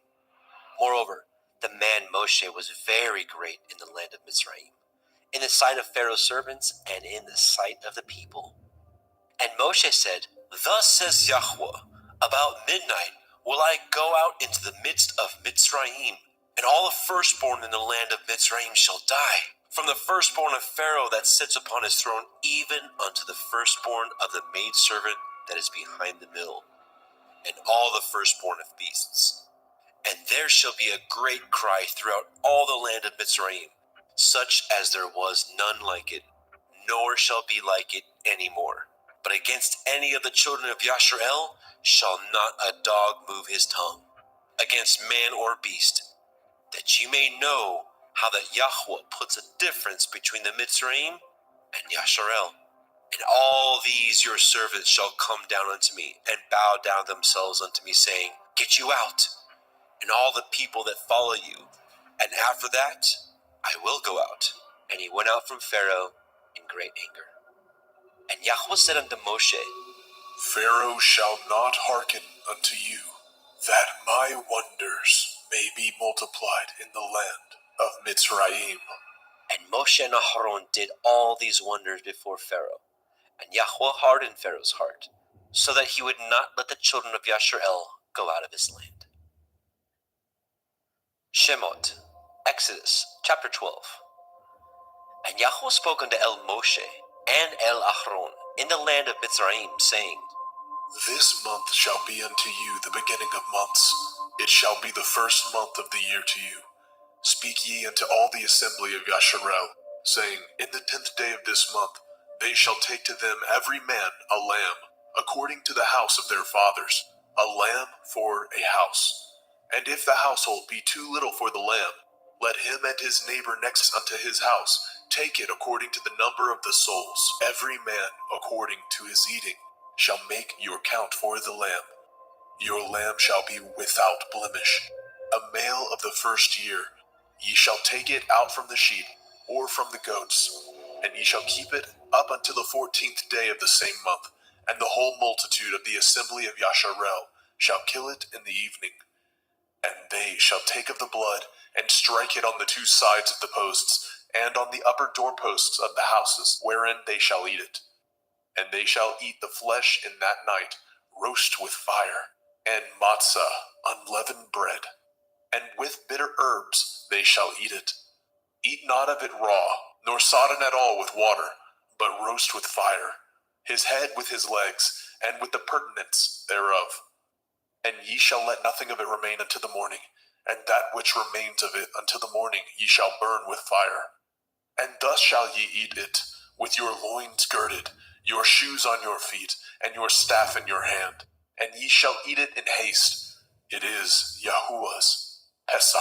For I will pass through the land of Mitzrayim this night, and will smite all the firstborn in the land of Mitzrayim, both man and beast. And against all the Elohai of Mitzrayim I will execute judgment. I am Yahuwah. And the blood shall be to you for a mark upon the houses where ye are. And when I see the blood, I will pass over you. And the plague shall not be upon you to destroy you, when I smite the land of Mitzrayim. And this day shall be unto you for a memorial, and ye shall keep it a feast to Yahuwah throughout your generations. Ye shall keep it a feast by an ordinance forever. 7 days shall ye eat matzah. Even the first day ye shall put away leaven out of your houses. For whoever eats hametz, leavened bread, from the first day unto the 7th day, that soul shall be cut off from Yasharel. And in the first day there shall be a holy assembly, and in the 7th day there shall be a holy assembly to you. No manner of work shall be done in them, save that which every man must eat, that only may be done of you. And ye shall guard the feast of matzah, unleavened bread. For in this selfsame day have I brought your armies out of the land of Mitzrayim. Therefore shall ye guard this day in your generations by an ordinance forever. In the first day, on the 14th day of the month at evening, ye shall eat matzah, until the 21st day of the month at evening. 7 days shall there be no hametz found in your houses. For whosoever eats that which is with hametz, leaven, even that soul shall be cut off from the assembly of Yasharel, whether he be a stranger or born in the land. Ye shall eat nothing with hametz. In all your habitations shall ye eat matzah. Then Moshe called for all the elders of Yasharel, and said unto them, Draw out, and take you a lamb according to your families, and kill the Pesach. And ye shall take a bunch of hyssop, and dip it in the blood that is in the basin, and strike the lintel and the 2 side posts with the blood that is in the basin. And none of you shall go out at the door of his house until the morning. For Yahweh will pass through to smite the Mitzrayim. And when he sees the blood upon the lintel and on the 2 side posts, Yahweh will pass over the door, and will not suffer the destroyer to come in unto your houses to smite you. And ye shall guard this thing for an ordinance to you and to your sons forever. And it shall come to pass, when ye are come to the land which Yahweh will give you, according as he has promised, that ye shall guard this service. And it shall come to pass, when your children shall say unto you, What mean ye by this service? That ye shall say, It is the sacrifice of Yahweh's Pesach, who passed over the houses of the children of Yashrael in Mitzrayim, when he smote the Mitzrayim and delivered our houses. And the people bowed the head and worshipped. And the children of Yashrael went away, and did as Yahweh had commanded Moshe and Aharon, so did they. And it came to pass that at midnight Yahweh smote all the firstborn in the land of Mitzrayim, from the firstborn of Pharaoh that sat on his throne unto the firstborn of the captive that was in the dungeon, and all the firstborn of cattle. And Pharaoh rose up in the night, he and all his servants, and all the Mitzrayim, and there was a great cry in Mitzrayim, for there was not a house where there was not one dead. And he called for Moshe and Aharon by night, and said, Rise up, and get ye forth from among my people, both ye and the children of Yasharel, and go, serve Yahweh, as ye have said, and take your flocks and your herds, as ye have said, and be gone, and bless me also. And the Mitzrayim were urgent upon the people, that they might send them out of the land in haste. For they said, We be all dead men. And the people took their dough before it was leavened, and their kneading troughs being bound up in their clothes upon their shoulders. And the children of Yashrael did according to the word of Moshe. And they borrowed of the Mitzrayim jewels of silver, and jewels of gold, and raiment. And Yahweh gave the people favor in the sight of the Mitzrayim, so that they lent unto them such things as they required. And they spoiled the Mitzrayim. And the children of Yashrael journeyed from Ramesses to Sukkot, about 600,000 on foot that were men, beside children. And a mixed multitude went up also with him, and flocks, and herds, even very much cattle. And they baked matzah cakes of the dough which they brought forth out of Mitzrayim, for it was not leavened, because they were thrust out of Mitzrayim, and could not tarry, neither had they prepared for themselves any victual. Now the sojourning of the children of Yashrael, who dwelt in the land of Mitzrayim, and in the land of Canaan, they and their fathers, was 430 years. And it came to pass at the end of the 430 years, even the selfsame day it came to pass, that all the hosts of Yahweh went out from the land of Mitzrayim. It is a night to be much observed unto Yahweh, for bringing them out of the land of Mitzrayim.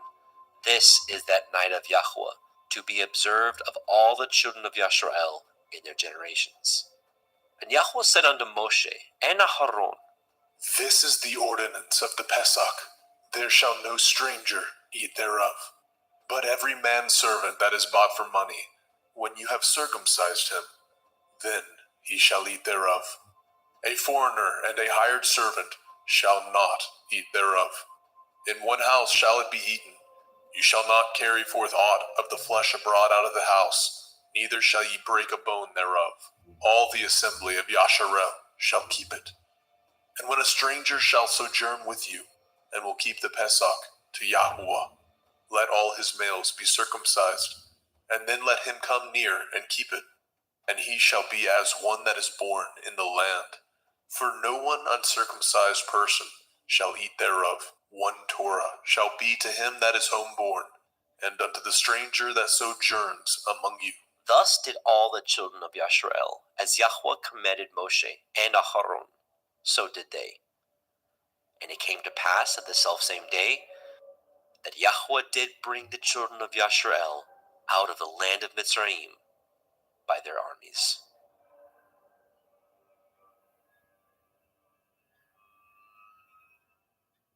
Shemot, Exodus chapter 13. And Yahweh spoke unto Moshe, saying, Sanctify unto me all the firstborn, whatsoever opens the womb among the children of Yasharel, both of man and of beast, it is mine. And Moshe said unto the people, Remember this day, in which you came out from Mitzrayim, out of the house of bondage, for by strength of hand Yahweh brought you out from this place. There shall no chametz be eaten. This day came ye out in the month Abib. And it shall be, when Yahweh shall bring you into the land of the Canaanim, and the Chittim, and the Amorim, and the Chivim, and the Yebusim, which he swore unto your fathers to give you, a land flowing with milk and honey, that you shall keep this service in this month. 7 days you shall eat matzah, and in the 7th day shall be a feast unto Yahweh. Matzah shall be eaten 7 days, and there shall no chametz be seen with you, neither shall there be leaven seen with you in all your quarters. And ye shall show your son in that day, saying, This is done because of that which Yahweh did unto me, when I came forth out of Mitzrayim. And it shall be for a sign unto you upon your hand, and for a memorial between your eyes, that Yahweh's Torah may be in your mouth. For with a strong hand has Yahweh brought you out of Mitzrayim. You shall therefore guard this ordinance in his appointed time from year to year. And it shall be, when Yahweh shall bring you into the land of the Canaanim, as he swore unto you and to your fathers, and shall give it you, that you shall set apart unto Yahweh all that open the womb, and every firstling that comes of a beast which you have.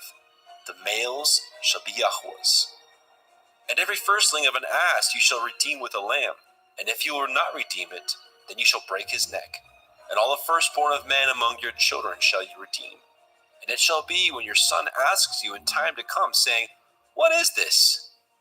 That you shall say unto him, By strength of hand Yahweh brought us out from Mitzrayim, from the house of bondage. And it came to pass, when Pharaoh would hardly let us go, that Yahweh slew all the firstborn in the land of Mitzrayim, both of the firstborn of man and the firstborn of beast. Therefore I sacrifice to Yahweh all that opens the womb, being males, but all the firstborn of my children I redeem. And it shall be for a mark upon your hand, and for frontlets between your eyes. For by strength of hand Yahweh brought us forth out of Mitzrayim. As when Pharaoh had let the people go, the Elohim led them not through the way of the land of the Palestine, though that was near. For Elohim said, Lest perchance the people repent when they see war, and they return to Mitzrayim. But Elohim led the people about through the way of the wilderness of the Red Sea, and the children of Yasharel went up harnessed out of the land of Mitzrayim. And Moshe took the bones of Joseph with him, for he had straitly sworn the children of Yasharel, saying, Elohim will surely visit you, and you will carry up my bones away hence with you. They took their journey from Sukkot, and encamped in Etham, in the edge of the wilderness. And Yahweh went before them by day in a pillar of cloud, to lead them in the way, and by night in a pillar of fire, to give them light, to go by day and night. He took not away the pillar of the cloud by day, nor the pillar of fire by night, from before the people.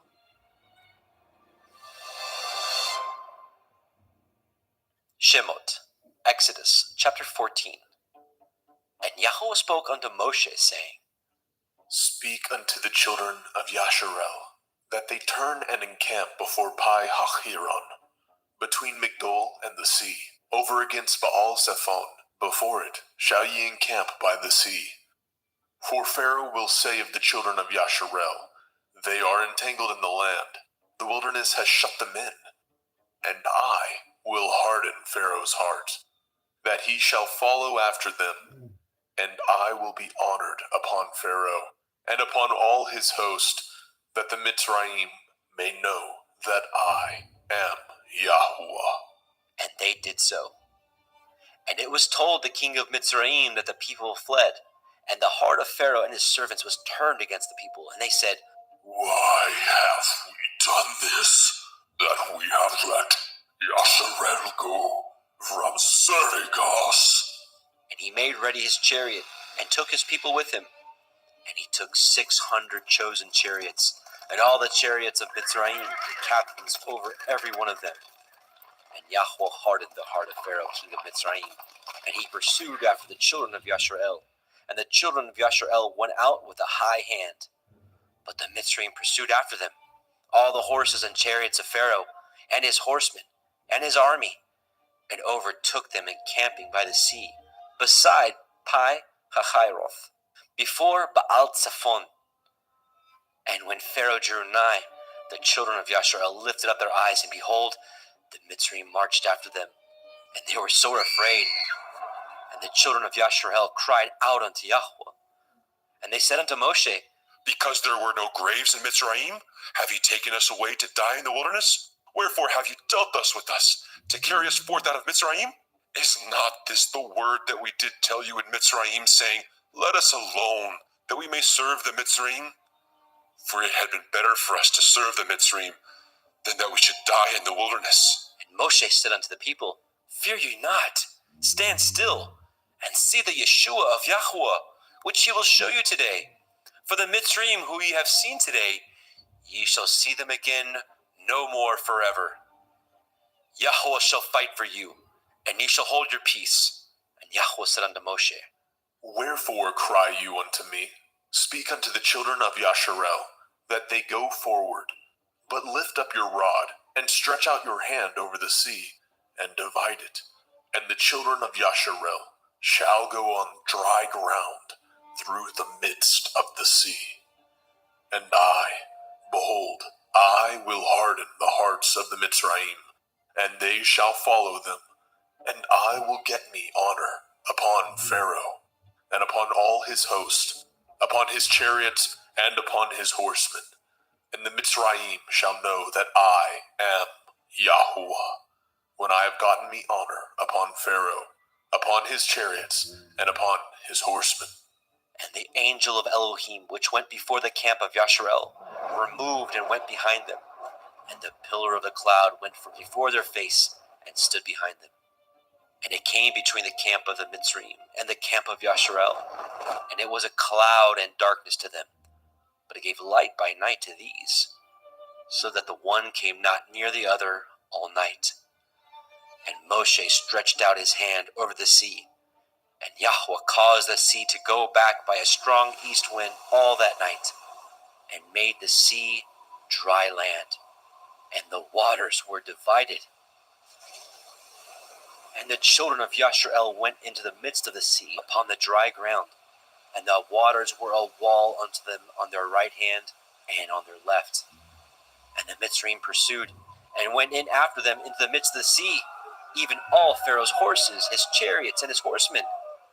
And it came to pass that in the morning watch, Yahweh looked unto the host of the Mitzrayim through the pillar of fire and of the cloud, and troubled the host of the Mitzrayim, and took off their chariot wheels, that they drove them heavily, so that the Mitzrayim said, Let us flee from the face of Yasharel, for Yahweh fights for them against the Mitzrayim. And Yahweh said unto Moshe, Stretch out your hand over the sea, that the waters may come again upon the Mitzrayim, upon their chariots, and upon their horsemen. And Moshe stretched forth his hand over the sea, and the sea returned to his strength when the morning appeared, and the Mitzrayim fled against it.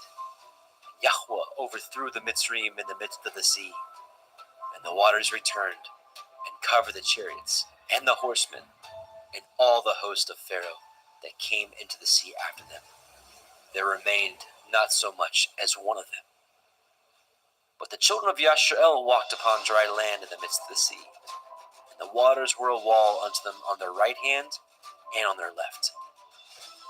Thus Yahweh saved Yasharel that day out of the hand of the Mitzrayim. And Yasharel saw the Mitzrayim dead upon the seashore. And Yasharel saw that great work which Yahweh did upon the Mitzrayim. And the people feared Yahweh, and believed Yahweh, and his servant Moshe.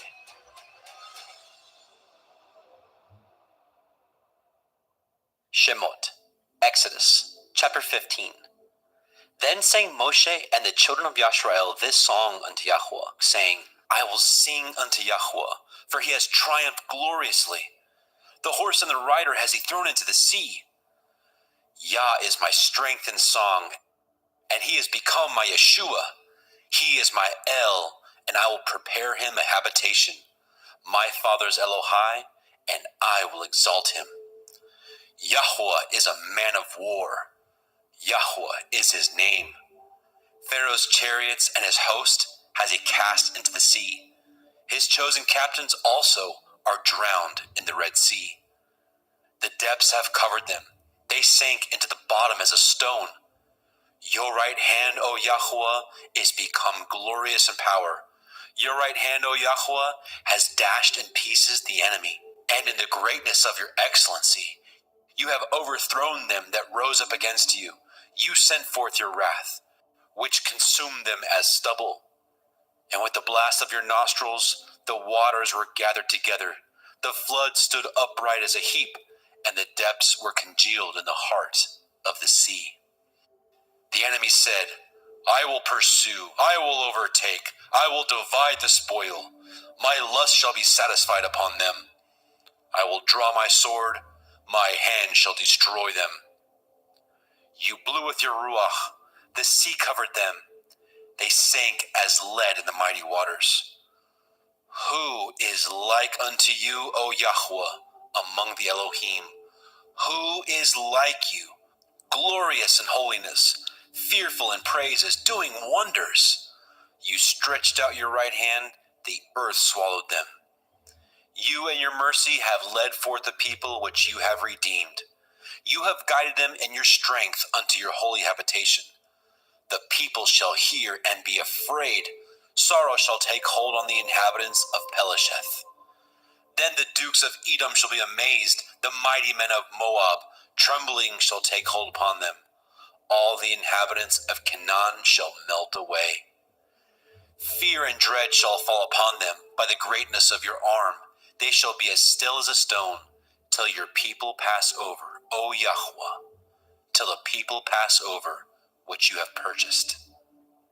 You shall bring them in and plant them in the mountain of your inheritance, in the place, O Yahweh, which you have made for you to dwell in the sanctuary, O Adonai, which your hands have established. Yahweh shall reign forever and ever. For the horse of Pharaoh went in with his chariots and with his horsemen into the sea, and Yahweh brought again the waters of the sea upon them. But the children of Yashrael went on dry land in the midst of the sea. And Miriam, the prophetess, the sister of Aharon, took a timbrel in her hand, and all the women went out after her with timbrels and dances. And Miriam answered them, Sing ye to Yahweh, for he has triumphed gloriously. The horse and his rider has he thrown into the sea. So Moshe brought Yashrael from the Red Sea, and they went out into the wilderness of Shur. And they went 3 days in the wilderness and found no water. And when they came to Marah, they could not drink of the waters of Marah, for they were bitter. Therefore, the name of it was called Marah. And the people murmured against Moshe, saying, What shall we drink? And he cried unto El Yahweh. And Yahweh showed him a tree, which, when he had cast into the waters were made sweet. There he made for them a statute and an ordinance, and there he proved them, and said, If you will diligently hearken to the voice of Yahweh Elohim, and will do that which is right in his sight, and will give ear to his commandments, and guard all his statutes, I will put none of these diseases upon you, which I have brought upon the Mitzrayim, for I am Yahweh Ropheka. And they came to Elim, where there were 12 wells of water, and 70 palm trees, and they encamped there by the waters.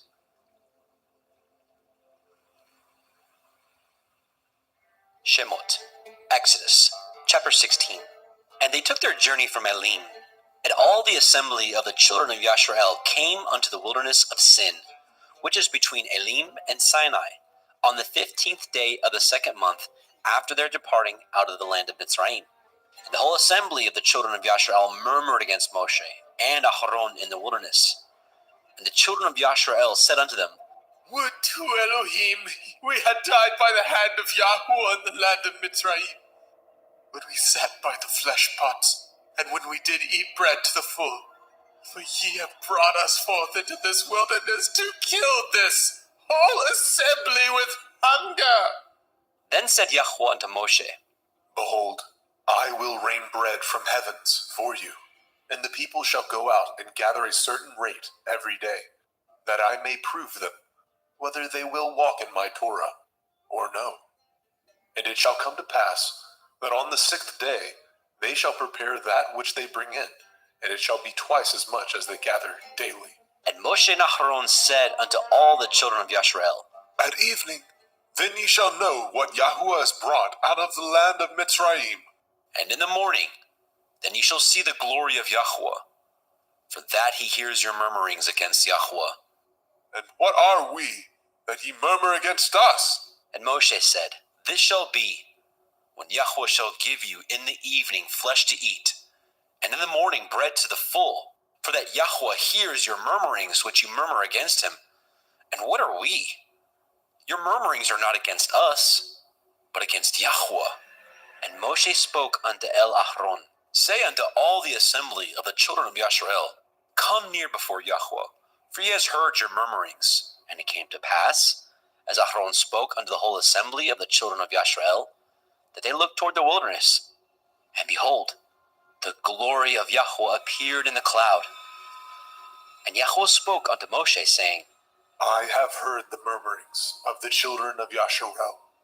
Speak unto them, saying, At evening ye shall eat flesh, and in the morning ye shall be filled with bread, and ye shall know that I am Yahuwah Elohim. And it came to pass that at evening the quails came up and covered the camp, and in the morning the dew lay round about the host. And when the dew that lay was gone up, behold, upon the face of the wilderness there lay a small round thing, as small as the hoarfrost on the ground. And when the children of Yashrael saw it, they said one to another, It is manna, for they knew not what it was. And Moshe said unto them, This is the bread which Yahweh has given you to eat. This is the thing which Yahweh has commanded. Gather of it every man according to his eating, an omer for every man, according to the number of your persons. Take you every man for them which are in his tents. And the children of Yashrael did so, and gathered some more, some less. And when they did meet it with an omer, he that gathered much had nothing over, and he that gathered little had no lack. They gathered every man according to his eating. And Moshe said, Let no man leave of it till the morning. Notwithstanding they hearkened not unto Moshe. But some of them left of it until the morning, and it bred worms, and stank. And Moshe was wroth with them. And they gathered it every morning, every man according to his eating. And when the sun waxed hot, it melted. And it came to pass that on the 6th day they gathered twice as much bread, 2 omers for one man. And all the rulers of the assembly came and told Moshe. And he said unto them, This is that which Yahweh has said. Tomorrow is the rest of the holy Shabbat unto Yahweh. Bake that which you will bake today, and seethe that you will seethe, and that which remains over lay up for you to be kept until the morning. And they laid it up until the morning, as Moshe bade, and it did not stink, neither was there any worm therein. And Moshe said, Eat that today, for today is a Shabbat unto Yahweh. Today ye shall not find it in the field. 6 days shall ye gather it, but on the 7th day, which is the Shabbat, in it there shall be none. And it came to pass that there went out some of the people on the 7th day for to gather, and they found none. And Yahweh said unto Moshe, How long refuse ye to guard my commandments and my Torah?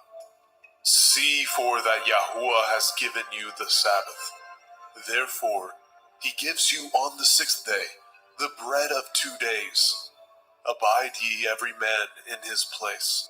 Let no man go out of his place on the 7th day. So the people rested on the 7th day. And the house of Yashrael called the name thereof manna. And it was like coriander seed, white, and the taste of it was like wafers made with honey. And Moshe said, This is the thing which Yahweh commands. Fill an omer of it to be kept for your generations, that they may see the bread wherewith I have fed you in the wilderness, when I brought you forth from the land of Mitzrayim. And Moshe said unto Aharon, take a pot, and put an omer full of manna therein, and lay it up before Yahweh, to be kept for your generations.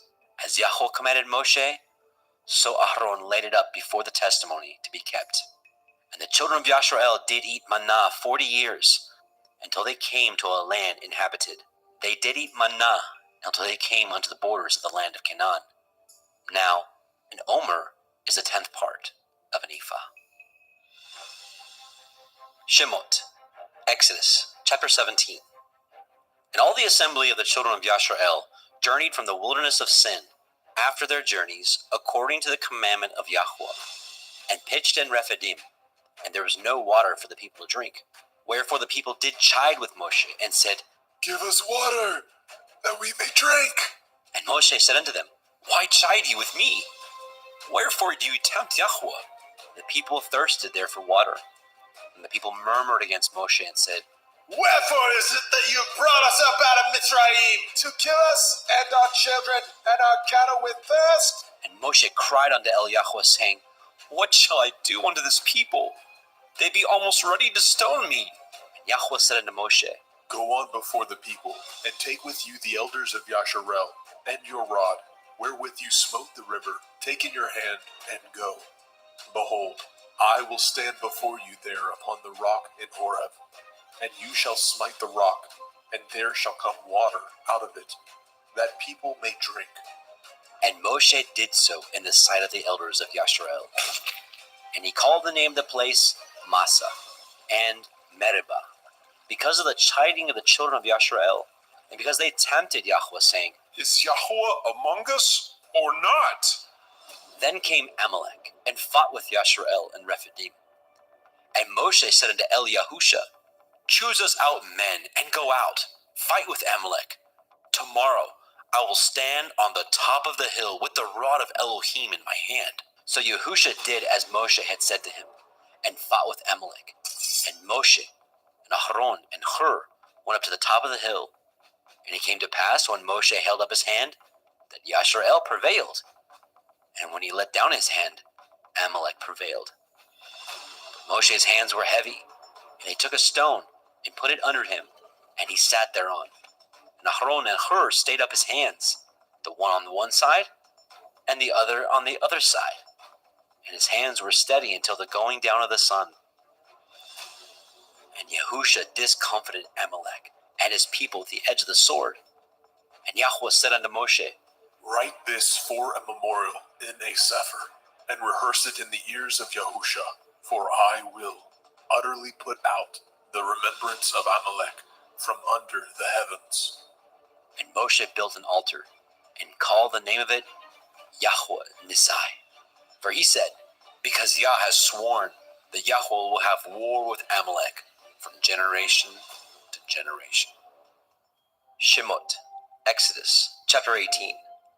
When Yitro, the priest of Midian, Moshe's father-in-law, heard all that Elohim had done for Moshe, and for Yasharel his people, and that Yahweh had brought Yasharel out of Mitzrayim, then Yitro, Moshe's father-in-law, took Zipporah, Moshe's woman, after he had sent her back, and her 2 sons, of which the name of the one was Gershom, for he said, I have been an alien in a strange land. And the name of the other was Eleazar, for the Elohai of my father, said he, was my help, and delivered me from the sword of Pharaoh.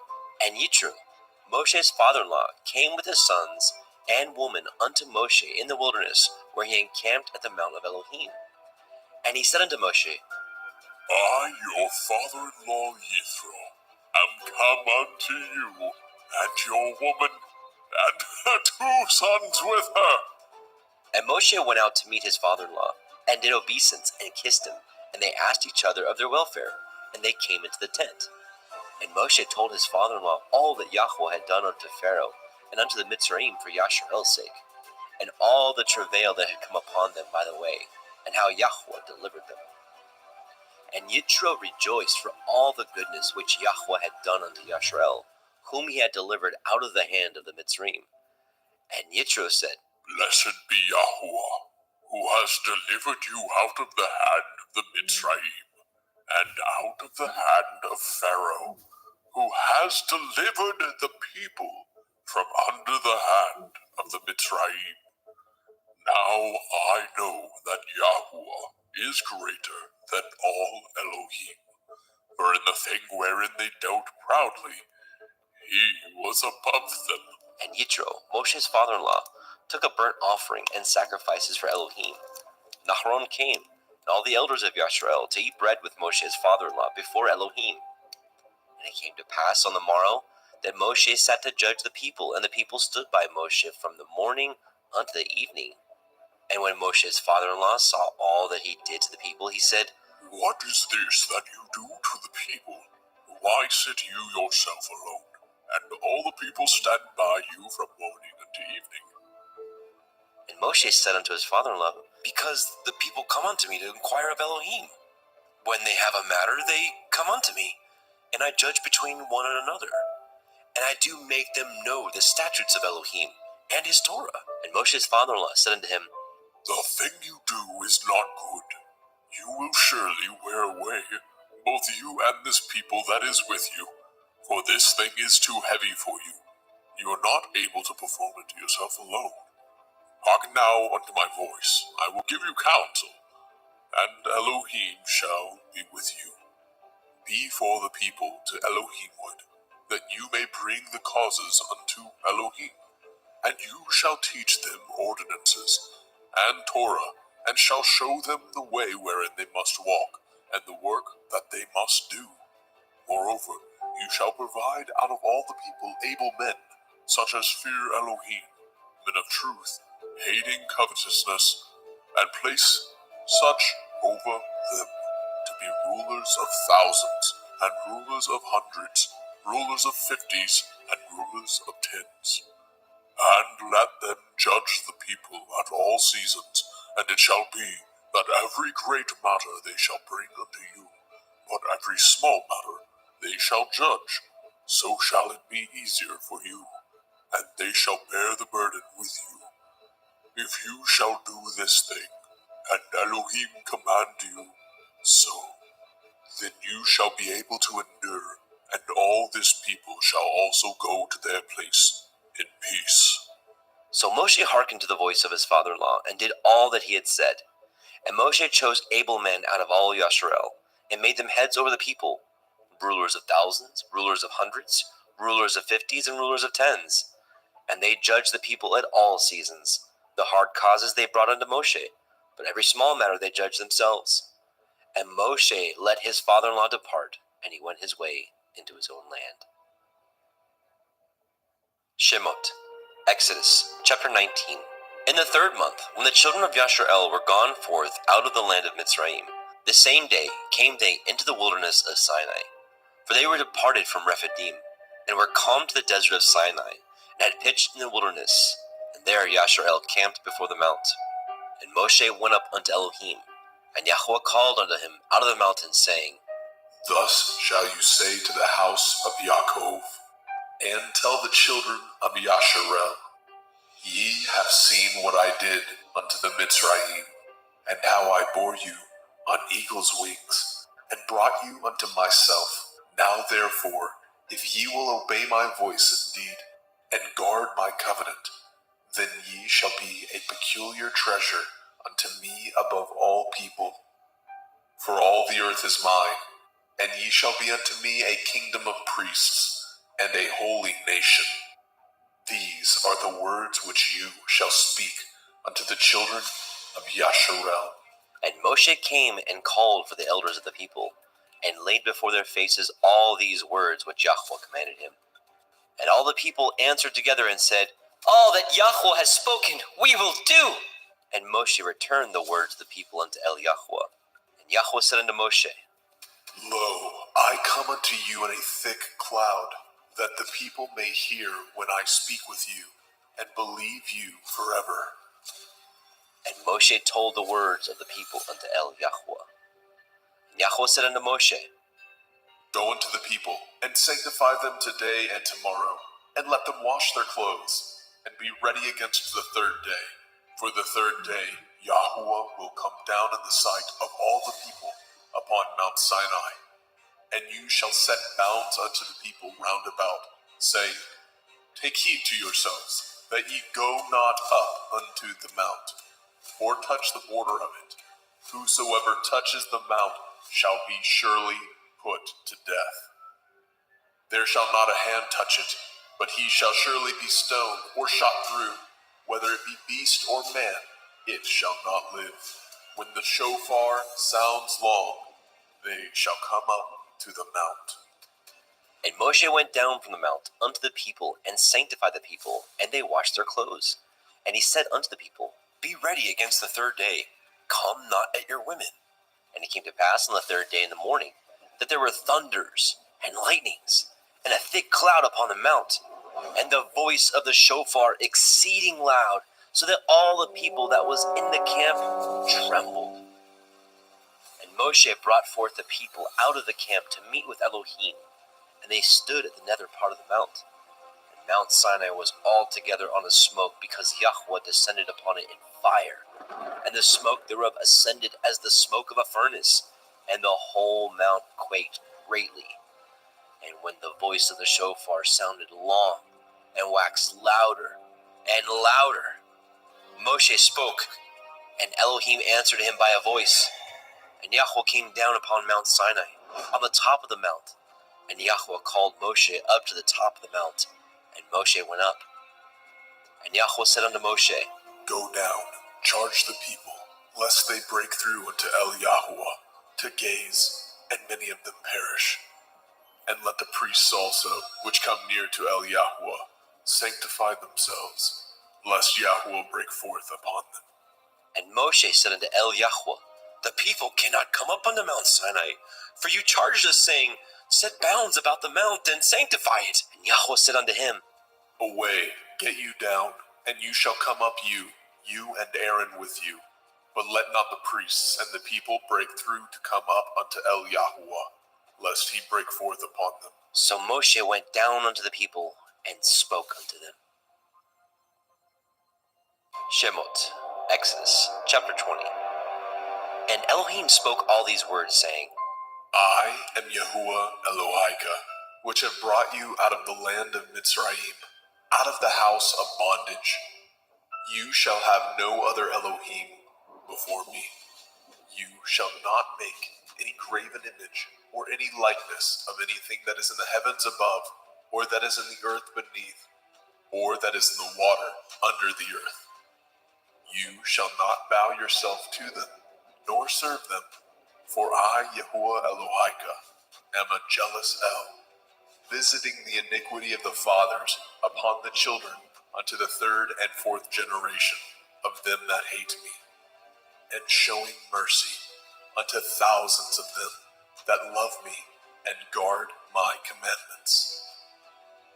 You shall not take the name of Yahuwah Elohika in vain, for Yahuwah will not hold him guiltless that takes his name in vain. Remember the day of the Sabbath, to keep it holy. 6 days shall you labor, and do all your work, but the seventh day is the Sabbath of Yahuwah Elohika. In it you shall not do any work, you, nor your son, nor your daughter, your manservant, nor your maidservant, nor your cattle, nor your stranger that is within your gates. For in 6 days Yahweh made the heavens and the earth, the sea and all that is in them, and rested the seventh day. Wherefore Yahweh blessed the day of the Sabbath, and hallowed it. Honor your father and your mother, that your days may be long upon the land which Yahuwah Elohika gives you. You shall not kill. You shall not break wedlock. You shall not steal. You shall not bear false witness against your neighbor. You shall not lust after your neighbor's house. You shall not lust after your neighbor's woman, nor his manservant, nor his maidservant, nor his ox, nor his ass, nor anything that is your neighbor's. And all the people saw the thunderings and the lightnings, and the noise of the shofar, and the mountain smoking. And when the people saw it, they removed and stood afar off. And they said unto Moshe, Speak with us, and we will hear, but let not Elohim speak with us, lest we die. And Moshe said unto the people, Fear not, for Elohim is come to prove you, and that his fear may be before your faces, that you sin not. And the people stood afar off, and Moshe drew near unto the thick darkness where Elohim was. And Yahweh said unto Moshe, Thus you shall say unto the children of Yasharel, Ye have seen that I have talked with you from heaven. Ye shall not make with me Elohai of silver, neither shall ye make unto you Elohai of gold. An altar of earth you shall make unto me, and shall sacrifice thereon your burnt offerings, and your peace offerings, your sheep and your oxen. In all places where I record my name, I will come unto you, and I will bless you. And if you will make me an altar of stone, you shall not build it of hewn stone. For if you lift up your tool upon it, you have polluted it. Neither shall you go up by steps unto my altar, that your nakedness be not discovered thereon. Shemot, Exodus chapter 21. Now these are the judgments which you shall set before them. If you obtain an Ephraim servant, 6 years he shall serve, and in the 7th he shall go out free for nothing. If he came in by himself, he shall go out by himself. If he were married, then his woman shall go out with him. If his master have given him a woman, and she have borne him sons or daughters, the woman and her children shall be her master's, and he shall go out by himself. And if the servant shall plainly say, I love my master, my woman, and my children, I will not go out free, then his master shall bring him unto the judges. He shall also bring him to the door, or unto the doorpost, and his master shall pierce his ear through with an awl, and he shall serve him forever. And if a man surrenders his daughter to be a maidservant, she shall not go out as the men servants do. If she please not her master, who has betrothed her to himself, then shall he let her be redeemed. To surrender her unto a strange nation, he shall have no power, seeing he has dealt deceitfully with her. If he have betrothed her unto his son, he shall deal with her after the manner of daughters. If he take him another woman, her food, her raiment, and her duty of marriage shall he not diminish. And if he do not these 3 unto her, then shall she go out free without money. He that smites a man so that he die shall be surely put to death. And if a man lie not in wait, but Elohim deliver him into his hand, then I will appoint you a place whither he shall flee. But if a man come presumptuously upon his neighbor to slay him with guile, you shall take him from my altar, that he may die.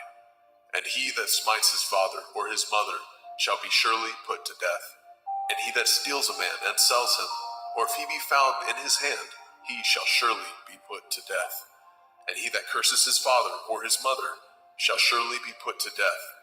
And if men strive together, and one smite another with a stone, or with his fist, and he die not, but keeps his bed, if he rise again, and walk abroad upon his staff, then shall he that smote him be innocent. Only he shall pay for the loss of his time, and shall cause him to be thoroughly healed. And if a man smite his servant, or his mate with a rod, and he die under his hand, he shall surely be punished. Notwithstanding, if he continue a day or 2, he shall not be punished, for he is his money. If men strive and hurt a woman with a child, so that her fruit depart from her, and yet no mischief follow, he shall surely be punished, according as the woman's man will lay upon him. He shall pay as the judges determine. And if any mischief follow, then you shall give life for life, eye for eye, tooth for tooth, hand for hand, foot for foot, burning for burning, wound for wound, stripe for stripe. And if a man smite the eye of his servant, or the eye of his maid, that it perish, he shall let him go free for his eye's sake. If he smite out his manservant's tooth, or his maidservant's tooth, he shall let him go free for his tooth's sake. If an ox gore a man or a woman, that they die, then the ox shall be surely stoned, and his flesh shall not be eaten, but the owner of the ox shall be innocent. But if the ox were wont to push with his horn in the time past, and it has been testified to his owner, and he has not kept him in, but that he has killed a man or a woman, the ox shall be stoned, and his owner also shall be put to death. If there be laid on him a sum of money, then he shall give for the ransom of his life whatsoever is laid upon him. Whether he have gored a son or have gored a daughter, according to this judgment shall it be done unto him. If the ox shall push a manservant or maidservant, he shall give unto their master 30 shekels of silver, and the ox shall be stoned. And if a man shall open a pit, or if a man shall dig a pit, and not cover it, and an ox or an ass fall therein, the owner of the pit shall make it good, and give up money unto the owner of them, and the dead beast shall be his. And if the ox of one man hurts the ox of another, that he die, then they shall sell the live ox, and divide the money of it, and the dead ox also they shall divide. Or if it be known that the ox has used to push in time past, and his owner has not kept him in, he shall surely pay ox for ox, and the dead shall be his own. Shemot, Exodus, chapter 22. If a man shall steal an ox or a sheep and kill it, or sell it, he shall restore 5 oxen for an ox, and 4 sheep for a sheep. If a thief be found breaking up, and be smitten that he die, there shall no blood be shed for him. If the sun be risen upon him, there shall be blood shed for him, for he should make full restitution. If he have nothing, then he shall be sold for his theft. If the theft be certainly found in his hand alive, whether it be ox or ass or sheep, he shall restore double. If a man shall cause a field or vineyard to be eaten, and shall put in his beast, and shall feed in another man's field, of the best of his own field, and of the best of his own vineyard, shall he make restitution. If fire break out and catch in thorns, so that the stacks of grain, or the standing grain, or the field be consumed therewith, he that kindled the fire shall surely make restitution. If a man shall deliver unto his neighbor money or stuff to guard, and it be stolen out of the man's house, if the thief be found, let him pay double. If the thief be not found, then the master of the house shall be brought unto the judges, to see whether he hath put his hand unto his neighbor's goods. For all manner of transgression, whether it be for ox, for ass, for sheep, for raiment, or for any manner of lost thing, which another challenge to be his, the cause of both parties shall come before the judges, and whom the judges shall condemn, he shall pay double unto his neighbor. If a man deliver unto his neighbor an ass, or an ox, or a sheep, or any beast to guard, and it die, or be hurt, or driven away, no man seeing it, then shall an oath of Yahuwah be between them both, that he has not put his hand unto his neighbor's goods, and the owner of it shall accept thereof, and he shall not make it good. And if it be stolen from him, he shall make restitution unto the owner thereof. And if it be torn in pieces, then let him bring it for witness, and he shall not make good that which was torn. And if a man borrow aught of his neighbor, and it be hurt or die, the owner thereof being not with it, he shall surely make it good. But if the owner thereof be with it, he shall not make it good. If it be a hired thing, it came for his hire. And if a man entice a maid that is not betrothed, and lie with her, he shall surely endow her to be his woman. And if a father utterly refuse to give her unto him, he shall pay money according to the dowry of virgins. You shall not suffer a witch to live. Whosoever lies with a beast shall surely be put to death. He that sacrifices unto the Elohim, save unto Yahuwah only, he shall be utterly destroyed. You shall neither vex a stranger nor oppress him, for ye were strangers in the land of Mizraim. Ye shall not afflict any widow or fatherless child. If you afflict them in any wise, and they cry at all unto me, I will surely hear their cry. And my wrath shall wax hot, and I will kill you with the sword, and your women shall be widows, and your children fatherless. If you lend money to any of my people that is poor by you, you shall not be to him as a usurer, neither shall you lay upon him usury. If you at all take your neighbor's raiment to pledge, you shall deliver it unto him by the time that the sun goes down. For that is his covering only, it is his raiment for his skin, wherein shall he sleep. And it shall come to pass, when he cries unto me, that I will hear, for I am gracious. You shall not revile the Elohim, nor curse the ruler of your people. You shall not delay to offer the first of your ripe fruit, and of your liquors, the firstborn of your sons shall you give unto me. Likewise, shall you do with your oxen and with your sheep. 7 days it shall be with this dam. On the 8th day you shall give it to me. And ye shall be holy men unto me. Neither shall ye eat any flesh that is torn of beast in the field. Ye shall cast it to the dogs. Shemot, Exodus, chapter 23. You shall not raise a false report. Put not your hand with the wicked to be an unrighteous witness. You shall not follow a multitude to do evil, neither shall you speak in a cause, to decline after many, to pervert judgment. Neither shall you countenance a poor man in his cause. If you meet your enemy's ox or his ass going astray, you shall surely bring it back to him again.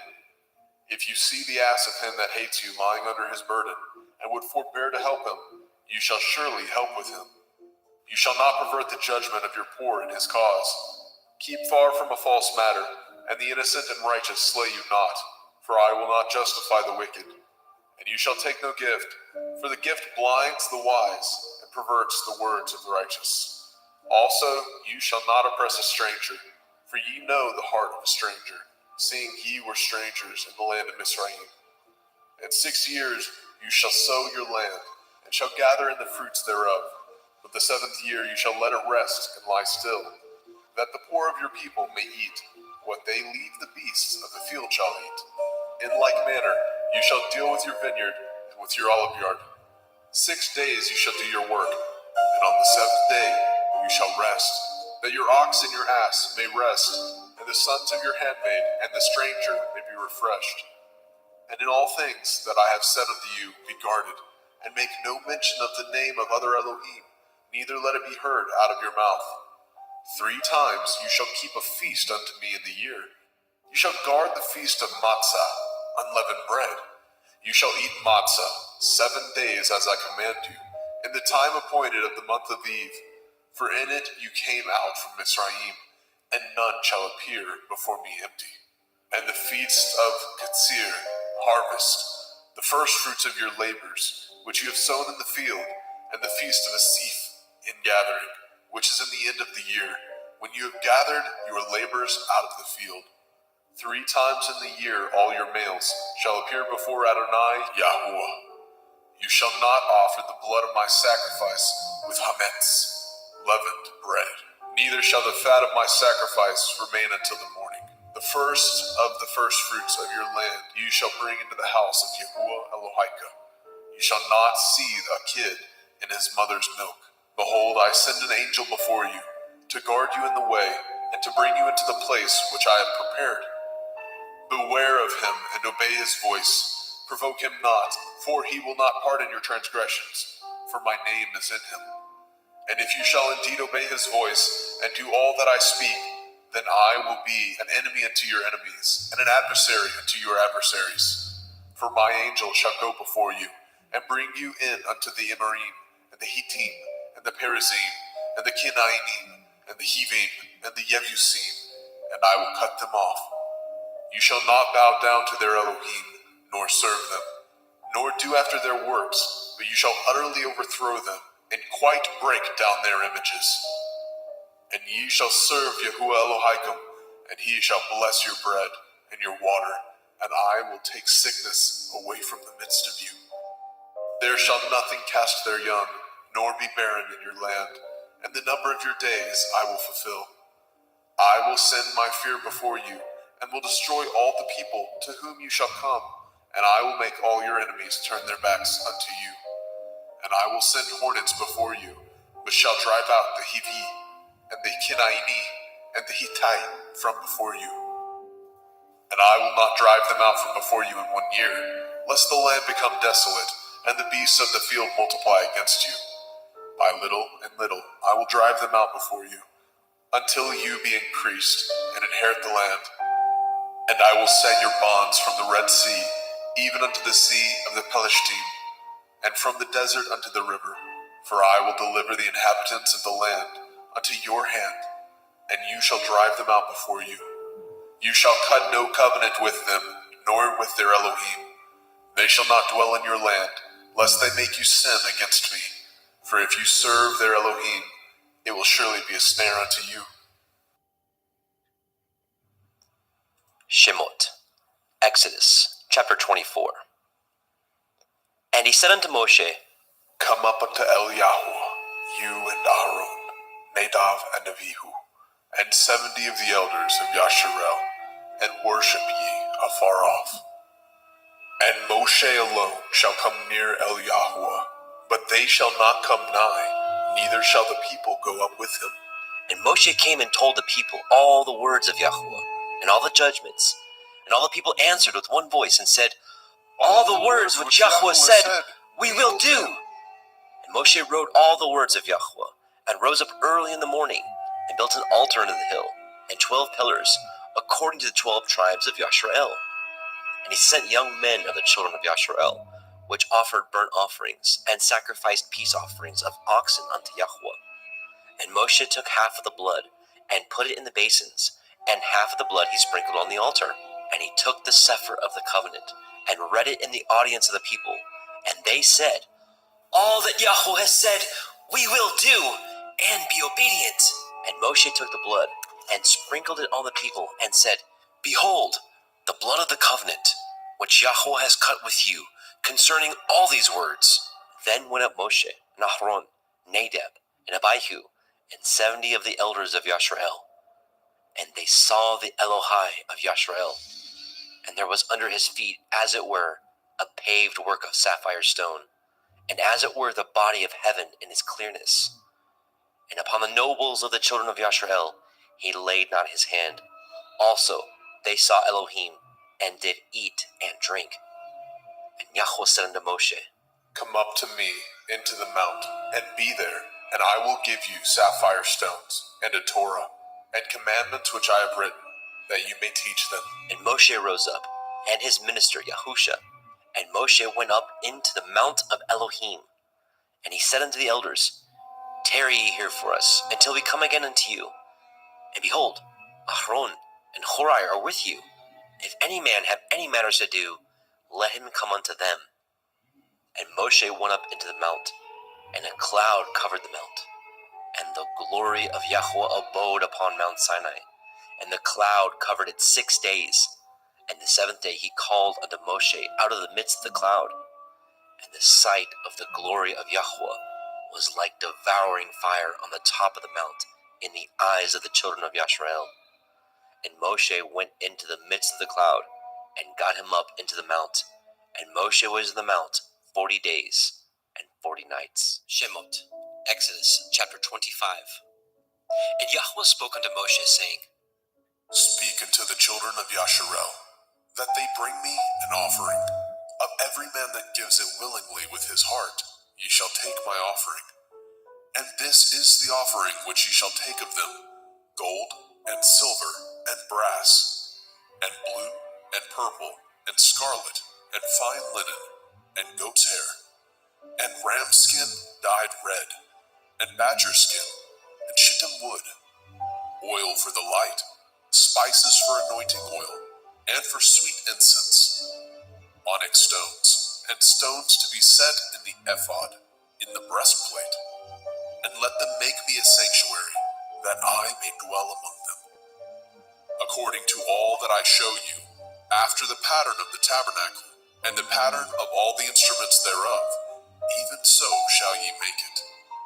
And they shall make an ark of shittim wood, 2 cubits and a half shall be the length thereof, and a cubit and a half the breadth thereof, and a cubit and a half the height thereof. And you shall overlay it with pure gold, within and without shall you overlay it, and shall make upon it a crown of gold round about. And you shall cast 4 rings of gold for it, and put them in the corners thereof, and 2 rings shall be in the one side of it, and 2 rings on the other side of it. And you shall make staves of shittim wood, and overlay them with gold.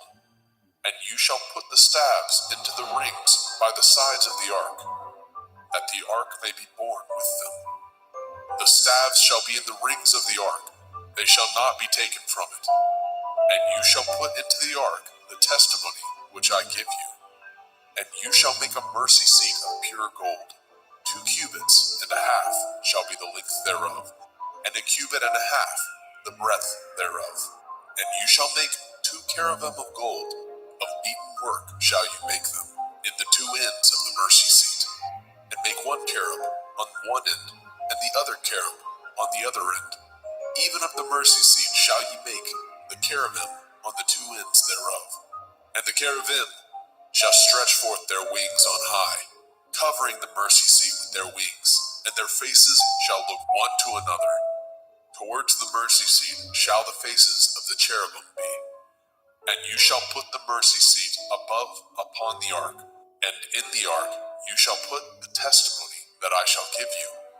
And there I will meet with you, and I will commune with you from above the mercy seat, from between the 2 cherubim, which are upon the ark of the testimony, of all things which I give you in commandment unto the children of Yasharel.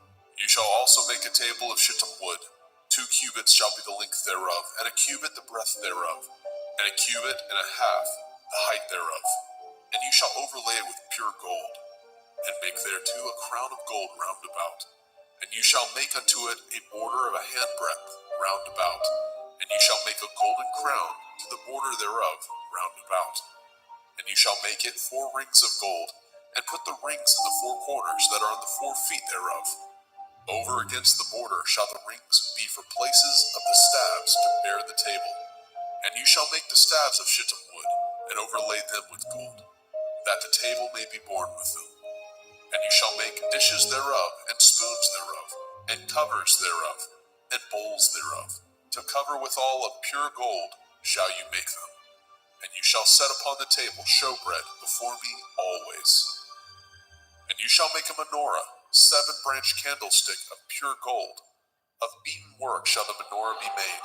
His shaft and his branches, his bowls, his knobs, and his flowers shall be of the same. And 6 branches shall come out of the sides of it, 3 branches of the menorah out of the one side, and 3 branches of the menorah out of the other side. 3 bowls made like unto almonds, with a knob and a flower in one branch, and 3 bowls made like almonds in the other branch, with a knob and a flower. So with the 6 branches that come out of the menorah. And in the menorah shall be 4 bowls made like unto almonds, with their knobs and their flowers. And there shall be a knob under 2 branches of the same, and a knob under 2 branches of the same, and a knob under 2 branches of the same, according to the 6 branches that proceed out of the menorah. Their knobs and their branches shall be of the same. All of it shall be one beaten work of pure gold. And you shall make the 7 lamps thereof, and they shall light the lamps thereof, that they may give light over against it. And the tongs thereof, and the snuff dishes thereof, shall be of pure gold. Of a talent of pure gold shall he make it, with all these vessels. And look that you make them after the pattern, which was showed you in the mount. Shemot, Exodus chapter 26. Moreover, you shall make the tabernacle with 10 curtains of fine twined linen, and blue and purple, and scarlet, with cherubim of cunning work shall you make them. The length of 1 curtain shall be 8 and 20 cubits, and the breadth of 1 curtain 4 cubits. Every one of the curtains shall have 1 measure. The 5 curtains shall be coupled together, one to another, and other 5 curtains shall be coupled one to another. And you shall make loops of blue upon the edge of the 1 curtain from the selvage in the coupling, and likewise shall you make in the uttermost edge of another curtain in the coupling of the second. 50 loops shall you make in the 1 curtain, and 50 loops shall you make in the edge of the curtain that is the coupling of the second, and the loops may take hold one of another. And you shall make 50 taches of gold, and couple the curtains together with the taches, and it shall be 1 tabernacle. And you shall make curtains of goat hair to be a covering upon the tabernacle. 11 curtains shall you make. The length of 1 curtain shall be 30 cubits, and the breadth of 1 curtain 4 cubits, and the 11 curtains shall be all of 1 measure. And you shall couple 5 curtains by themselves, and 6 curtains by themselves, and shall double the 6th curtain in the forefront of the tabernacle. And you shall make 50 loops on the edge of the 1 curtain that is utmost in the coupling, and 50 loops in the edge of the curtain which couples the second. And you shall make 50 taches of brass, and put the taches into the loops, and couple the tent together, that it may be one. And the remnant that remains of the curtain of the tent, the half curtain that remains, shall hang over the backside of the tabernacle, and a cubit on the one side, and a cubit on the other side, of that which remains in the length of the curtains of the tent. It shall hang over the sides of the tabernacle, on this side and on that side, to cover it. And you shall make a covering for the tent of ram skin dyed red, and a covering above of badger skin. And you shall make the boards for the tabernacle of shittim wood, standing up. 10 cubits shall be the length of a board, and a cubit and a half shall be the breadth of one board. 2 tenons shall be in one board, set in order one against another. Thus shall you make for all the boards of the tabernacle. You shall make the boards for the tabernacle, 20 boards on the south side southward. And you shall make 40 sockets of silver under the 20 boards, 2 sockets under one board for his 2 tenons, and 2 sockets under another board for his 2 tenons. And for the second side of the tabernacle, on the north side, there shall be 20 boards, and there 40 sockets of silver, 2 sockets under one board, and 2 sockets under another board. And for the sides of the tabernacle westward, you shall make 6 boards.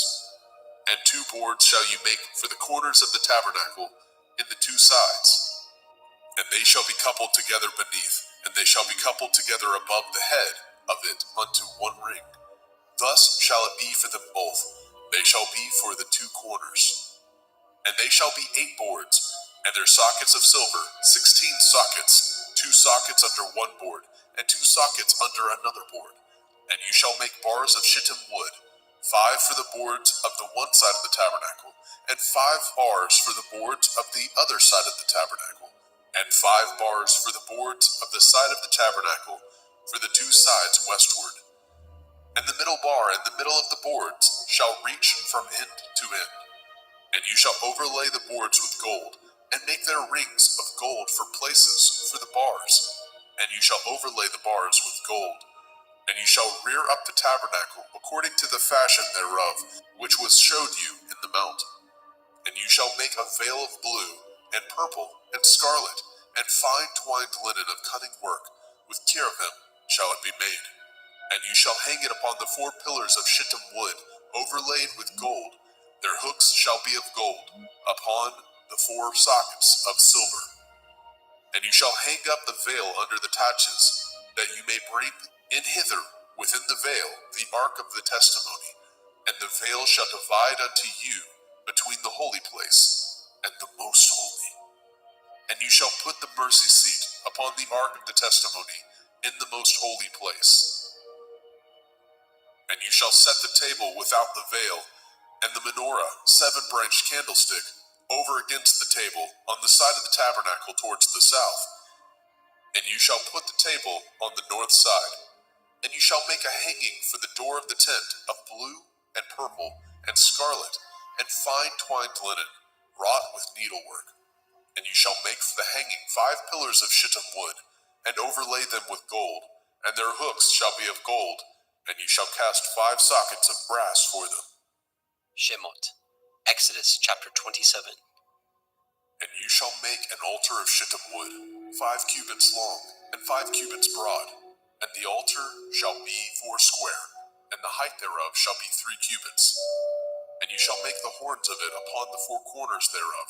His horns shall be of the same, and you shall overlay it with brass. And you shall make his pans to receive his ashes, and his shovels, and his basins, and his flesh hooks, and his fire pans. All the vessels thereof you shall make of brass. And you shall make it for a grate of network of brass, and upon the net shall you make 4 brazen rings in the 4 corners thereof. And you shall put it under the compass of the altar beneath, that the net may be even to the midst of the altar. And you shall make staves for the altar, staves of shittim wood, and overlay them with brass. And the staves shall be put into the rings, and the staves shall be upon the 2 sides of the altar, to bear it. Hollow with boards shall you make it, as it was showed you in the mount, so shall they make it. And you shall make the court of the tabernacle. For the south side southward, there shall be hangings for the court of fine twined linen, of 100 cubits long for one side. And the 20 pillars thereof and their 20 sockets shall be of brass. The hooks of the pillars and their fillets shall be of silver. And likewise for the north side in length there shall be hangings of 100 cubits long, and his 20 pillars and their 20 sockets of brass, the hooks of the pillars and their fillets of silver. And for the breadth of the court on the west side shall be hangings of 50 cubits, their pillars 10, and their sockets 10. And the breadth of the court on the east side eastward shall be 50 cubits. The hangings of one side of the gate shall be 15 cubits, their pillars 3, and their sockets 3. And on the other side shall be hangings 15 cubits, their pillars 3, and their sockets 3. And for the gate of the court shall be hangings of 20 cubits, of blue and purple and scarlet and fine twined linen, wrought with needlework. And their pillars shall be 4, and their sockets 4. All the pillars round about the court shall be filleted with silver. Their hooks shall be of silver, and their sockets of brass. The length of the court shall be 100 cubits, and the breadth 50 everywhere. And the height of 5 cubits of fine twined linen, and their sockets of brass. All the vessels of the tabernacle in the service thereof, and all the pins thereof, and all the pins of the court shall be of brass. And you shall command the children of Yasharel that they bring you pure olive oil, beaten for the light, to cause the lamp to burn always. In the tabernacle of the assembly, without the veil, which is before the testimony, Aaron and his sons shall order it from evening to morning before Yahuwah. It shall be a statute forever unto their generations on the behalf of the children of Yasharel. Shemot, Exodus chapter 28. And take unto you Aaron your brother, and his sons with him, from among the children of Yasharel, that he may minister unto me in the priest's office, even Aaron, Nadab, and Abihu, Eleazar, and Itamar, Aaron's sons. And you shall make holy garments for Aaron your brother, for glory and for beauty. And you shall speak unto all that are wise-hearted, whom I have filled with the Ruach Hakmah, spirit of wisdom, that they may make Aaron's garments to consecrate him, that he may minister unto me in the priest's office. And these are the garments which they shall make: a breastplate, an ephod, and a robe, and a broidered coat, a turban, and a belt.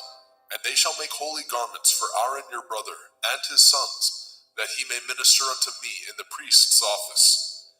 And they shall take gold, and blue, and purple, and scarlet, and fine linen, and they shall make an ephod of gold, of blue, of purple, of scarlet, and fine twined linen, with cunning work.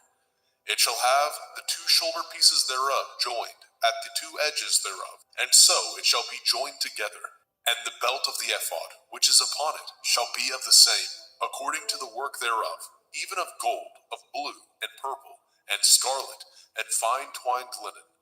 And you shall take the 2 onyx stones, and grave on them the names of the children of Yasharel, 6 of their names on one stone, and the other 6 names of the rest on the other stone, according to their birth. With the work of an engraver in stone, like the engravings of a signet, shall you engrave the 2 stones with the names of the children of Yasharel. You shall make them to be set in ouches of gold. And you shall put the 2 stones upon the shoulders of the ephod for stones of memorial unto the children of Yasharel. And Aaron shall bear their names before Yahuwah upon his 2 shoulders for a memorial.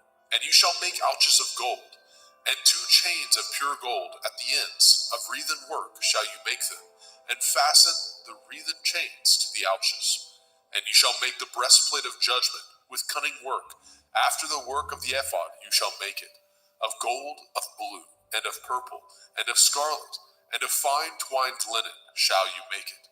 4 square it shall be, being doubled. A span shall be the length thereof, and a span shall be the breadth thereof. And you shall set in it settings of stone, even 4 rows of stones. The first row shall be sardius, a topaz, a carbuncle. This shall be the first row. And the second row shall be an emerald, a sapphire, and a diamond. And the third row, a ligure, an agate, and an amethyst. And the fourth row a beryl, and an onyx, and a jasper. They shall be set in gold in their enclosings. And the stones shall be with the names of the children of Yasharel, 12, according to their names, like the engravings of a signet.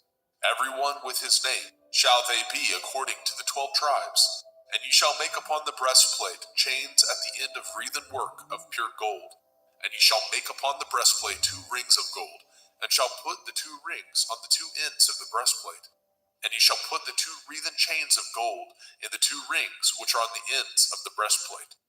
And the other 2 ends of the 2 wreathen chains ye shall fasten in the 2 ouches, and put them on the shoulder pieces of the ephod before it. And ye shall make 2 rings of gold, and ye shall put them upon the 2 ends of the breastplate in the order thereof, which is in the side of the ephod inward. And 2 other rings of gold you shall make, and shall put them on the 2 sides of the ephod underneath, towards the forepart thereof, over against the other coupling thereof, above the belt of the ephod. And they shall bind the breastplate by the rings thereof unto the rings of the ephod, with a lace of blue, that it may be above the belt of the ephod, and that the breastplate be not loosed from the ephod. And Aaron shall bear the names of the children of Yasharel in the breastplate of judgment upon his heart, when he goes in unto the holy place, for a memorial before Yahweh continually. And you shall put in the breastplate of judgment the Urim and the Thummim, and they shall be upon Aaron's heart, when he goes in before Yahweh. And Aaron shall bear the judgment of the children of Yasharel upon his heart before Yahweh continually. And you shall make the robe of the ephod all of blue, and there shall be a hole in the top of it. In the midst thereof it shall have a binding of woven work round about the whole of it, as it were the hole of a habergeon, that it be not rent. And beneath upon the hem of it you shall make pomegranates of blue, of purple, and of scarlet, round about the hem thereof, and bells of gold between them round about, a golden bell and a pomegranate, a golden bell and a pomegranate, upon the hem of the robe round about. And it shall be upon Aaron to minister, and his sound shall be heard when he goes in unto the holy place before Yahweh, and when he comes out, that he die not. And you shall make a plate of pure gold, grave upon it, like the engravings of a signet, Kodesh el Yahweh, holiness unto Yahweh. And you shall put it on a blue lace, that it may be upon the turban. Upon the forefront of the turban it shall be, and it shall be upon Aaron's forehead, that Aaron may bear the iniquity of the holy things, which the children of Yasharel shall hallow in all their holy gifts, and it shall be upon his forehead, that they may be accepted before Yahweh. And you shall embroider the coat of fine linen, and you shall make the turban of fine linen, and you shall make the belt of needlework. And for Aaron's sons you shall make coats, and you shall make for them belts, and bonnets shall you make for them, for glory and for beauty. And you shall put them upon Aaron your brother, and his sons with him, and shall anoint them, and consecrate them, and sanctify them, that they may minister unto me in the priest's office. And you shall make them linen breeches to cover their nakedness, from the loins even unto the thighs they shall reach. And they shall be upon Aaron and upon his sons, when they come in unto the tabernacle of the assembly, or when they come near unto the altar to minister in the holy place, that they bear not iniquity and die. It shall be a statute forever unto him and his seed after him. Shemot, Exodus chapter 29. And this is the thing that you shall do unto them, to hallow them, to minister unto me in the priest's office. Take 1 young bullock, and 2 rams without blemish, and matzah cakes tempered with oil, and matzah wafers anointed with oil. Of wheaten flour shall you make them. And you shall put them into 1 basket, and bring them in the basket, with the bullock and the 2 rams. And Aaron and his sons you shall bring unto the door of the tabernacle of the assembly, and shall wash them with water. And you shall take the garments and put upon Aaron the coat, and the robe of the ephod, and the breastplate, and gird him with the belt of the ephod. And you shall put the turban upon his head, and put the holy crown upon the turban. Then shall you take the anointing oil, and pour it upon his head, and anoint him. And you shall bring his sons, and put coats upon them. And you shall gird them with belts, Aaron and his sons, and put the bonnets on them. And the priest's office shall be theirs for a perpetual statute, and you shall consecrate Aaron and his sons. And you shall cause a bullock to be brought before the tabernacle of the assembly, and Aaron and his sons shall put their hands upon the head of the bullock. And you shall kill the bullock before Yahweh, by the door of the tabernacle of the assembly. And you shall take the blood of the bullock, and put it upon the horns of the altar with your finger, and pour all the blood beside the bottom of the altar. And you shall take all the fat that covers the inwards, and the caul that is above the liver, and the 2 kidneys, and the fat that is upon them, and burn them upon the altar. But the flesh of the bullock, and his skin, and his dung, shall you burn with fire without the camp. It is a sin offering. You shall also take 1 ram, and Aaron and his sons shall put their hands upon the head of the ram. And you shall slay the ram, and you shall take his blood, and sprinkle it round about upon the altar. And you shall cut the ram in pieces, and wash the inwards of him, and his legs, and put them unto his pieces, and unto his head. And ye shall burn the whole ram upon the altar. It is a burnt offering unto Yahweh. It is a sweet savor, an offering made by fire unto Yahweh. And you shall take the other ram, and Aaron and his sons shall put their hands upon the head of the ram. And you shall kill the ram, and take his blood, and put it upon the tip of the right ear of Aaron, and upon the tip of the right ear of his sons, and upon the thumb of their right hand, and upon the great toe of their right foot, and sprinkle the blood upon the altar round about. And ye shall take the blood that is upon the altar, and of the anointing oil, and sprinkle it upon Aaron, and upon his garments, and upon his sons, and upon the garments of his sons with him, and he shall be hallowed, and his garments, and his sons' garments with him. Also you shall take of the ram the fat and the rump, and the fat that covers the inwards, and the caul above the liver, and the 2 kidneys, and the fat that is upon them, and the right shoulder, for it is a ram of consecration. And 1 loaf of bread, and 1 cake of oiled bread, and 1 wafer out of the basket of the matzah that is before Yahweh. And you shall put it all in the hands of Aaron, and in the hands of his sons, and shall wave them for a wave offering before Yahweh.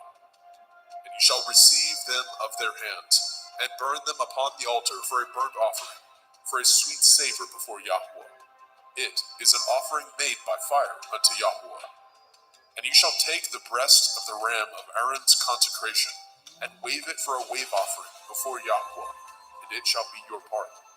And you shall sanctify the breast of the wave offering, and the shoulder of the heave offering, which is waved, and which is heaved up, of the ram of the consecration, even of that which is for Aaron, and of that which is for his sons. And it shall be Aaron and his sons by a statute forever, from the children of Yasharel, for it is a heave offering, and it shall be a heave offering, from the children of Yasharel, of the sacrifice of their peace offerings, even their heave offering unto Yahweh. And the holy garments of Aaron shall be his sons after him, to be anointed therein, and to be consecrated in them. And that son that is priest in his stead shall put them on 7 days, when he comes into the tabernacle of the assembly to minister in the holy place. And you shall take the ram of the consecration, and seethe his flesh in the holy place. And Aaron and his sons shall eat the flesh of the ram, and the bread that is in the basket by the door of the tabernacle of the assembly. And they shall eat those things wherewith the atonement was made, to consecrate and to sanctify them. But a stranger shall not eat thereof, because they are holy. And if aught of the flesh of the consecrations, or of the bread, remain unto the morning, then you shall burn the remainder with fire. It shall not be eaten, because it is holy. And thus shall you do unto Aaron and to his sons, according to all things which I have commanded you. 7 days shall you consecrate them. And you shall offer every day a bullock for a sin offering, for atonement. And you shall cleanse the altar when you have made an atonement for it, and you shall anoint it to sanctify it. 7 days you shall make an atonement for the altar, and sanctify it, and it shall be an altar most holy. Whatsoever touches the altar shall be holy. Now this is that which you shall offer upon the altar: 2 lambs of the first year, day by day, continually. The 1 lamb you shall offer in the morning, and the other lamb you shall offer at evening. And with the 1 lamb 1/10 deal of flour, mingled with the fourth part of a hin of beaten oil, and the fourth part of a hin of wine for a drink offering. And the other lamb you shall offer at evening, and shall do thereto according to the meat offering of the morning, and according to the drink offering thereof, for a sweet savor, an offering made by fire unto Yahweh.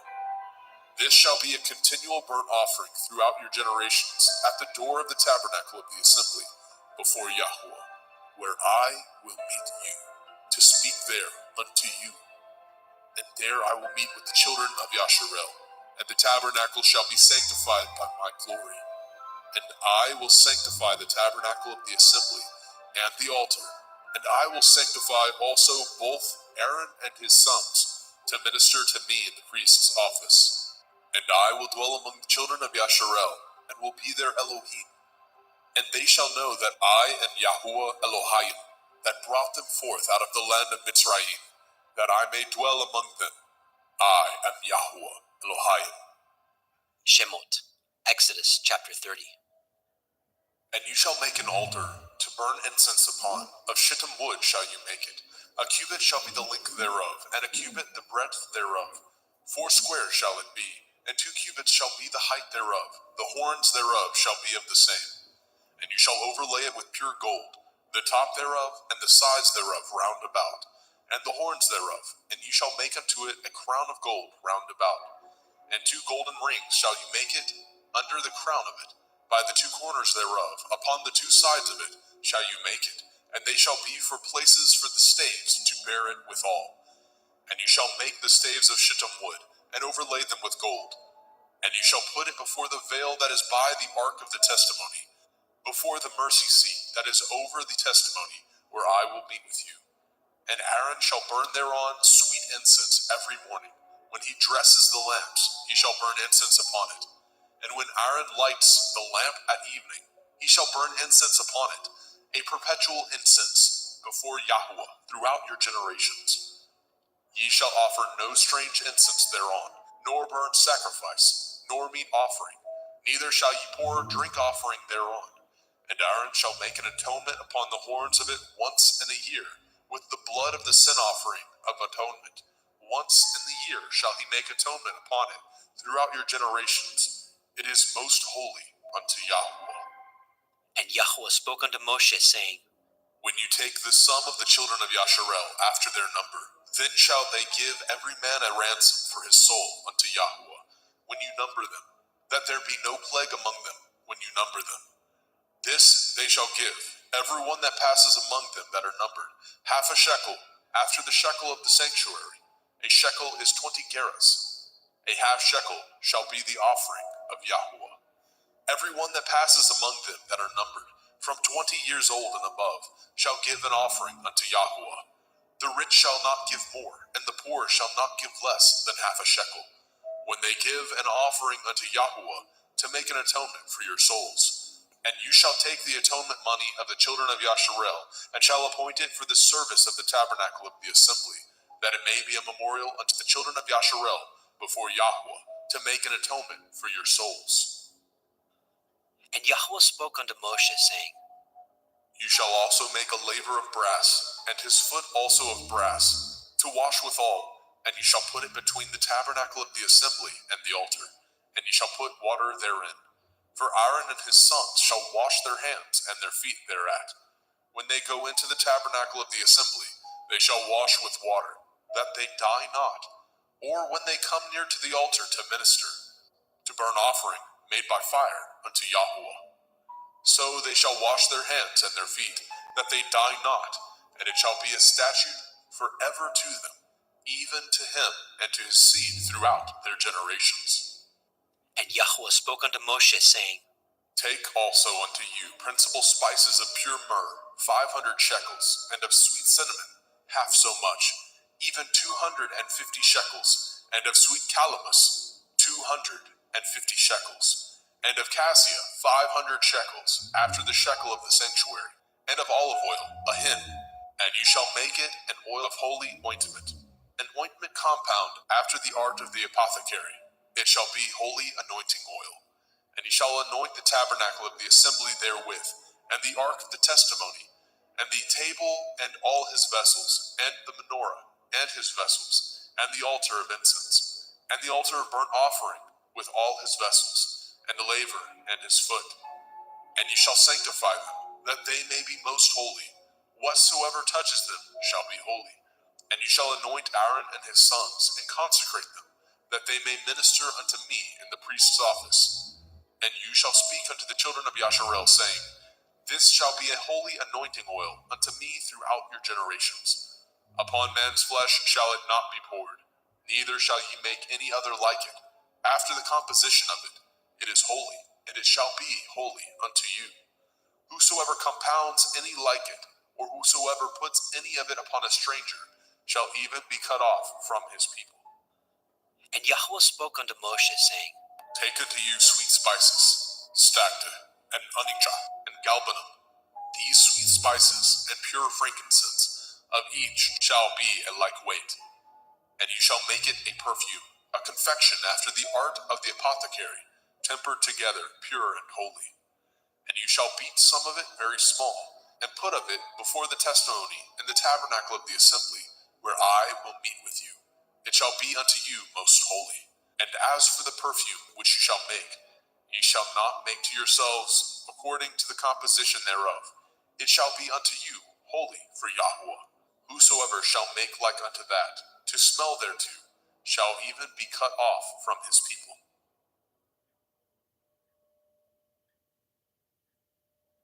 Shemot, Exodus chapter 31. And Yahweh spoke unto Moshe, saying, See, I have called by name Bezalel, the son of Uri, the son of Hori, of the tribe of Yehudah, and I have filled him with the Ruach Elohim, in wisdom and in understanding, and in knowledge, and in all manner of workmanship, to devise cunning works, to work in gold, and in silver, and in brass, and in cutting of stones, to set them, and in carving of timber, to work in all manner of workmanship. And I, behold, I have given with him Oholiab, the son of Ahisamach, of the tribe of Dan, and in the hearts of all that are wise-hearted I have put wisdom, that they may make all that I have commanded you. The tabernacle of the assembly, the ark of the testimony, the mercy seat that is thereupon, and all the furniture of the tabernacle, and the table and his furniture, and the pure menorah with all his furniture, and the altar of incense, and the altar of burnt offering, with all his furniture, and the laver and his foot, and the cloths of service for Aaron the priest, and the garments of his sons to minister in the priest's office, and the anointing oil, and the sweet incense for the holy place. According to all that I have commanded you, shall they do. And Yahweh spoke unto Moshe, saying, Speak also unto the children of Yasharel, saying, Truly my Shabbatot ye shall guard, for it is a sign between me and you throughout your generations, that ye may know that I am Yahuwah Mekodeshim, Yahuwah who sanctifies you. Ye shall guard the Sabbath, therefore, for it is holy unto you. Every one that defiles it shall surely be put to death, for whosoever does any work thereon, that soul shall be cut off from among his people. 6 days may work be done, but in the seventh is the Sabbath of rest, holy unto Yahuwah. Whosoever does any work in the Sabbath, he shall surely be put to death. Wherefore the children of Yasharel shall guard the Sabbath, to keep the Sabbath throughout their generations, for a perpetual covenant.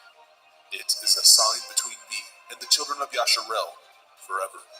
For in 6 days Yahuwah made the heavens and the earth, and on the seventh day he rested, and was refreshed.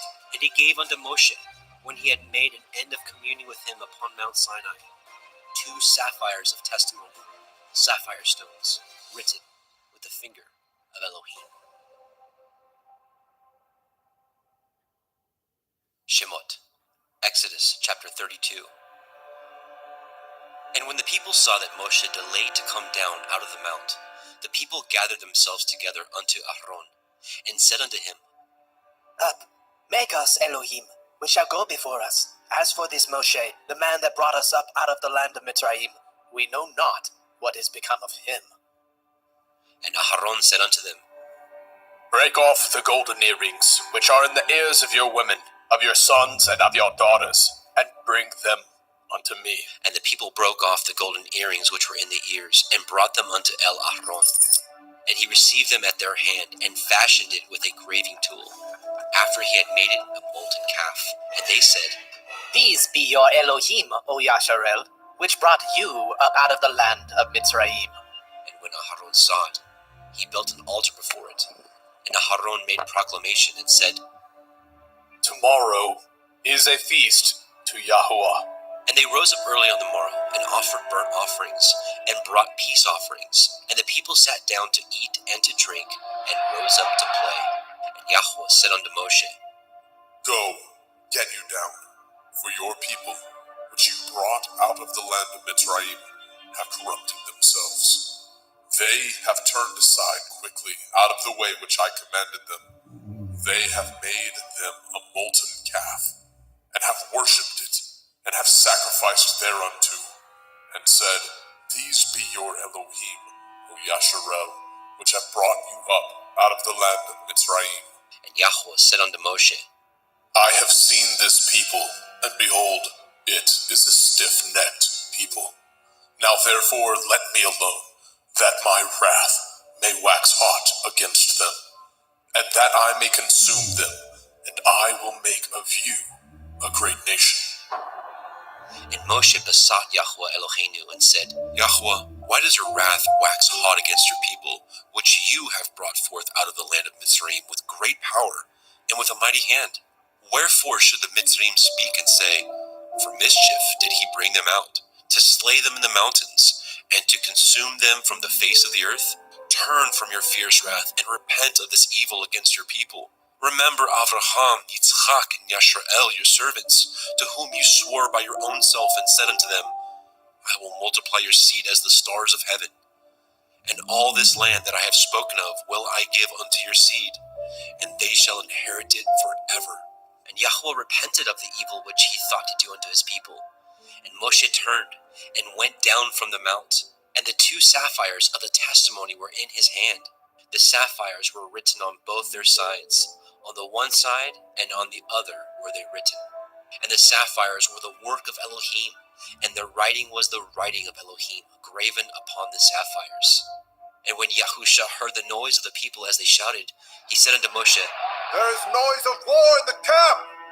And he said, It is not the voice of them that shout for mastery, neither is it the voice of them that cry for being overcome, but the noise of them that sing do I hear. And it came to pass, as soon as he came nigh unto the camp, that he saw the calf and the dancing. And Moshe's anger waxed hot, and he cast the sapphires out of his hands, and broke them beneath the mount. And he took the calf which they had made, and burnt it in the fire, and ground it to powder, and strawed it upon the water, and made the children of Yashrael drink of it. And Moshe said unto El-Aharon, What did this people unto you, that you have brought so great a sin upon them? And Aharon said, Let not the anger of my lord wax hot. You know the people, that they are set on mischief. For they said unto me, Make us Elohim, which shall go before us. For as for this Moshe, the man that brought us up out of the land of Mitzrayim, we know not what is become of him. And I said unto them, Whosoever has any gold, let them break it off. So they gave it me, and I cast it into the fire. And there came out this calf. And when Moshe saw that the people were naked, for Aharon had made them naked unto their shame among their enemies, then Moshe stood in the gate of the camp and said, Who is on Yahweh's side? Let him come unto me. All the sons of Levi gathered themselves together unto him. And he said unto them, Thus says Yahweh Elohai of Yashrael, Put every man his sword by his side, and go in and out from gate to gate throughout the camp, and slay every man his brother, and every man his companion, and every man his neighbor. And the children of Levi did according to the word of Moshe, and there fell of the people that day about 3,000 men. For Moshe had said, Consecrate yourselves today to Yahweh, even every man upon his son, and upon his brother, that he may bestow upon you a blessing this day. It came to pass on the morrow, that Moshe said unto the people, Ye have sinned a great sin. And now, I will go up unto El Yahweh. Perchance I shall make an atonement for your sin. And Moshe returned unto El Yahweh and said, Oh, this people have sinned a great sin, and have made them Elohai of gold. Yet now, if you will forgive their sin, and if not, blot me, I pray you, out of your sefer which you have written. And Yahweh said unto Moshe, Whosoever has sinned against me, him will I blot out of my sefer. Therefore now go, lead the people into the place of which I have spoken unto you. Behold, my angel shall go before you. Nevertheless, in the day when I will visit their sin upon them. And Yahweh plagued the people, because they made the calf, which Aharon made. Shemot, Exodus chapter 33. And Yahweh said unto Moshe, Depart, and go up hence, you and the people which you have brought up out of the land of Mitzrayim, unto the land which I swore unto Abraham, to Yitzhak, and to Yaakov, saying, Unto your seed will I give it.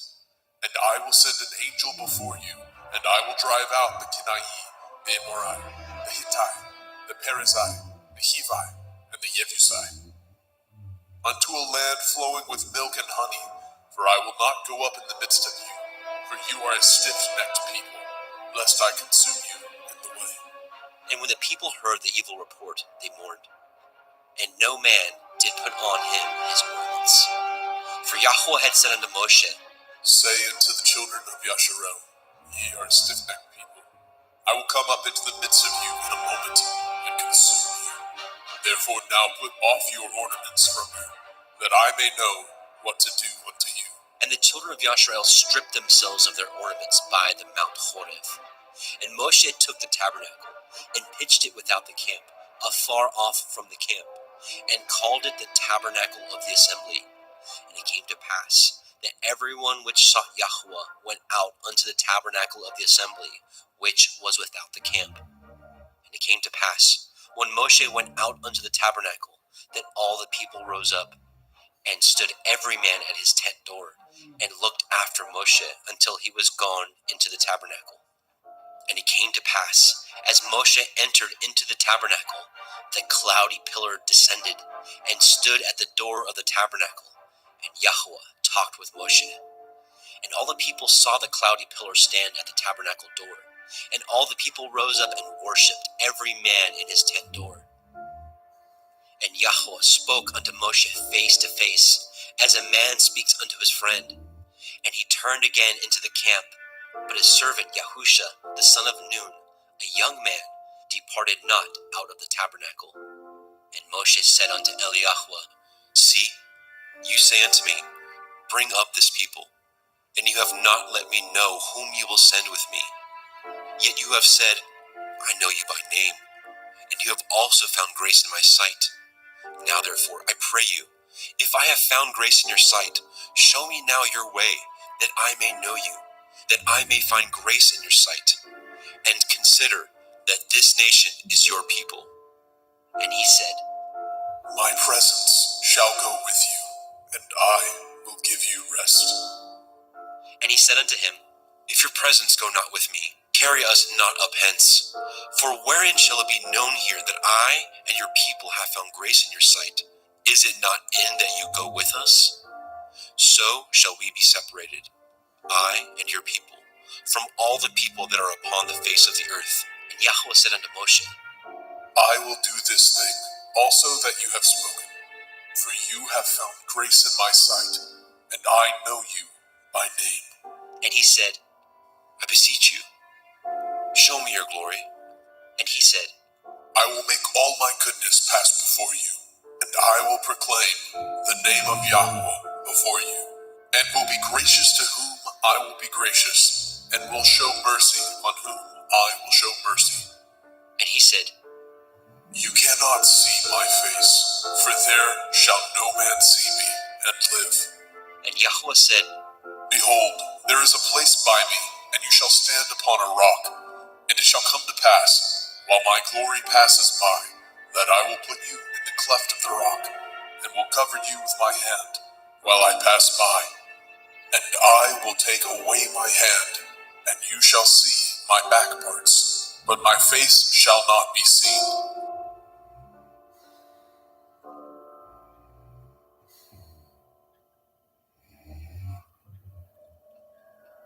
Shemot, Exodus chapter 34. And Yahweh said unto Moshe, Hew you 2 sapphire stones like unto the first, and I will write upon these sapphires the words that were in the first sapphires, which you broke.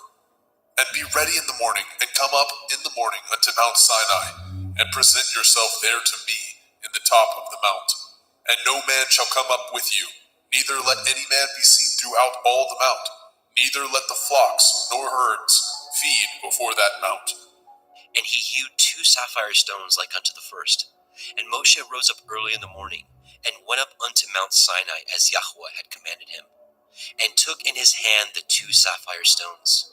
And Yahweh descended in the cloud, and stood with him there, and proclaimed the name of Yahweh. Yahuwah, And Yahweh passed by before him, and proclaimed, Yahuwah, Yahuwah El, merciful and gracious, long-suffering and abundant in goodness and truth, keeping mercy for thousands, forgiving iniquity and transgression and sin, and that will by no means clear the guilty, visiting the iniquity of the fathers upon the children, and upon the children's children, unto the 3rd and 4th generation.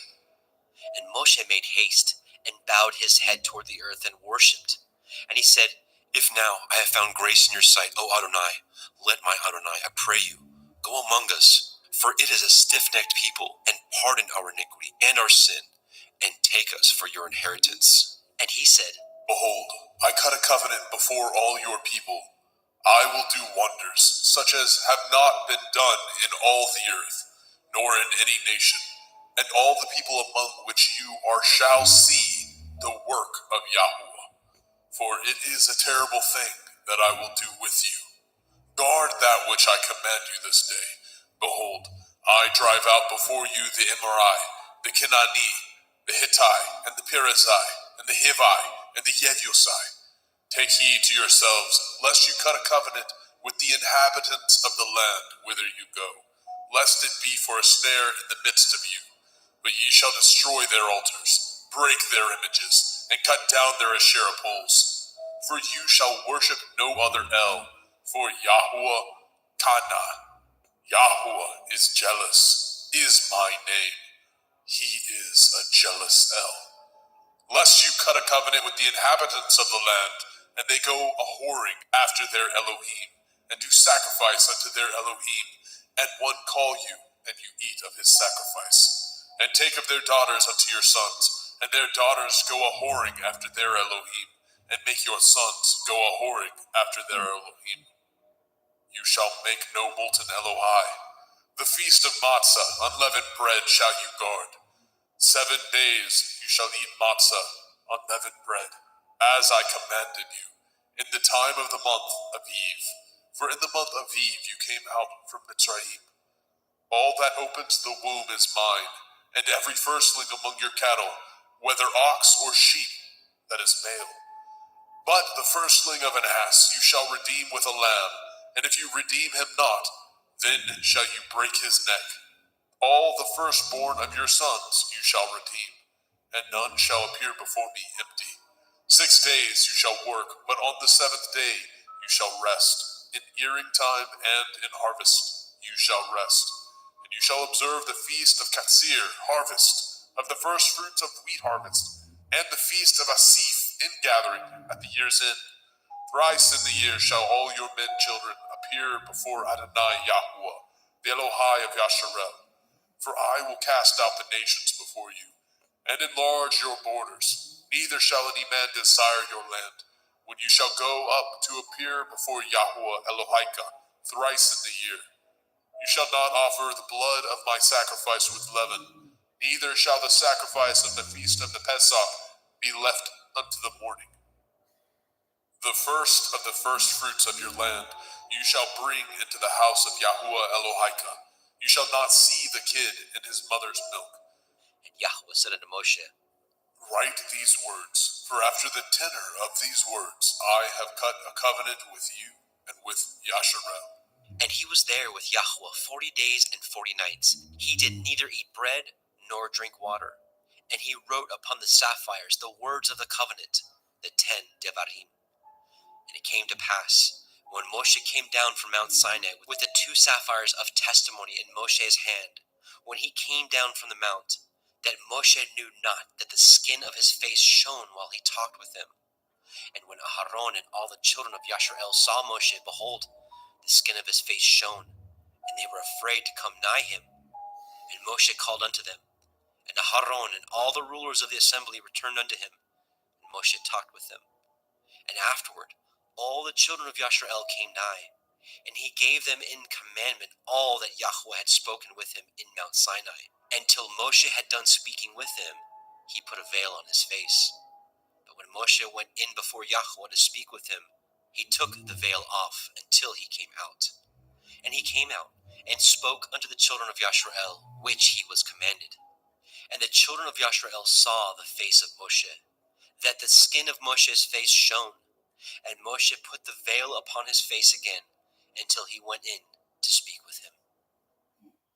Shemot, Exodus chapter 35. And Moshe gathered all the assembly of the children of Yasharel together, and said unto them, These are the words which Yahweh has commanded, that ye should do them. 6 days shall work be done, but on the 7th day there shall be to you a holy day, a Shabbat of rest to Yahweh. Whosoever does work thereon shall be put to death.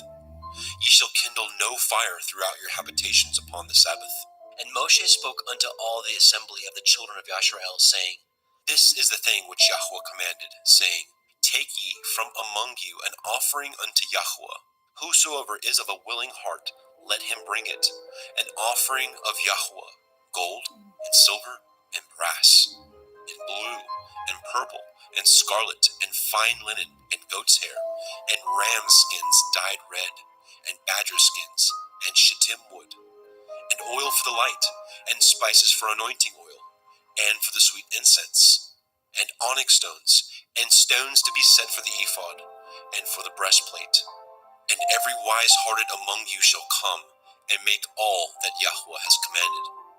The tabernacle, his tent, and his covering, his taches, and his boards, his bars, his pillars, and his sockets, the ark, and the staves thereof, with the mercy seat, and the veil of covering, the table, and his staves, and all his vessels, and the showbread, the menorah, also for the light, and his furniture, and his lamps, with the oil for the light, and the incense altar, and his staves, and the anointing oil, and the sweet incense, and the hanging for the door at the entering in of the tabernacle, the altar of burnt offering, with his brazen grate, his staves, and all his vessels, the laver, and his foot, the hangings of the court, his pillars, and their sockets, and the hanging for the door of the court, the pins of the tabernacle, and the pins of the court, and their cords, the cloths of service, to do service in the holy place, the holy garments for Aharon the priest, and the garments of his sons, to minister in the priest's office. And all the assembly of the children of Yasharel departed from the presence of Moshe. And they came, everyone whose heart stirred him up, and everyone whom his ruach made willing, and they brought Yahweh's offering to the work of the tabernacle of the assembly, and for all his service, and for the holy garments. And they came, both men and women, as many as were willing-hearted, and brought bracelets, and earrings, and rings, and tablets, all jewels of gold. And every man that offered an offering of gold unto Yahweh. And every man with whom was found blue, and purple, and scarlet, and fine linen, and goat's hair, and red skins of rams, and badger skins, brought them. Everyone that did offer an offering of silver and brass brought Yahweh's offering. And every man with whom was found shittim wood for any work of the service brought it. And all the women that were wise-hearted did spin with their hands, and brought that which they had spun, both of blue, and of purple, and of scarlet, and of fine linen. And all the women whose heart stirred them up in wisdom spun goat's hair. And the rulers brought onyx stones, and stones to be set for the ephod and for the breastplate, and spice, and oil for the light, and for the anointing oil, and for the sweet incense. The children of Yasharel brought a willing offering unto Yahweh, every man and woman, whose heart made them willing to bring for all the manner of work, which Yahweh had commanded to be made by the hand of Moshe. And Moshe said unto the children of Yasharel, See, Yahweh has called by name Betzalel, the son of Uri, the son of Horai, of the tribe of Yehudah, and he has filled him with the Ruach Elohim, in wisdom, in understanding, and in knowledge, and in all manner of workmanship, and to devise curious works, to work in gold, and in silver, and in brass, and in the cutting of stones, to set them, and in carving of wood, to make any manner of cunning work. And he has put in his heart that he may teach both he and Aholiab, the son of Achisamach, of the tribe of Dan. Them has he filled with wisdom of heart, to work all manner of work, of the engraver, and of the cunning workman, and of the embroiderer, in blue, and in purple, in scarlet, and in fine linen, and of the weaver, even of them that do any work, and of those that devise cunning work. Shemot, Exodus chapter 36. Then wrought Betzalel and Aholiab, and every wise-hearted man, in whom Yahweh put wisdom and understanding, to know how to work all manner of work for the service of the sanctuary, according to all that Yahweh had commanded. And Moshe called Betzalel and Aholiab, and every wise-hearted man, in whose heart Yahweh had put wisdom, even everyone whose heart stirred him up to come unto the work to do it. And they received of Moshe all the offering, which the children of Yasharel had brought for the work of the service of the sanctuary, to make it withal. And they brought yet unto him free offerings every morning. And all the wise men that wrought all the work of the sanctuary came every man from his work which they had made. And they spoke unto Moshe, saying, The people bring much more than enough for the service of the work which Yahweh commanded to make. And Moshe gave commandment, and they caused it to be proclaimed throughout the camp, saying, Let neither man nor woman make any more work for the offering of the sanctuary. So the people were restrained from bringing, for the stuff they had was sufficient for all the work to make it, and too much. And every wise-hearted man among them that wrought the work of the tabernacle made 10 curtains of fine twined linen, and blue, and purple, and scarlet. With cherubim of cunning work made he them. The length of one curtain was 28 cubits, and the breadth of one curtain 4 cubits. The curtains were all of one size. And he coupled the 5 curtains one unto another, and the other 5 curtains he coupled one unto another. And he made loops of blue on the edge of one curtain from the selvage in the coupling. Likewise, he made in the uttermost side of another curtain in the coupling of the second. 50 loops made he in one curtain, and 50 loops made he in the edge of the curtain which was in the coupling of the second. The loops held one curtain to another. He made 50 taches of gold, and coupled the curtains one unto another with the taches. So it became one tabernacle. And he made curtains of goat's hair for the tent over the tabernacle. 11 curtains he made them. The length of one curtain was 30 cubits, and 4 cubits was the breadth of one curtain. 11 curtains were of one size. And he coupled the 5 curtains by themselves, and 6 curtains by themselves. And he made 50 loops upon the uttermost edge of the curtain in the coupling, and 50 loops made he upon the edge of the curtain which couples the second. And he made 50 taches of brass to couple the tent together, that it might be one. And he made a covering for the tent of ram skins dyed red, and a covering of badger skins above that. And he made the boards for the tabernacle of shittim wood, standing up. The length of a board was 10 cubits, and the breadth of a board 1 cubit and a half. One board had 2 tenons, equally distant one from another. Thus did he make for all the boards of the tabernacle. And he made the boards for the tabernacle, 20 boards for the south side, southward. And 40 sockets of silver he made under the 20 boards, 2 sockets under one board for his 2 tenons, and 2 sockets under another board for his 2 tenons.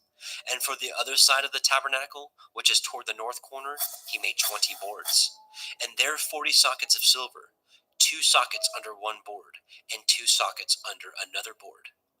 And for the sides of the tabernacle westward, he made 6 boards. And 2 boards made he for the corners of the tabernacle in the 2 sides. And they were coupled beneath, and coupled together at the head thereof, to one ring. Thus he did to both of them in both of the corners. And there were 8 boards, and their sockets were 16 sockets of silver, and under every board 2 sockets. And he made bars of shittim wood, 5 for the boards of the one side of the tabernacle, and 5 bars for the boards of the other side of the tabernacle, and 5 bars for the boards of the tabernacle for the sides westward. And he made the middle bar to shoot through the boards from the one end to the other. And he overlaid the boards with gold, and made their rings of gold, to be places for the bars, and overlaid the bars with gold. And he made a veil of blue, and purple, and scarlet, and fine twined linen.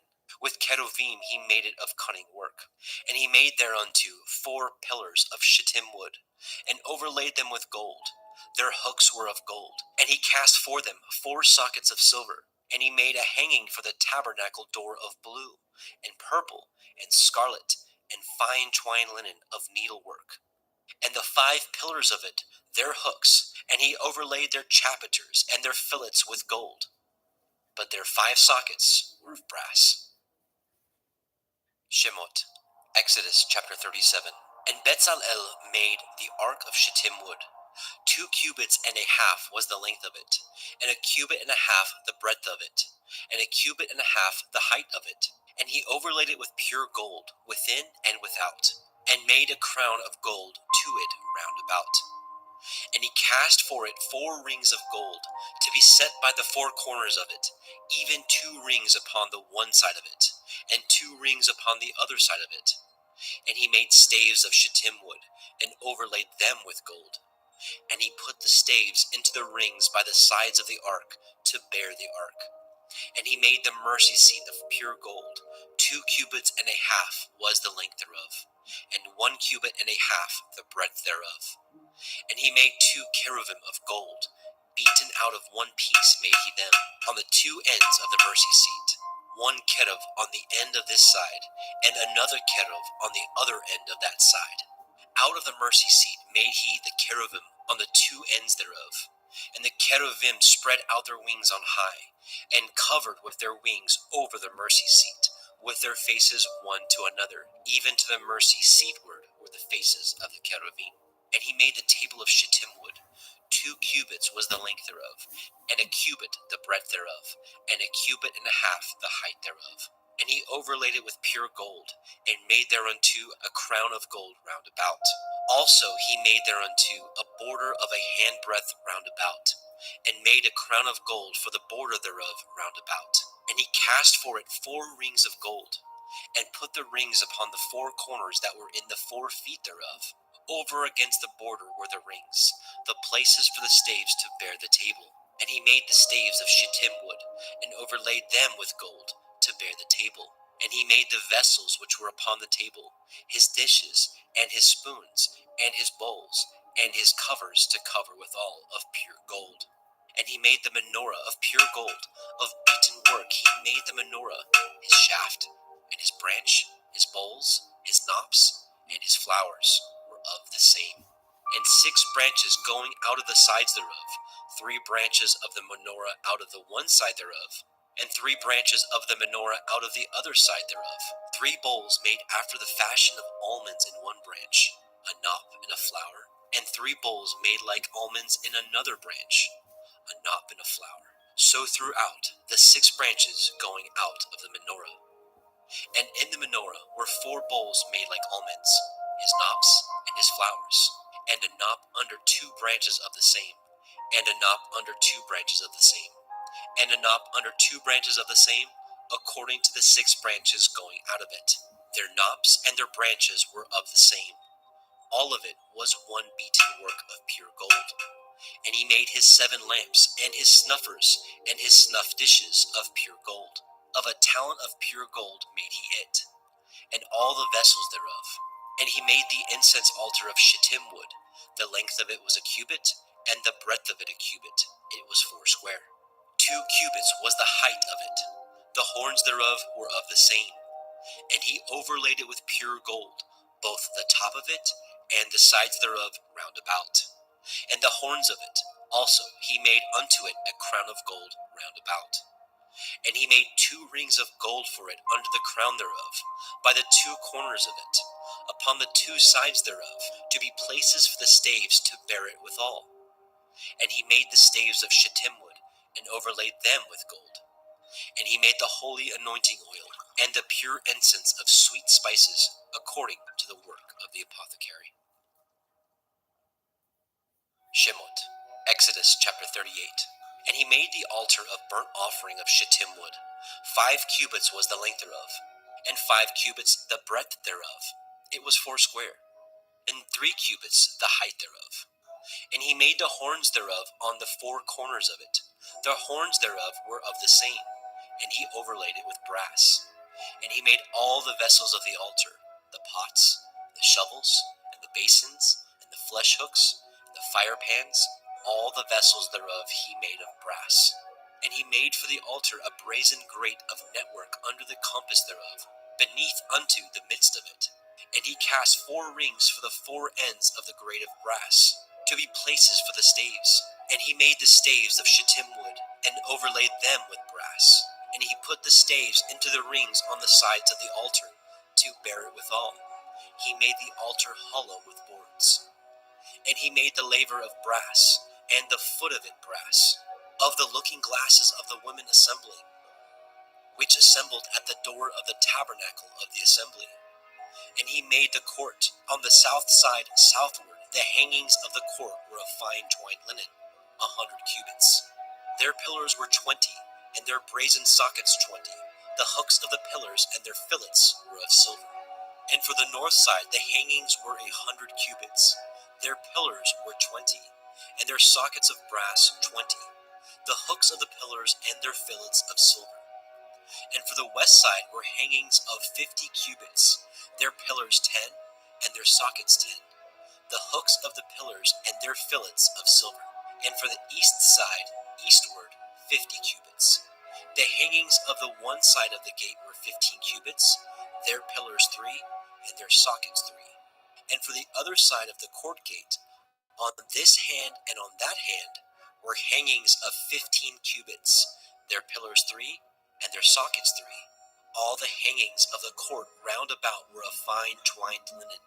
And the sockets for the pillars were of brass, the hooks of the pillars and their fillets of silver, and the overlaying of their chapiters of silver. And all the pillars of the court were filleted with silver. And the hanging for the gate of the court was needlework of blue, and purple, and scarlet, and fine twined linen. And 20 cubits was the length. And the height in the breadth was 5 cubits, answerable to the hangings of the court.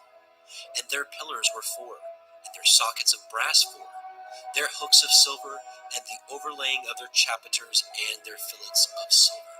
And all the pins of the tabernacle and of the court round about were of brass. This is the sum of the tabernacle, even of the tabernacle of the assembly, as it was counted according to the commandment of Moshe, for the service of the Leviim, by the hand of Ithamar, son to Aharon the priest. And Bezalel, the son of Uri, the son of Horai, of the tribe of Yehudah, made all that Yahweh commanded Moshe. And with him was Aholibah, son of Achisamach, of the tribe of Dan, an engraver, and a cunning workman, and an embroiderer in blue, and in purple, and in scarlet, and fine linen. All the gold that was occupied for the work in all the work of the holy place, even the gold of the offering, was 29 talents, and 730 shekels, after the shekel of the sanctuary. And the silver of them that were numbered of the assembly was 100 talents, and 100,703 shekels, after the shekel of the sanctuary. A beka for every man, that is, half a shekel, after the shekel of the sanctuary, for every one that went to be numbered from 20 years old and upward, for 600,000 and 3,550 men. And of the 100 talents of silver were cast the sockets of the sanctuary, and the sockets of the veil, 100 sockets of 100 talents, a talent for a socket. And of the 1,775 shekels, he made hooks for the pillars, and overlaid their chapiters, and filleted them. And the brass of the offering was 70 talents, and 2,400 shekels. And therewith he made the sockets to the door of the tabernacle of the assembly, and the brazen altar, and the brazen grate for it, and all the vessels of the altar, and the sockets of the court round about, and the sockets of the court gate, and all the pins of the tabernacle, and all the pins of the court round about. Shemot, Exodus chapter 39.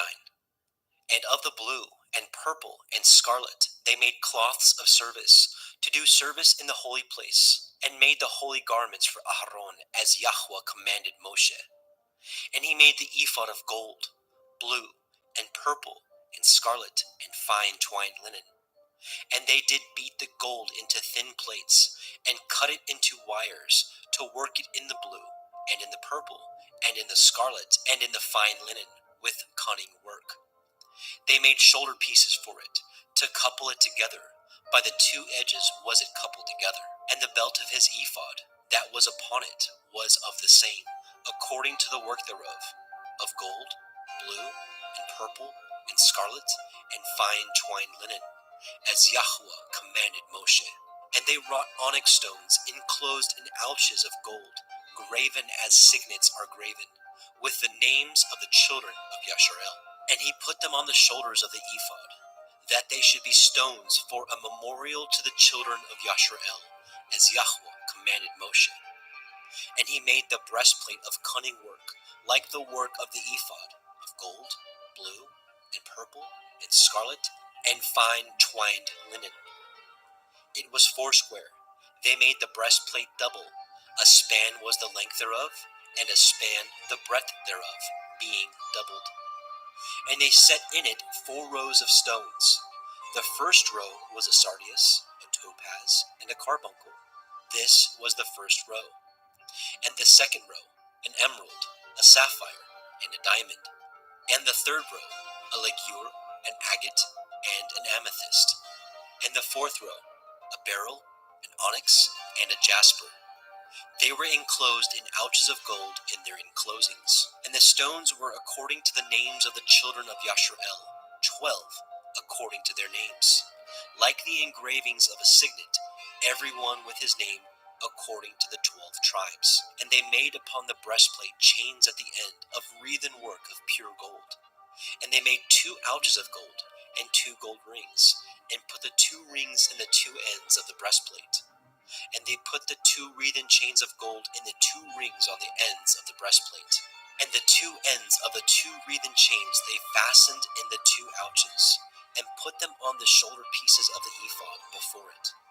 And they made 2 rings of gold, and put them on the 2 ends of the breastplate, upon the border of it, which was on the side of the ephod inward. And they made 2 other golden rings, and put them on the 2 sides of the ephod underneath, toward the forepart of it, over against the other coupling thereof, above the belt of the ephod. And they did bind the breastplate by his rings unto the rings of the ephod with a lace of blue, that it might be above the belt of the ephod, and that the breastplate might not be loosed from the ephod, as Yahweh commanded Moshe.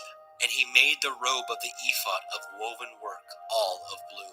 And there was a hole in the midst of the robe, as the hole of a habergeon, with a band round about the hole, that it should not rend. And they made upon the hems of the robe pomegranates of blue, and purple, and scarlet, and twined linen. And they made bells of pure gold, and the bells between the pomegranates unto the hem of the robe, round about between the pomegranates. A bell and a pomegranate, a bell and a pomegranate, round about the hem of the robe to minister in, as Yahweh commanded Moshe. And they made coats of fine linen of woven work for Aharon, and for his sons, and a turban of fine linen, and goodly bonnets of fine linen, and linen breeches of fine twined linen, and a belt of fine twined linen, and blue, and purple, and scarlet of needlework, as Yahweh commanded Moshe. And they made the plate of the holy crown of pure gold, and wrote it upon a writing, like the engravings of a signet, Kodesh El Yahweh. And they tied it unto a lace of blue, to fasten it on high upon the turban, as Yahweh commanded Moshe. Thus was all the work of the tabernacle of the tent of the assembly finished. And the children of Yashrael did according to all that Yahweh commanded Moshe. So did they. And they brought the tabernacle unto El Moshe, the tent, and all his furniture, his taches, his boards, his bars, and his pillars, and his sockets, and the covering of ram skins dyed red, and the covering of badger skins, and the veil of the covering, the ark of the testimony, and the staves thereof, and the mercy seat, the table, and all the vessels thereof, and the showbread, the pure menorah, with the lamps thereof, even with the lamps to be set in order, and all the vessels thereof, and the oil for light, and the golden altar, the anointing oil, and the sweet incense, and the hanging for the tabernacle door, the brazen altar, his grate of brass, his staves, and all his vessels, the laver, and his foot, the hangings of the court, his pillars, his sockets, and the hanging for the court gate, his cords, and his pins, and all the vessels of the service of the tabernacle, for the tent of the assembly, the cloths of service to do service in the holy place, and the holy garments for Aharon the priest, and for his son's garments to minister in the priest's office, according to all that Yahweh commanded Moshe. So the children of Yashrael made all the work. And Moshe did look upon all the work, and behold, they had done it as Yahweh had commanded. Even so had they done it, and Moshe blessed them. Shemot, Exodus chapter 40. And Yahweh spoke unto Moshe, saying, On the first day of the first month shall you set up the tabernacle of the tent of the assembly, and you shall put therein the ark of the testimony, and cover the ark with the veil. And you shall bring the table, and set in order the things that are to be set in order upon it. You shall bring the menorah, and light the lamps thereof. And you shall set the altar of gold for the incense before the ark of the testimony, and put the hangings of the door to the tabernacle. And you shall set the altar of burnt offering before the door of the tabernacle of the tent of the assembly. And you shall set the laver between the tent of the assembly and the altar, and shall put water therein.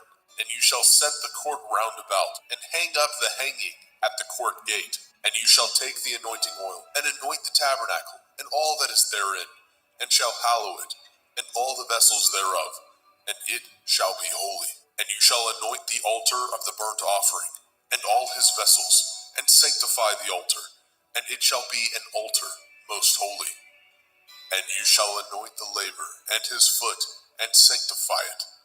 And you shall bring Aharon and his sons unto the door of the tabernacle of the assembly, and wash them with water. And you shall put upon Aharon the holy garments, and anoint him, and sanctify him, that he may minister unto me in the priest's office. And you shall bring his sons, and clothe them with coats. And you shall anoint them, as you anointed their father, that they may minister unto me in the priest's office. For their anointing shall surely be an everlasting priesthood throughout their generations. Thus did Moshe, according to all that Yahweh commanded him, so did he. And it came to pass in the first month in the second year, on the first day of the month, that the tabernacle was reared up. And Moshe reared up the tabernacle, and fastened his sockets, and set up the boards thereof, and put in the bars thereof, and reared up his pillars. And he spread abroad the tent over the tabernacle, and put the covering of the tent above upon it, as Yahweh commanded Moshe. And he took and put the testimony into the ark, and set the staves on the ark, and put the mercy seat above upon the ark. And he brought the ark into the tabernacle, and set up the veil of the covering, and covered the ark of the testimony, as Yahweh commanded Moshe. And he put the table in the tent of the assembly, upon the side of the tabernacle northward without the veil. And he set the bread in order upon it before Yahweh, as Yahweh commanded Moshe. And he put the menorah in the tent of the assembly over against the table on the side of the tabernacle southward. And he lighted the lamps before Yahweh, as Yahweh commanded Moshe. And he put the golden altar in the tent of the assembly before the veil. And he burnt sweet incense thereon, as Yahweh commanded Moshe. And he set up the hanging at the door of the tabernacle. And he put the altar of burnt offering by the door of the tabernacle of the tent of the assembly, and offered upon it the burnt offering and the meat offering, as Yahweh commanded Moshe.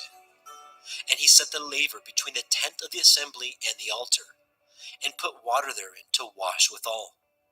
And Moshe and Aharon and his sons washed their hands and their feet thereat, when they went into the tent of the assembly, and when they came near unto the altar, they washed, as Yahweh commanded Moshe. And he reared up the court round about the tabernacle and the altar, and set up the hanging of the court gate. So Moshe finished the work. Then a cloud covered the tent of the assembly, and the glory of Yahweh filled the tabernacle. And Moshe was not able to enter into the tent of the assembly, because the cloud abode there, and the glory of Yahweh filled the tabernacle.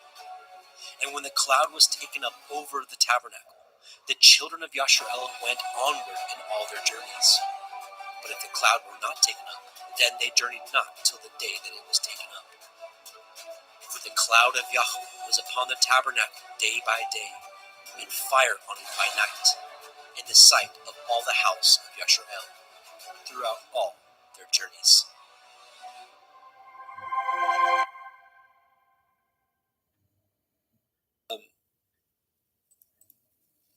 So if you want to do further study, Polycarp was a disciple of John the Apostle, right?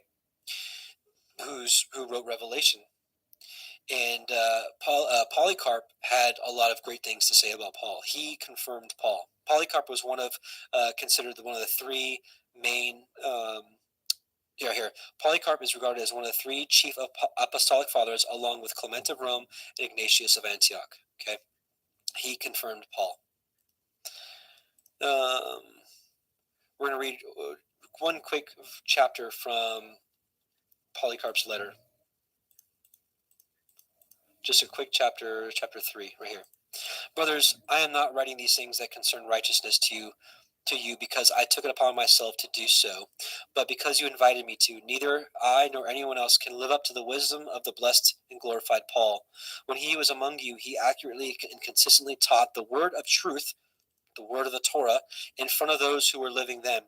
When he was away from you, he wrote you a letter. If you study that letter, you will find it to be the way to build you up in the faith you have been given, which, when it is followed by hope and preceded by love towards Elohim, Mashiach, and our neighbor, is the mother of us all.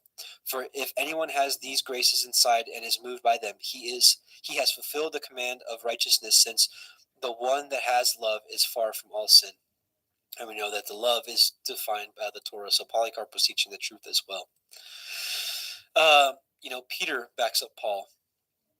So basically what I'm saying is, what I'm getting at is, if we're going to call Paul a false apostle, you've got to throw out all the book of Acts. You got to throw out all of Paul's letters, of course. You got to throw out 2 Peter here, which we're going to read right here.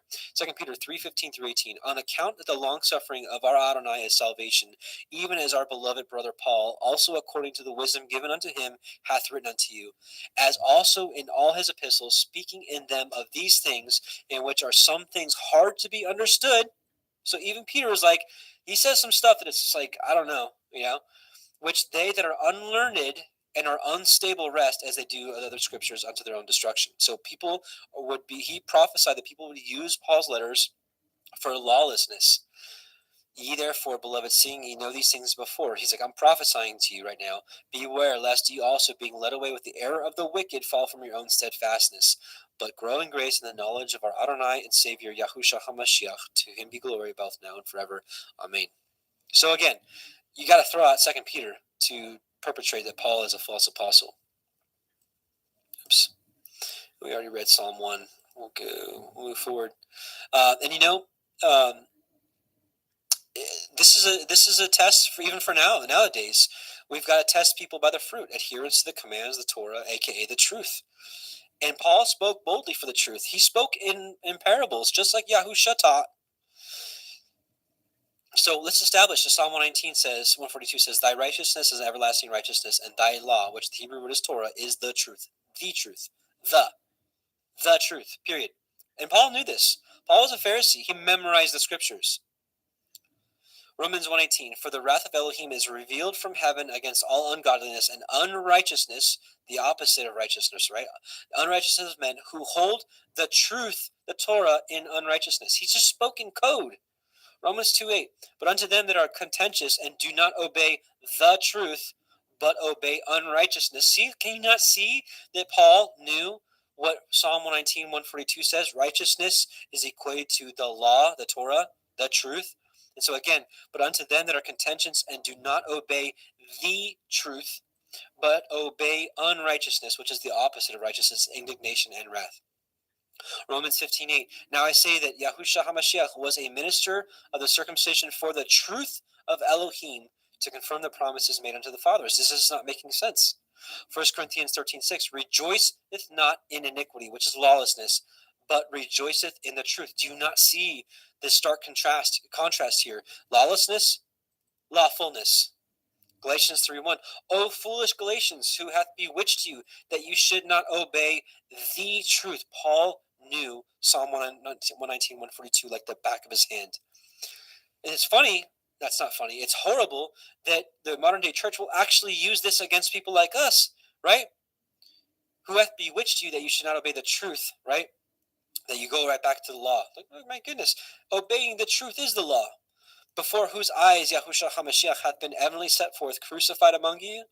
Galatians 5:7, "Ye did run well. Who did hinder you that you should not obey the truth?" And yes, some of you are probably saying, well, Messiah, Yahusha, is the way, the truth, and life. Yes, he proclaimed himself to be the Torah, because the Torah is also life, is the way. Torah is known as the way. I don't know if I included that here, did I? Maybe we'll just sidetrack real quick. All right, so Psalm, "Blessed are the undefiled in the way, who walk in the Torah of Yahuwah." I'm not going to get into it now, but also Torah says that by keeping it, it is your life. And we also just saw it's the truth. Ephesians 4:15, "But in speaking the truth in love, may grow up into all things, which is the head, even Mashiach." Ephesians 4:21, "If so be that ye have heard him and have been taught by him, as the truth is in Yahusha." 2 Thessalonians 2:7-13, "For the mystery of iniquity, lawlessness, doth already work. Only he who now letteth will let until he be taken out of the way.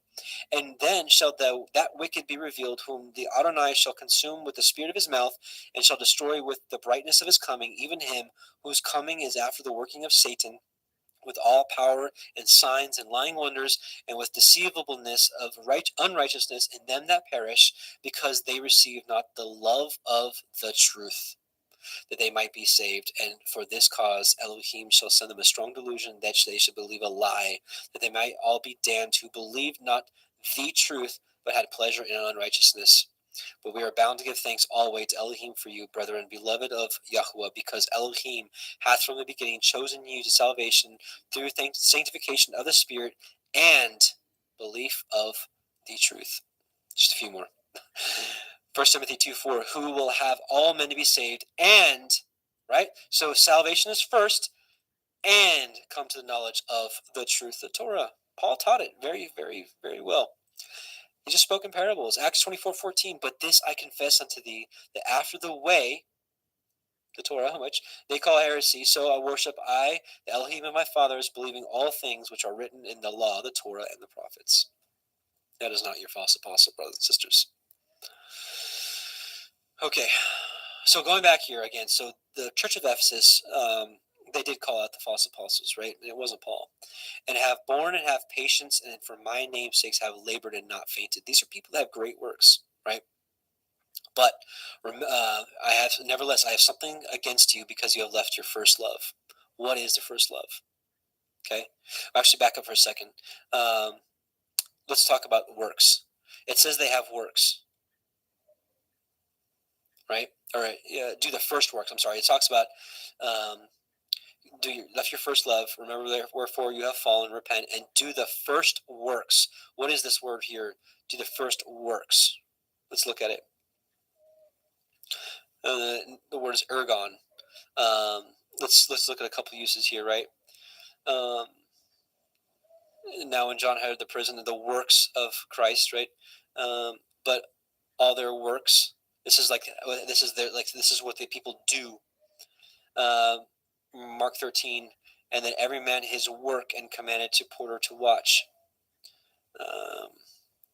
And Yahusha said, "Let her alone. Why trouble her? She hath wrought a good work unto me."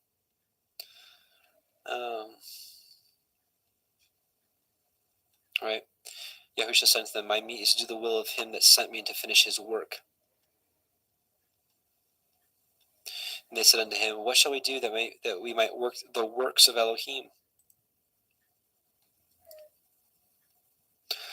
Do the works of Abraham. So, anyways, obviously this is some form of works here, right? So let's talk about what it means to have left your first love. Modern day church will say that you left Jesus, you left Messiah, your first love.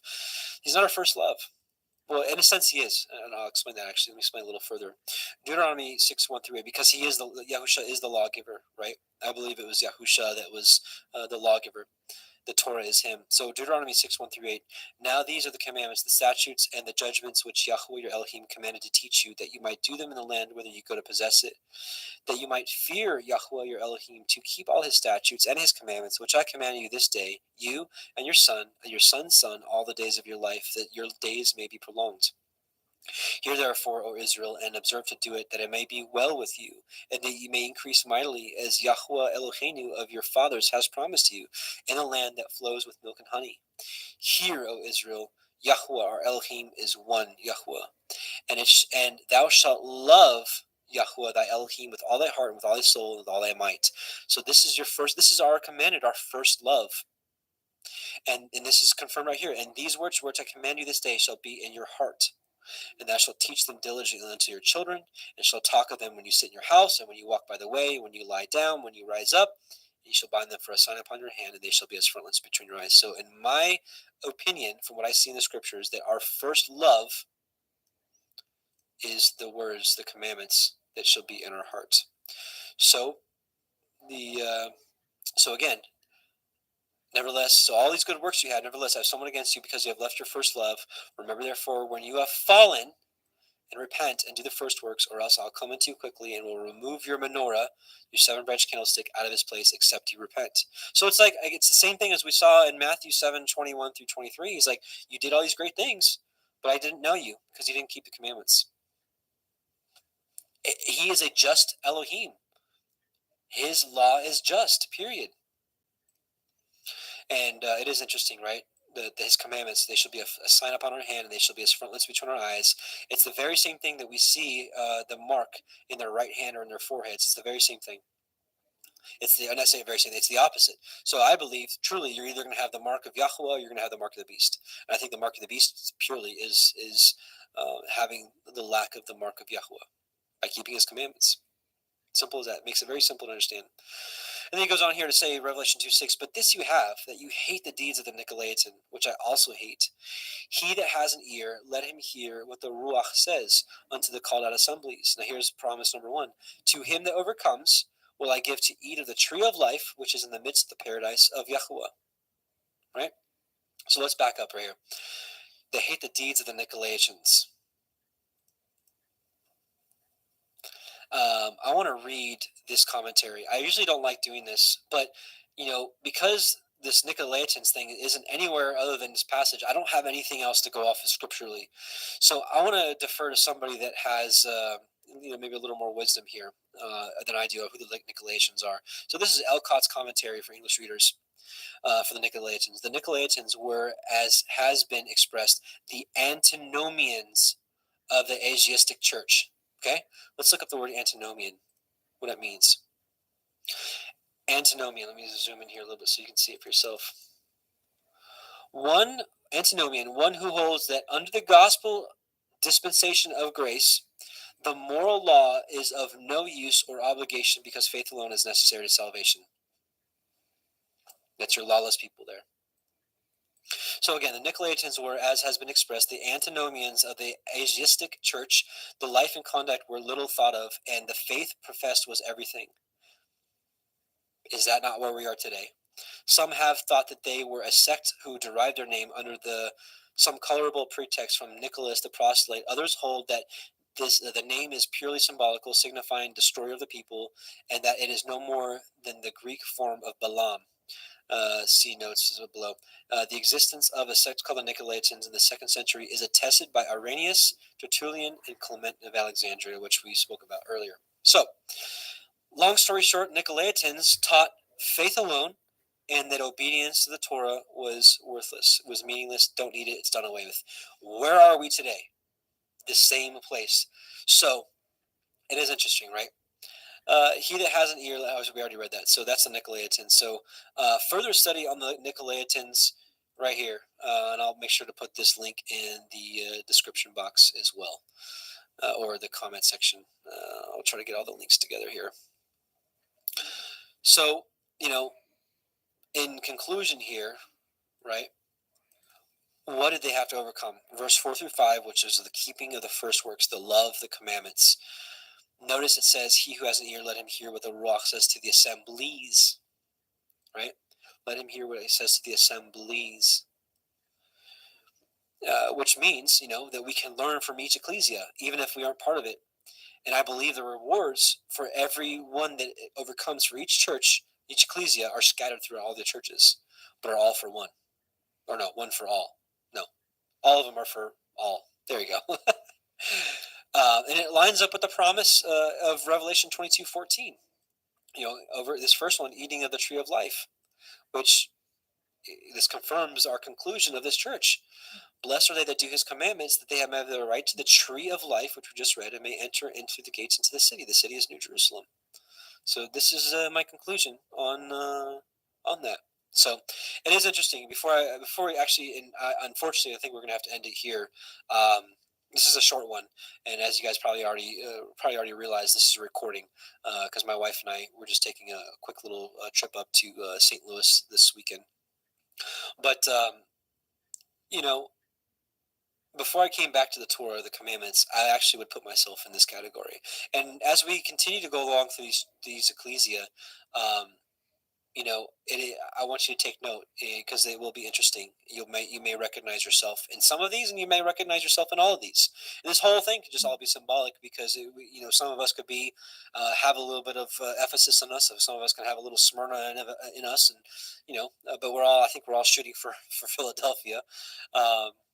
So we'll see with that. But unfortunately, we only got through one church today, but we'll try to get through quite a few of them next week. And also, again, keep a lookout for this video that I wanted to put out about that movement we spoke about at the beginning of this. So let's get gathered together in a little bit of prayer. And I want to remind you all about the Zoom studies. If you want to go to, oops, that's one extra W. Oh, here we go. You want to just go to parableofthevineyard.com. It is super zoomed in.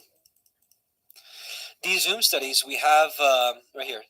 This is what we're doing now. But these Zoom studies are like more of a personal one-on-one fellowship. We've got a handful for men and a handful for women. Most of them happen on Saturdays, on Shabbat. But we've got a men's study on Wednesday, and we've got a temple maintenance going on Monday nights. But we may actually be shifting that to also a Saturday as well. So just if you want to keep in touch and if you want some extra fellowship, this is a place where you can talk one-on-one to people, or it's actually a group setting, but you can be heard and you can be and have some great fellowship. So sign up if you like at www.parableofthevineyard.com. And otherwise, what else did I want to mention? Oh, yes, we've got a sister in need. Her name is Patrice Wolverton, and she is in the midst of her trials right now, and just it's been one thing after another with her, and she could really use our financial assistance. And she's got a PayPal, or if you just want to maybe even pray for her, that's great. But anybody that has maybe a little extra, maybe if you were planning on giving some to me, maybe just rethink that, maybe give it to her instead. But it's spelled WOLVERTON 1969 at gmail.com. So that's phonetically, it's Alpha, Papa, Whiskey, Oscar, Lima, Victor, Echo, Romeo, Tango, Oscar, Nancy, 1969 at gmail.com. And just pray about it, consider it. She is a sister in need. And we know that we're supposed to help the poor, the afflicted, the widows, the orphans. So just keep that in mind and keep her in mind. And if you can't help, maybe just keep her in prayer. That may be all she may need. Maybe Abba's got a way of delivering her. I don't know. But her name is Patrice Wolverton. Some of you may be friends with her on Facebook. And if you're on Facebook, friend her. If you're not on Facebook, I get it. I'm still actually highly considering deleting my personal Facebook page and just keeping up the ministry one. Don't need to get into that rabbit trail, but it is what it is. But also, probably about a 10-minute break, and you should see the pre-recorded Torah portion, week 20, coming up as well, which is interesting timing because it talks about Israel bringing forth and putting the oil bringing forth the oil for the lamps to keep the Torah burning continually. So awesome symbology and awesome timing, right? So also, we'll be talking about the priestly breastplate, which I think this is actually upside down. I don't know. It's just symbolic of the priestly breastplate on the shofar. Let's do one more blast. Since I'm recording this during the day and the kids aren't here, excuse me, children, they're not baby goats. Let's give this a blow, eh? I sounded Canadian there. Eh? My shirt, that's weird. It's the green screen thing.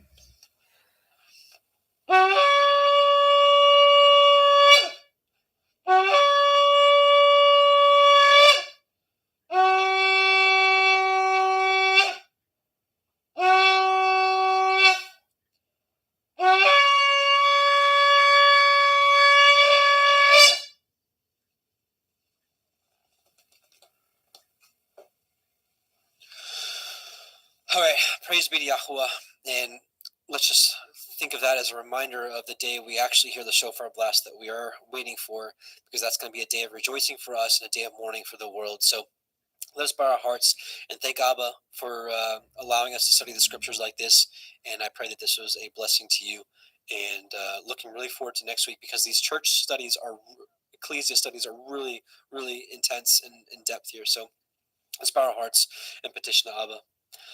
Heavenly Father, Yahuwah, Most High, the Elohim of Avraham, Yitzchak, and Yaakov, we just come before you in your Son's name, Yahushua HaMashiach, to whom we love and we believe and obey and want to walk as he walked. Abba, cultivate in our heart your Torah, that we may bring forth the fruits that you've desired for so long. We thank you for even giving us the understanding of your Son, of the truth of him, and of the truth, your Torah, and we just want to be obedient. Abba, help us. We know that it's a struggle for many of us.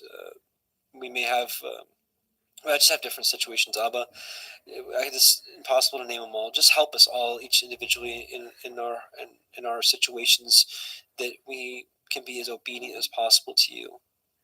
And we just bless you and thank you.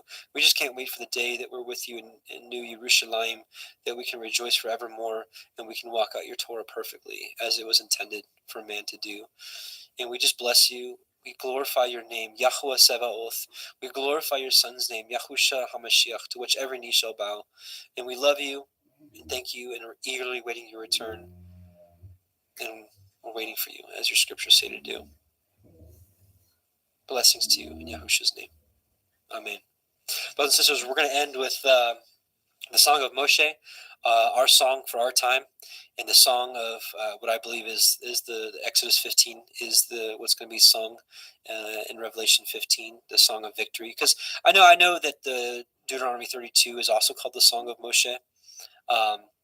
it just doesn't fit the context. A lot of it is basically Yahweh condemning the people for their wicked behavior and whatnot, and prophesying that they would turn away from him and whatnot. Whereas the Song of Moshe in Exodus 15 is all about the Exodus, getting away from oppression, getting away from slavery, and being under Yahweh's arms.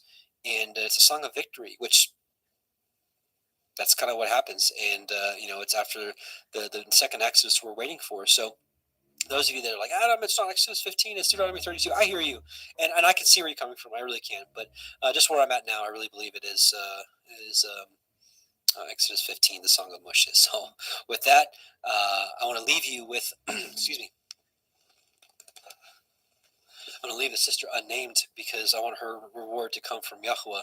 But look what she sent for me. It's the Aaronic blessing in both English and Hebrew and in phonetic Hebrew. So I'm going to read it for you in English and I'm going to read it for you in Hebrew. Yahweh bless you and keep you. Yahweh make his face shine upon you and be gracious unto you. Yahweh lift up his countenance upon you and give you peace. Numbers 6:24-26. Now in Hebrew. Yevarecha Yahweh ve'yishme recha. Ya'er Yahweh panav elecha vichnu neka. Yisa Yahweh panav elecha ve'yashem. Lecha shalom. Be blessed, brothers and sisters, and Shabbat Shalom.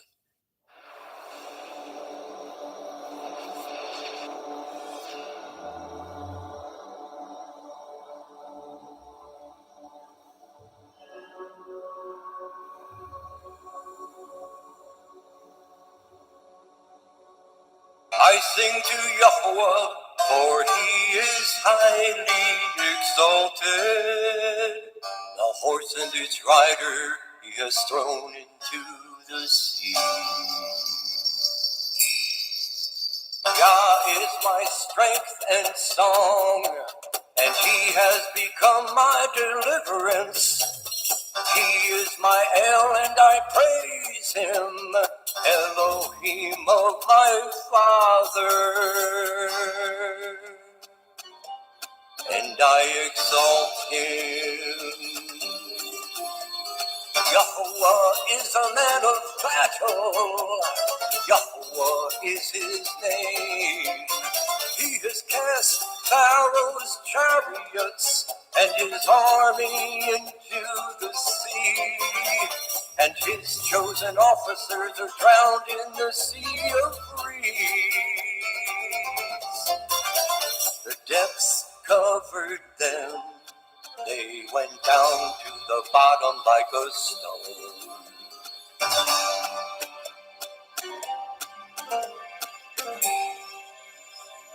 Your right hand, O Yahweh, has become great in power.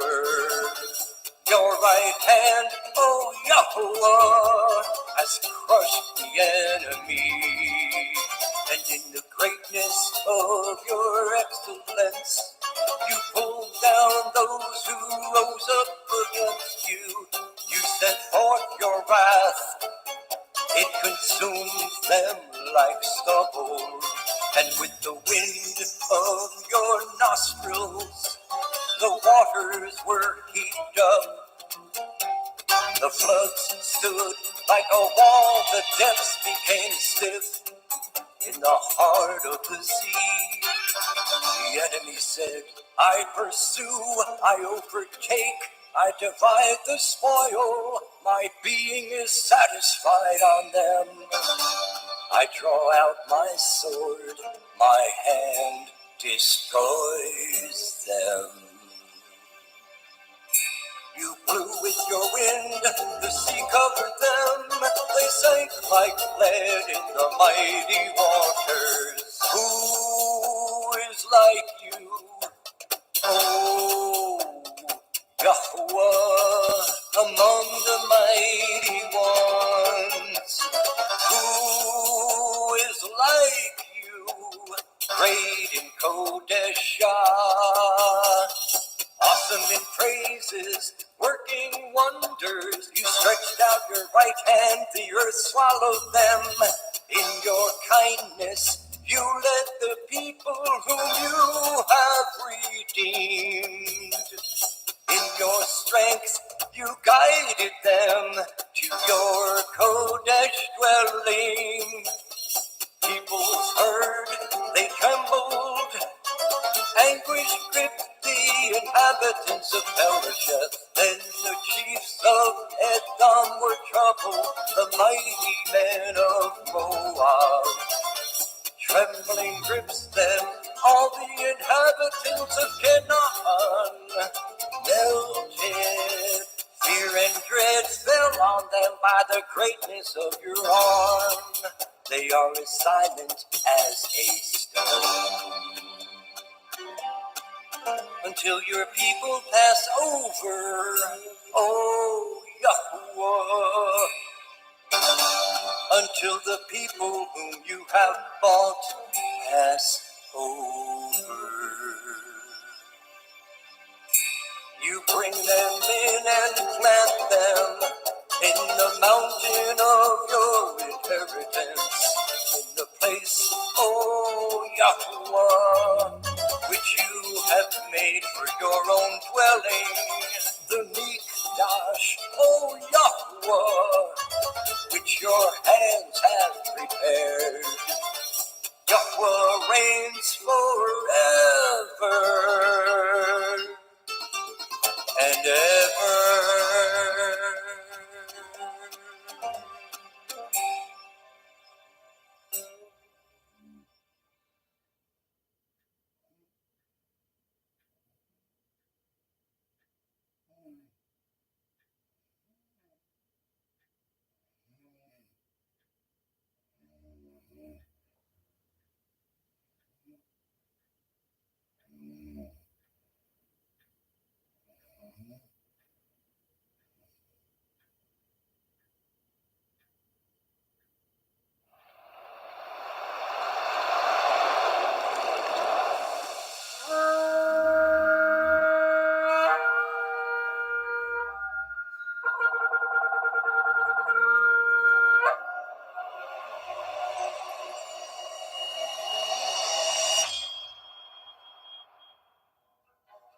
Bemidbar, Numbers, chapter 1.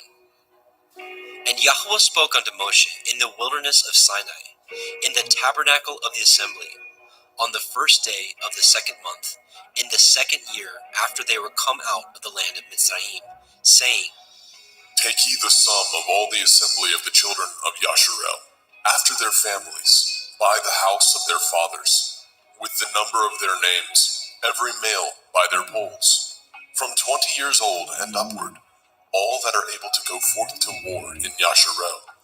You and Aharon shall number them by their armies, and with you there shall be a man of every tribe, everyone head of the house of his fathers. And these are the names of the men that shall stand with you. Of the tribe of Reuben, Elitzer, the son of Shedir. Of Shimon, Shalumiel, the son of Suri Yeshidai. Of Yehuda, Nachshon, the son of Aminadav.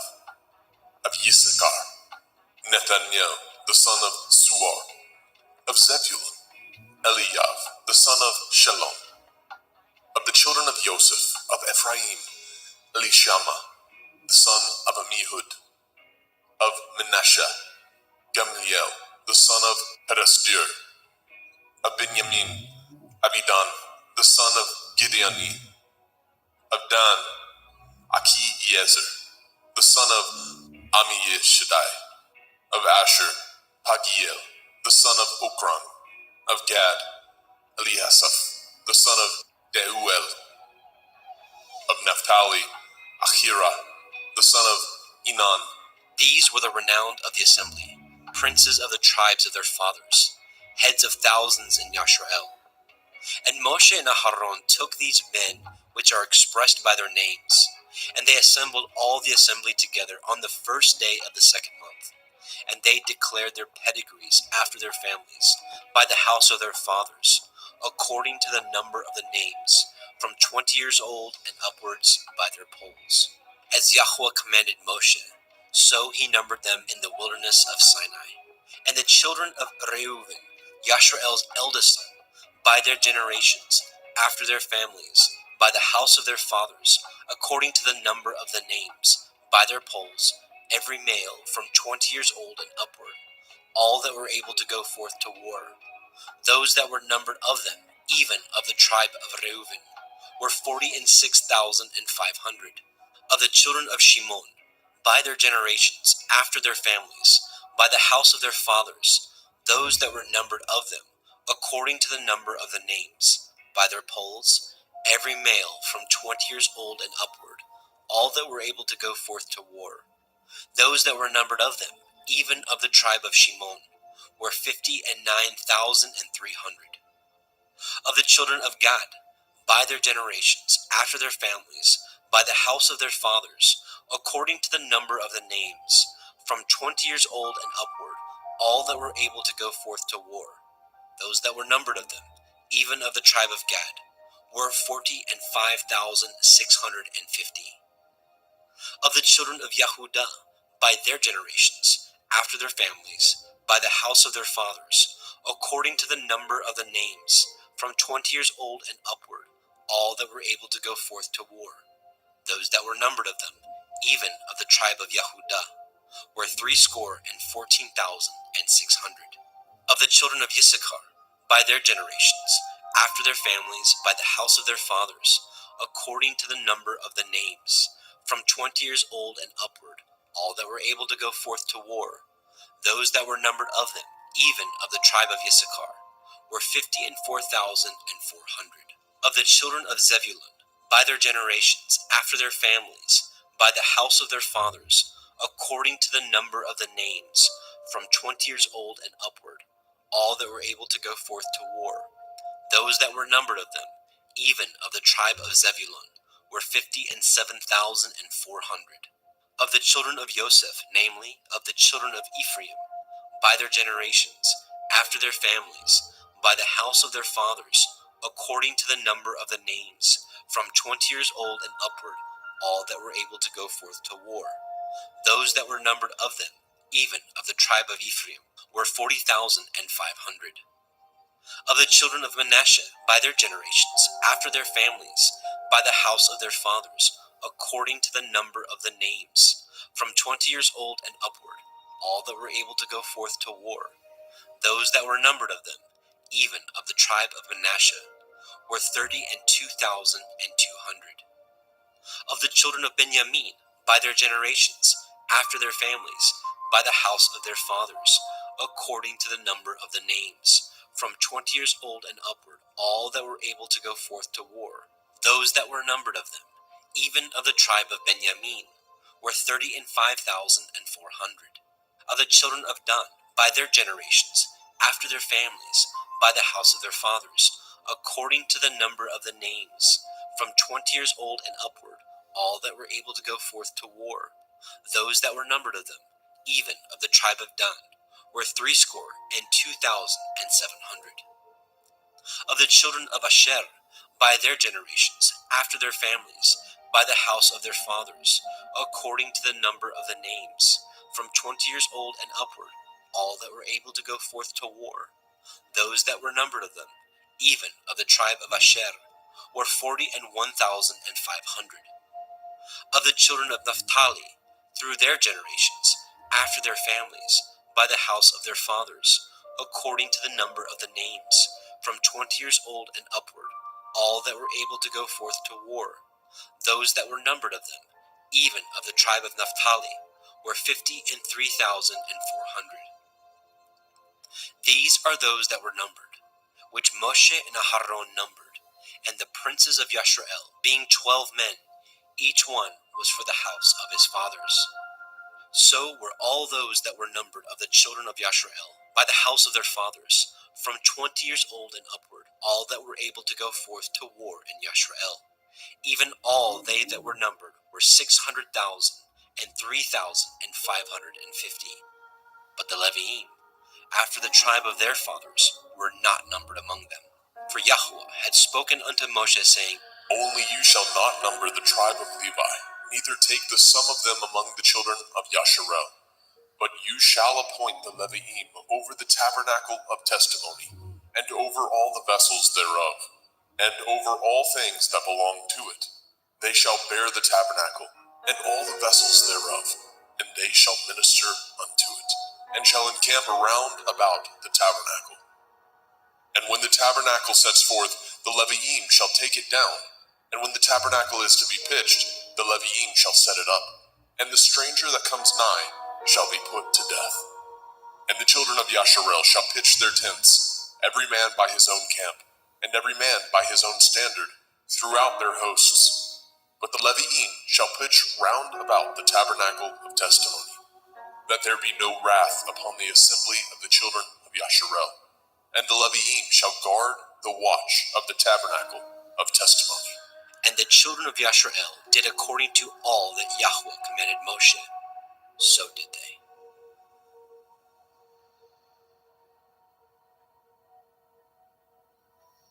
Bemidbar, Numbers, chapter 2. And Yahweh spoke unto El Moshe, and unto El Aharon, saying, Every man of the children of Yasharel shall pitch by his own standard, with the ensign of their father's house far off about the tabernacle of the assembly shall they pitch. And on the east side, towards the rising of the sun, shall they of the standard of the camp of Yehuda pitch throughout their armies. And Nachshon, the son of Aminadab, shall be captain of the children of Yehuda. And his host, and those that were numbered of them, were 314,600. And those that do pitch next to him shall be the tribe of Issachar. And Nathaniel, the son of Zuar, shall be captain of the children of Issachar. And his host, and those that were numbered thereof, were 54,400. Then the tribe of Zebulun, and Eliav, the son of Chelon, shall be the captain of the children of Zebulun. And his host, and those that were numbered thereof, were 57,400. All that were numbered in the camp of Yehuda were 100,000, 6,400, throughout their armies. These shall first set forth. On the south side shall be the standard of the camp of Reuven, according to their armies. And the captain of the children of Reuven shall be Elitzur, the son of Shedeur. And his host, and those that were numbered thereof, were 46,500. And those which pitch by him shall be the tribe of Shimon. And the captain of the children of Shimon shall be Shalumiel, the son of Shaddai. And his host, and those that were numbered of them, were 59,300. Then the tribe of Gad, and the captain of the sons of Gad shall be Eliasaph, the son of Reuel. And his host, and those that were numbered of them, were 45,650. All that were numbered in the camp of Reuven were 100,050 and 1,450 throughout their armies. And they shall set forth in the second rank. Then the tabernacle of the assembly shall set forward with the camp of the Leviim in the midst of the camp. As they encamp, so shall they set forward, every man in his place by their standards. On the west side shall be the standard of the camp of Ephraim, according to their armies. And the captain of the sons of Ephraim shall be Elishama, the son of Ammihud. And his host, and those that were numbered of them, were 40,500. And by him shall be the tribe of Manasseh. And the captain of the children of Manasseh shall be Gamliel, the son of Pedasjur. And his host, and those that were numbered of them, were 32,200. Then the tribe of Benjamin, and the captain of the sons of Benjamin shall be Abidan, the son of Gideoni. And his host, and those that were numbered of them, were 35,400. All that were numbered of the camp of Ephraim were 100,000 and 8,100 throughout their armies. And they shall go forward in the third rank. The standard of the camp of Dan shall be on the north side by their armies. And the captain of the children of Dan shall be Achiezer, the son of Ammishaddai. And his host, and those that were numbered of them, were 62,700. And those that encamp by him shall be the tribe of Asher. And the captain of the children of Asher shall be Pagiel, the son of Okran. and his host, and those that were numbered of them, were 40,001,500. Then the tribe of Naphtali, and the captain of the children of Naphtali, shall be Ahira, the son of Enan. And his host, and those that were numbered of them, were 53,400. All they that were numbered in the camp of Dan were 100,057,600. They shall go hindmost with their standards. These are those which were numbered of the children of Yashrael, by the house of their fathers. All those that were numbered of the camps throughout their host were 600,000 and 3,550. But the Leviim were not numbered among the children of Yashrael, as Yahweh commanded Moshe. And the children of Yashrael did according to all that Yahweh commanded Moshe. So they pitched by their standards, and so they set forward, everyone after their families, according to the house of their fathers. Bemidbar, Numbers chapter 3. These also are the generations of Aharon and Moshe, in the day that Yahweh spoke with Moshe in Mount Sinai. And these are the names of the sons of Aharon: Nadav, the firstborn, and Abihu, Eleazar, and Ithamar. These are the names of the sons of Aharon, the priests which were anointed, whom he consecrated to minister in the priest's office. And Nadav and Abihu died before Yahweh, when they offered strange fire before Yahweh, in the wilderness of Sinai, and they had no children. And Eleazar and Ithamar ministered in the priest's office, in the sight of Aharon their father. And Yahweh spoke unto Moshe, saying, Bring the tribe of Levi near, and present them before Aharon the priest, that they may minister unto him. And they shall guard his watch, and the watch of the whole assembly before the tabernacle of the assembly, to do the service of the tabernacle. And they shall guard all the instruments of the tabernacle of the assembly, and the charge of the children of Yasharel, to do the service of the tabernacle. And you shall give the Leviim unto Aharon and to his sons. They are wholly given unto him out of the children of Yasharel. And you shall appoint Aharon and his sons, and they shall guard their priest's office, and the stranger that comes nigh shall be put to death. And Yahweh spoke unto Moshe, saying, And I, behold, I have taken the Leviim from among the children of Yasharel, instead of all the firstborn that opens the womb among the children of Yasharel. Therefore the Leviim shall be mine, because all the firstborn are mine. For on the day that I smote all the firstborn in the land of Mitzrayim, I hallowed unto me all the firstborn in Yasharel, both man and beast. Mine shall they be. I am Yahweh. And Yahweh spoke unto Moshe in the wilderness of Sinai, saying, Number the children of Levi after the house of their fathers, by their families. Every male from a month old and upward shall you number them. And Moshe numbered them according to the word of Yahweh, as he was commanded. And these were the sons of Levi by their names: Gershon, and Kohath, and Merari. And these are the names of the sons of Gershon by their families: Livni, and Shimei. And the sons of Kohath by their families: Amram, and Yitzchar, Chevron, and Uziel. And the sons of Merari by their families: Machli, and Mushi. These are the families of the Leviim, according to the house of their fathers. Of Gershon was the family of the Libniim, and the family of the Shimeim. These are the families of the Gershonim. Those that were numbered of them, according to the number of all the males, from a month old and upward, even those that were numbered of them, were 7,500. The families of the Gershonim shall pitch behind the tabernacle westward, and the chief of the house of the father of the Gershonim shall be Eliasaph, the son of Lael. And the charge of the sons of Gershon in the tabernacle of the assembly shall be the tabernacle, and the tent, the covering thereof, and the hanging for the door of the tabernacle of the assembly, and the hangings of the court, and the curtain for the door of the court, which is by the tabernacle, and by the altar round about, and the cords of it for all the service thereof. And of Kohath was the family of the Amramim, and the family of the Yitzharim, and the family of the Chevronim, and the family of the Uzzialim. These are the families of the Kohathim. In the number of all the males, from a month old and upward, were 8,600, guarding the watch of the sanctuary. The families of the sons of Kohath shall pitch on the side of the tabernacle southward, and the chief of the house of the father of the families of the Kohathim shall be Elitzaphan, the son of Uzziah, and their charge shall be the ark, and the table, and the menorah, 7-branched candlestick, and the altars, and the vessels of the sanctuary, wherewith they minister, and the hanging, and all the service thereof.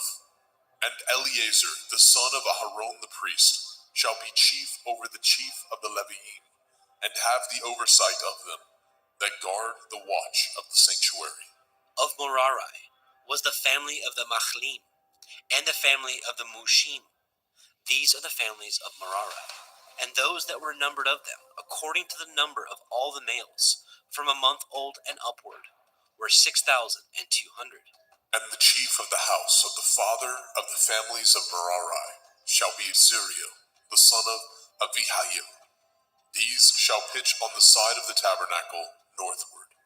And under the custody and charge of the sons of Merari shall be the boards of the tabernacle, and the bars thereof, and the pillars thereof, and the sockets thereof, and all the vessels thereof, and all that serves thereto, and the pillars of the court round about, and their sockets, and their pins, and their cords.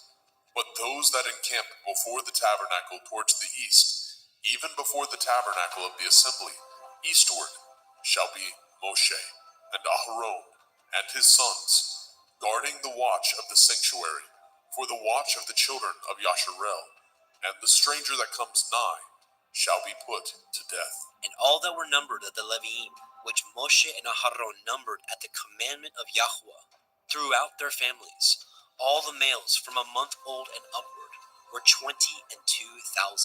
And Yahweh said unto Moshe, Number all the firstborn of the males of the children of Yasharel, from a month old and upward, and take the number of their names, and you shall take the Leviim for me.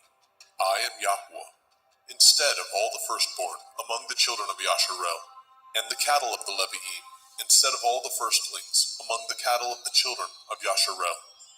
And Moshe numbered, as Yahweh commanded him, all the firstborn among the children of Yasharel, and all the firstborn males by the number of names, from a month old and upward, of those that were numbered of them, were 22,213.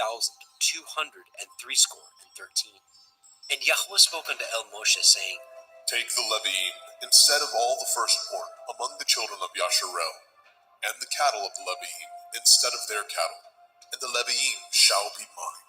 I am Yahweh.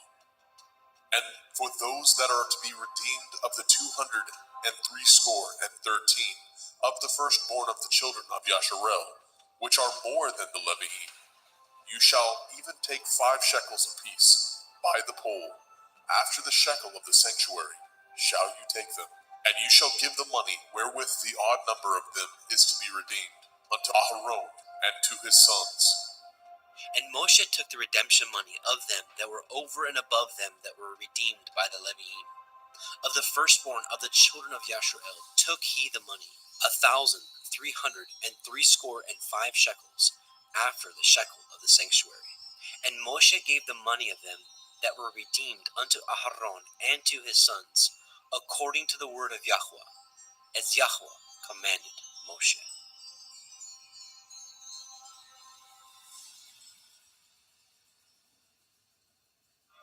Bemidbar, Numbers, chapter 4.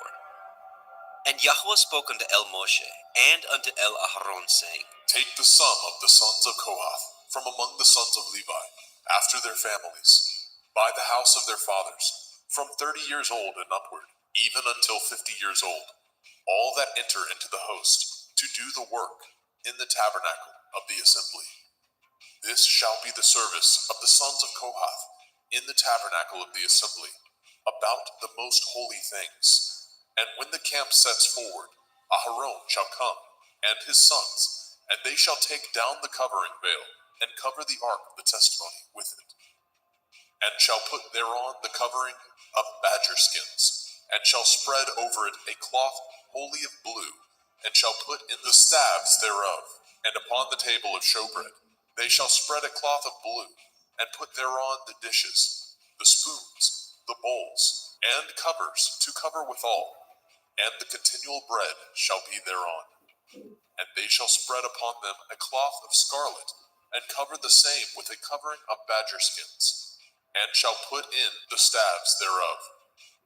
And they shall take a cloth of blue, and cover the menorah, 7-branched candlestick, of the light, and his lamps, and his tongs, and his snuff dishes, and all the oil vessels thereof, wherewith they minister unto it.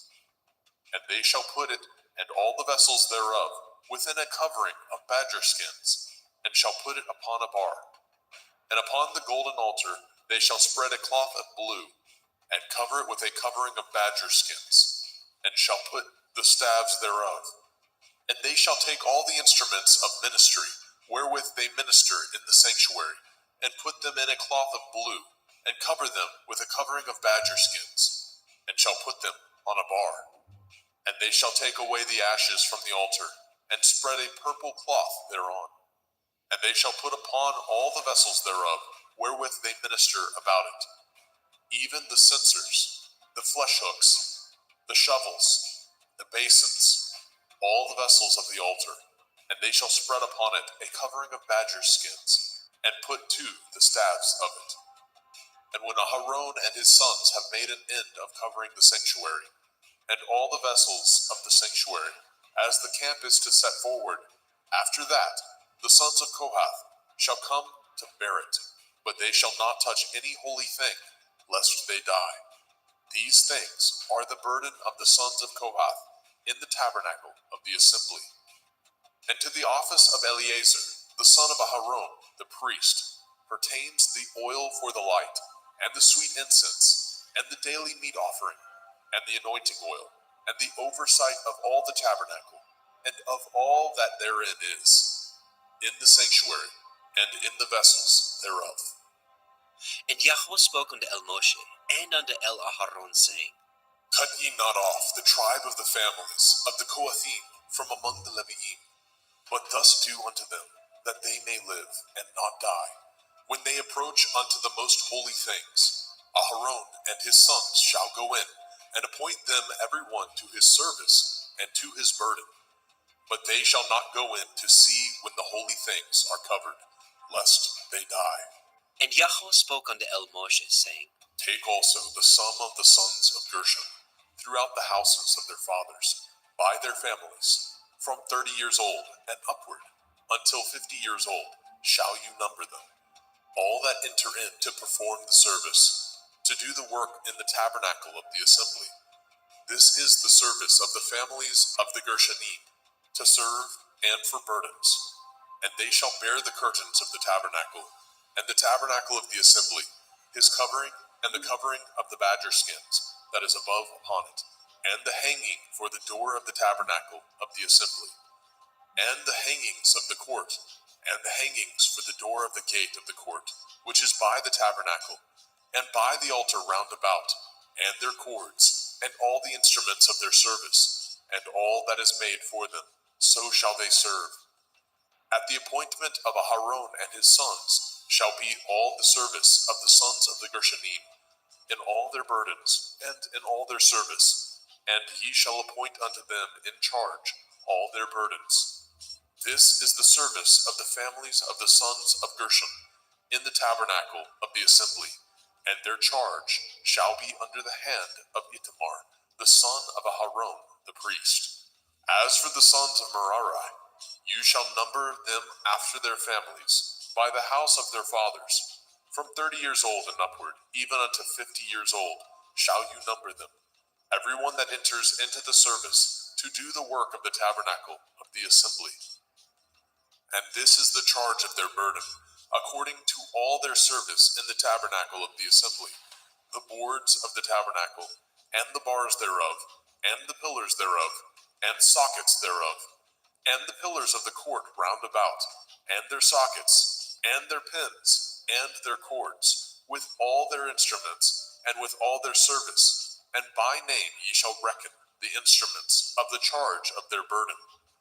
This is the service of the families of the sons of Merari, according to all their service, in the tabernacle of the assembly, under the hand of Itamar, the son of Aharon, the priest. And Moshe and Aharon and the chief of the assembly numbered the sons of the Kohathim after their families, and after the house of their fathers, from 30 years old and upward, even unto 50 years old, every one that enters into the service, for the work in the tabernacle of the assembly. And those that were numbered of them by their families were 2,750. These were they that were numbered of the families of the Kohathim, all that might do service in the tabernacle of the assembly, which Moshe and Aharon did number according to the commandment of Yahweh by the hand of Moshe. And those that were numbered of the sons of Gershon throughout their families, and by the house of their fathers, from 30 years old and upward, even unto 50 years old, every one that enters into the service for the work in the tabernacle of the assembly. Even those that were numbered of them throughout their families, by the house of their fathers, were 2,630. These are they that were numbered of the families of the sons of Gershon, of all that might do service in the tabernacle of the assembly, whom Moshe and Aharon did number according to the commandment of Yahweh. And those that were numbered of the families of the sons of Merari, throughout their families, by the house of their fathers, from 30 years old and upward, even unto 50 years old, every one that entered into the service for the work in the tabernacle of the assembly. Even those that were numbered of them after their families were 3,200. These be those that were numbered of the families of the sons of Merari, whom Moshe and Aharon numbered according to the word of Yahweh by the hand of Moshe. All those that were numbered of the Leviim, whom Moshe and Aharon and the chief of Yashrael numbered, after their families, and after the house of their fathers, from 30 years old and upward, even unto 50 years old, everyone that came to do the service of the ministry, and the service of the burden in the tabernacle of the assembly, even those that were numbered of them, were 8,540. According to the commandment of Yahweh, they were numbered by the hand of Moshe, everyone according to his service, and according to his burden.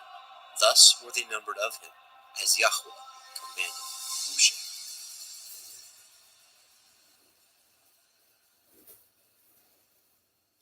Bamidbar, Numbers, chapter 5. And Yahweh spoke unto El Moshe, saying, Command the children of Yasharel that they put out of the camp every leper, and every one that has an issue, whosoever is defiled by the dead. Both male and female shall ye put out, without the camp shall ye put them, that they defile not their camp, in the midst whereof I dwell. And the children of Yashrael did so, and put them out without the camp, as Yahweh spoke unto Moshe. So did the children of Yashrael. And Yahweh spoke unto Moshe, saying, Speak unto the children of Yasharel, when a man or woman shall commit any sin that men commit, to do a trespass against Yahweh, and that person be guilty, then they shall confess their sin which they have done, and he shall recompense his trespass with the principal thereof, and add unto it the fifth part thereof, and give it unto him against whom he has trespassed. But if the man have no kinsman to recompense the trespass unto, let the trespass be recompensed unto Yahweh, even to the priest, beside the ram of the atonement, whereby an atonement shall be made for him. And every offering of all the holy things of the children of Yasharel, which they bring unto the priest, shall be his. And every man's hallowed thing shall be his. Whatsoever any man gives the priest, it shall be his. And Yahweh spoke unto Moshe, saying, Speak unto the children of Yasharel, and say unto them, If any man's woman go aside, and commit a trespass against him, and a man lie with her carnally, and it be hid from the eyes of her man, and be kept close, and she be defiled, and there be no witness against her, neither she be taken with the manner, and the ruach of jealousy come upon him, and he be jealous of his woman, and she be defiled, Or if the ruach of jealousy come upon him, and he be jealous of his woman, and she be not defiled, then shall the man bring his woman unto the priest, and he shall bring her offering for her, the 10th part of an ephah of barley meal. He shall pour no oil upon it, nor put frankincense thereon, for it is an offering of jealousy, an offering of memorial, bringing iniquity to remembrance. And the priest shall bring her near, and set her before Yahweh. And the priest shall take holy water in an earthen vessel, and of the dust that is in the floor of the tabernacle the priest shall take, and put it into the water. And the priest shall set the woman before Yahweh, and uncover the woman's head, and put the offering of memorial in her hands, which is the jealousy offering. And the priest shall have in his hand the bitter water that causes the curse. And the priest shall charge her by an oath, and say unto the woman, If no man have lain with you, and if you have not gone aside to uncleanness with another instead of your man, be free from this bitter water that causes the curse. But if you have gone aside to another instead of your man, and if you be defiled, and some man have lain with you beside your man, then the priest shall charge the woman with an oath of cursing, and the priest shall say unto the woman, Yahweh make you a curse and an oath among your people, when Yahweh makes your thigh to rot and your belly to swell. And this water that causes the curse shall go into your bowels, to make your belly to swell and your thigh to rot. And the woman shall say, Amen, Amen. And the priest shall write these curses in a sefer, and he shall blot them out with the bitter water. And he shall cause the woman to drink the bitter water that causes the curse, and the water that causes the curse shall enter into her and become bitter. Then the priest shall take the jealousy offering out of the woman's hand, and shall wave the offering before Yahweh, and offer it upon the altar. And the priest shall take a handful of the offering, even the memorial thereof, and burn it upon the altar, and afterward shall cause the woman to drink the water. And when he has made her to drink the water, then it shall come to pass that if she be defiled, and have done trespass against her man, that the water that causes the curse shall enter into her, and become bitter, and her belly shall swell, and her thigh shall rot, and the woman shall be a curse among her people.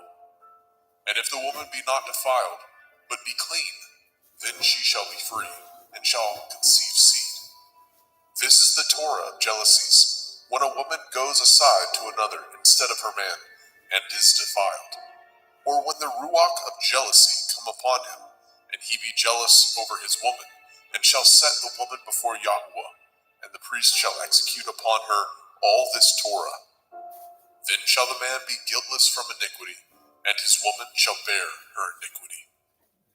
Bemidbar, Numbers chapter 6. And Yahweh spoke unto El Moshe, saying, Speak unto the children of Yasharel, and say unto them, When either man or woman shall separate themselves to vow a vow of a Nazir, to separate themselves unto Yahweh, he shall separate himself from wine and strong drink, and shall drink no vinegar of wine, or vinegar of strong drink. Neither shall he drink any liquor of grapes, nor eat moist grapes, or dried. All the days of his separation shall he eat nothing that is made of the vine tree, from the kernels even to the husk. All the days of the vow of his separation there shall no razor come upon his head, until the days be fulfilled, in which he separates himself unto Yahweh. He shall be holy, and shall let the locks of the hair of his head grow. All the days that he separates himself unto Yahweh, he shall come at no dead body. He shall not make himself unclean for his father, or for his mother, for his brother, or for his sister, when they die, because the consecration of his Elohim is upon his head.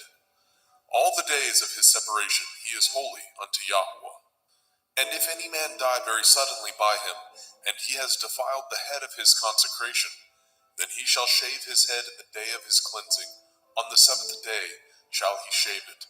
And on the 8th day he shall bring 2 turtle doves, or 2 young pigeons, to the priest, to the door of the tabernacle of the assembly.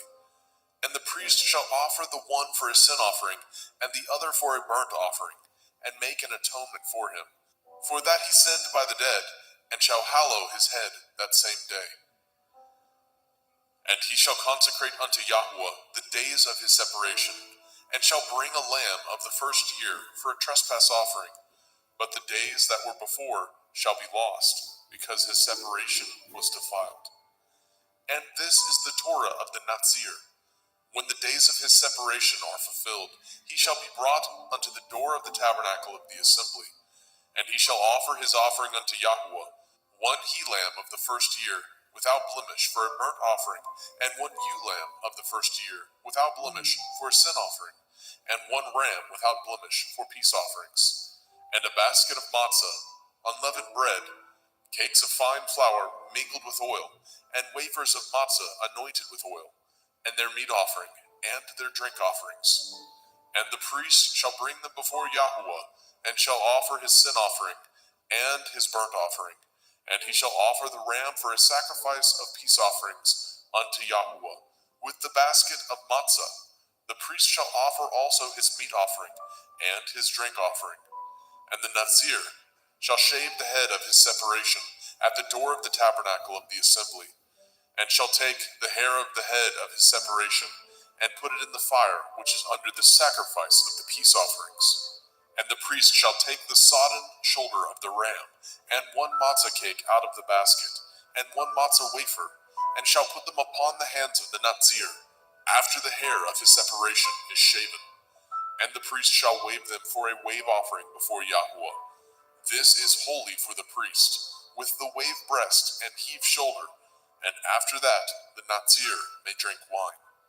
This is the Torah of the Nazir, who has vowed, and of his offering unto Yahuwah for his separation, beside that his hand shall get, according to the vow which he vowed, so he must do after the Torah of his separation. And Yahuwah spoke unto Moshe, saying, Speak unto Aharon and unto his sons, saying, On this wise ye shall bless the children of Yasharel, saying unto them, Yahuwah bless you and guard you. Yahuwah make his face shine upon you and be gracious unto you. Yahuwah lift up his countenance upon you and give you peace. And they shall put my name upon the children of Yasharel, and I will bless them.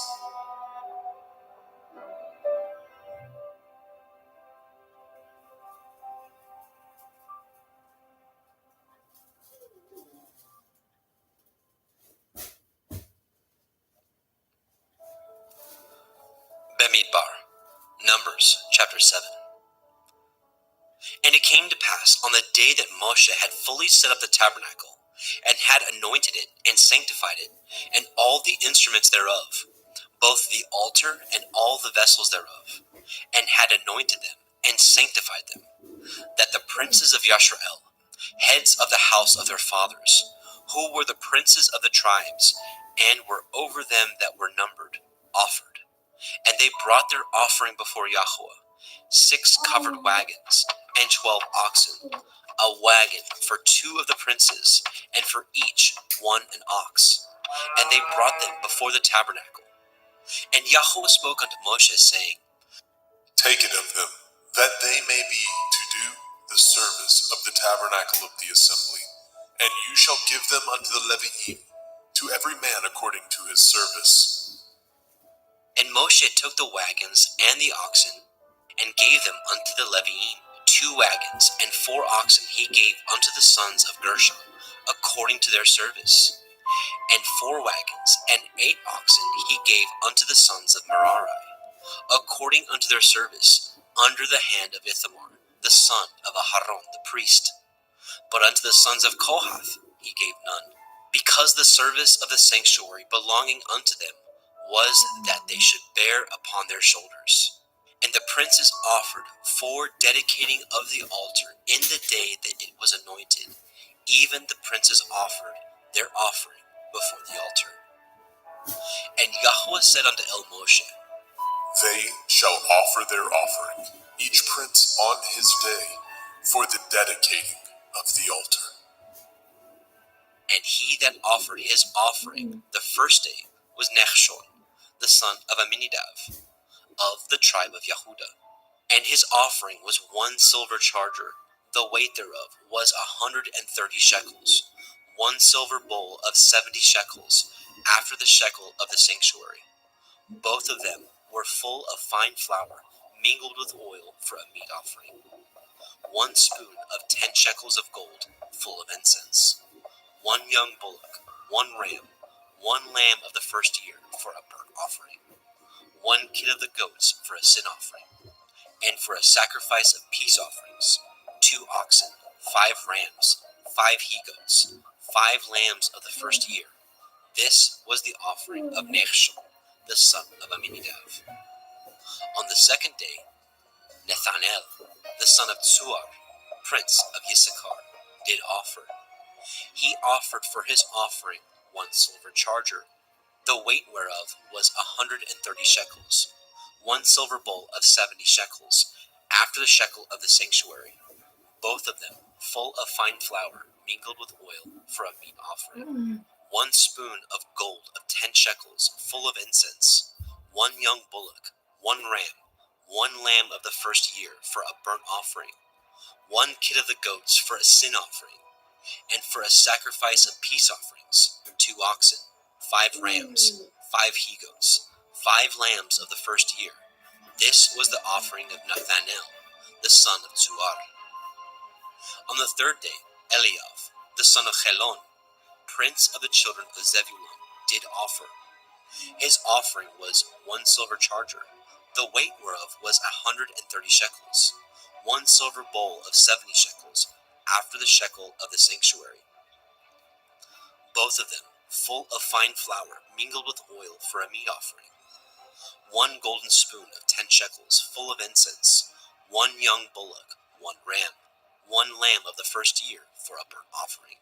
1 kid of the goats for a sin offering. And for a sacrifice of peace offerings, 2 oxen, 5 rams, 5 he-goats, 5 lambs of the first year. This was the offering of Eliav, the son of Chelon.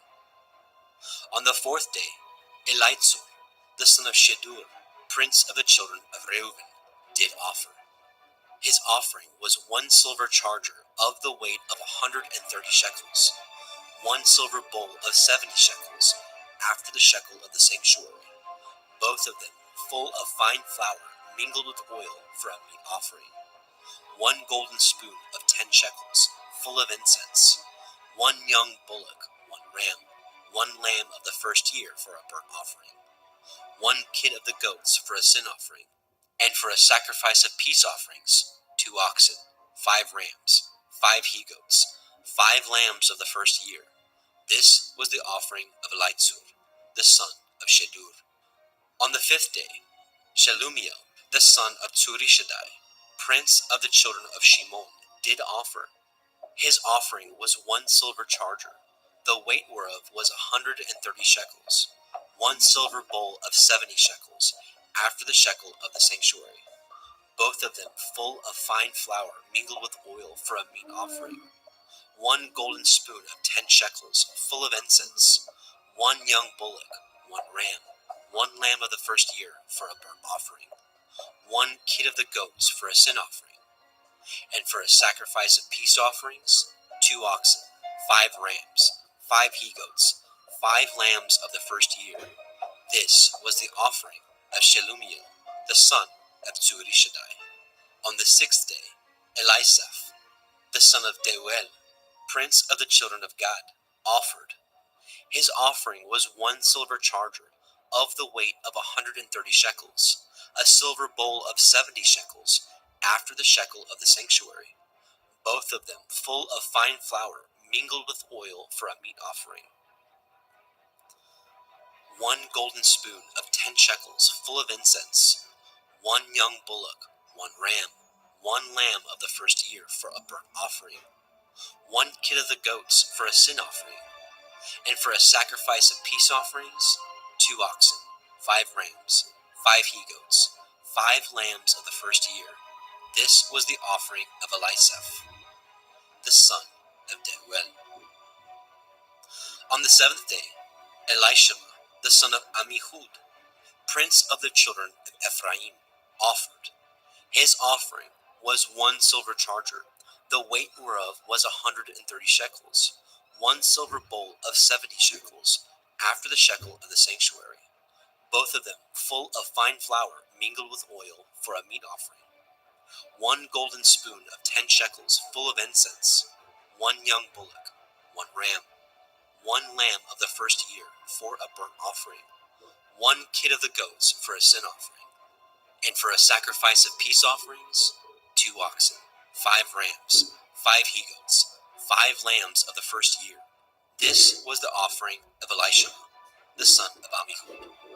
On the 8th day offered Gamaliel, the son of Pedatsur, prince of the children of Manasseh. His offering was 1 silver charger of the weight of 130 shekels, 1 silver bowl of 70 shekels, after the shekel of the sanctuary, both of them full of fine flour mingled with oil for a meat offering, 1 golden spoon of 10 shekels full of incense, 1 young bullock, 1 ram, 1 lamb of the first year for a burnt offering, 1 kid of the goats for a sin offering, and for a sacrifice of peace offerings, 2 oxen, 5 rams, 5 he-goats, 5 lambs of the first year.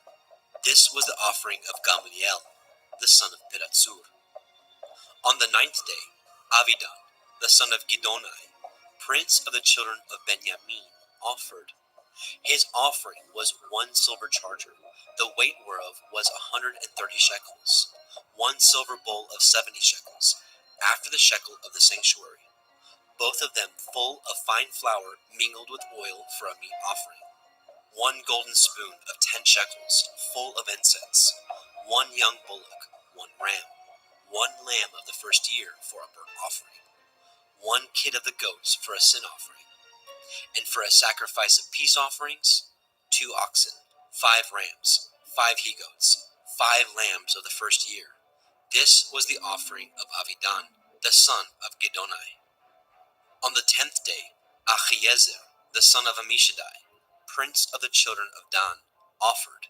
His offering was 1 silver charger, the weight whereof was 130 shekels, 1 silver bowl of 70 shekels, after the shekel of the sanctuary, both of them full of fine flour mingled with oil for a meat offering, 1 golden spoon of 10 shekels full of incense, 1 young bullock, 1 ram, 1 lamb of the first year for a burnt offering, 1 kid of the goats for a sin offering, and for a sacrifice of peace offerings, 2 oxen, 5 rams, 5 he-goats, 5 lambs of the first year.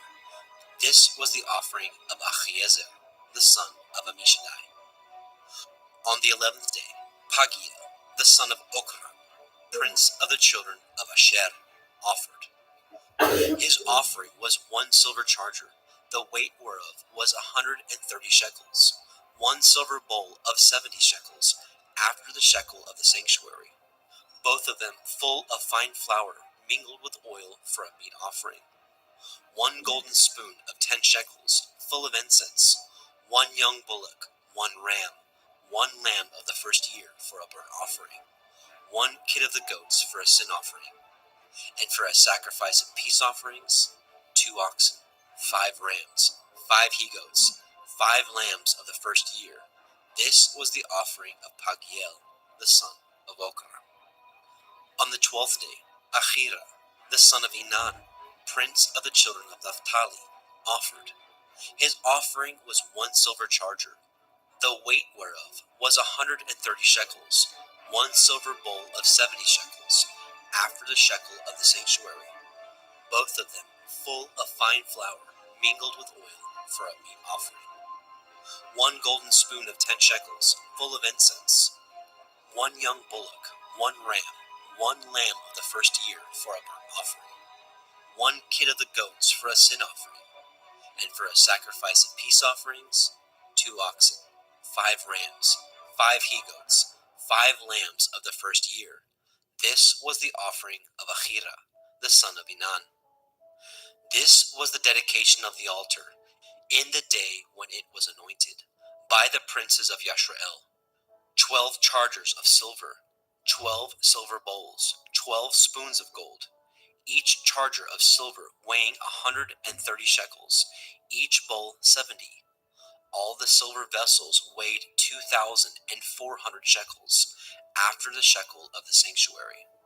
The golden spoons were 12, full of incense, weighing 10 shekels apiece, after the shekel of the sanctuary. All the gold of the spoons was 120 shekels. All the oxen for the burnt offering were 12 bullocks, the rams 12, the lambs of the first year 12, with their meat offering, and the kids of the goats for sin offering 12. And all the oxen for the sacrifice of the peace offerings were 24 bullocks, the rams 60, the he-goats 60, the lambs of the first year 60. This was the dedication of the altar after that it was anointed.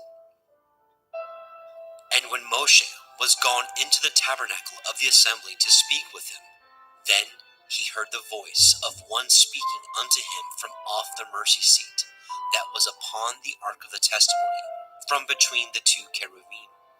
And he spoke unto him. Bemidbar, Numbers chapter 8. And Yahweh spoke unto El Moshe, saying, Speak unto El Aharon, and say unto him, When you light the lamps, the 7 lamps shall give light over against the menorah. And Aharon did so. He lighted the lamps thereof over against the menorah, as Yahweh commanded Moshe. And this work of the menorah was of beaten gold. Unto the shaft thereof, unto the flowers thereof, was beaten work, according unto the pattern which Yahweh had showed Moshe. So he made the menorah. And Yahweh spoke unto Moshe, saying, Take the Leviim from among the children of Yasharel, and cleanse them. And thus shall you do unto them, to cleanse them. Sprinkle water purifying upon them, and let them shave all their flesh, and let them wash their clothes, and so make themselves clean. Then let them take a young bullock with his meat offering, even fine flour mingled with oil, and another young bullock shall you take for a sin offering. And you shall bring the Leviim before the tabernacle of the assembly, and you shall gather the whole assembly of the children of Yasharel together. And you shall bring the Leviim before Yahweh, and the children of Yasharel shall put their hands upon the Leviim.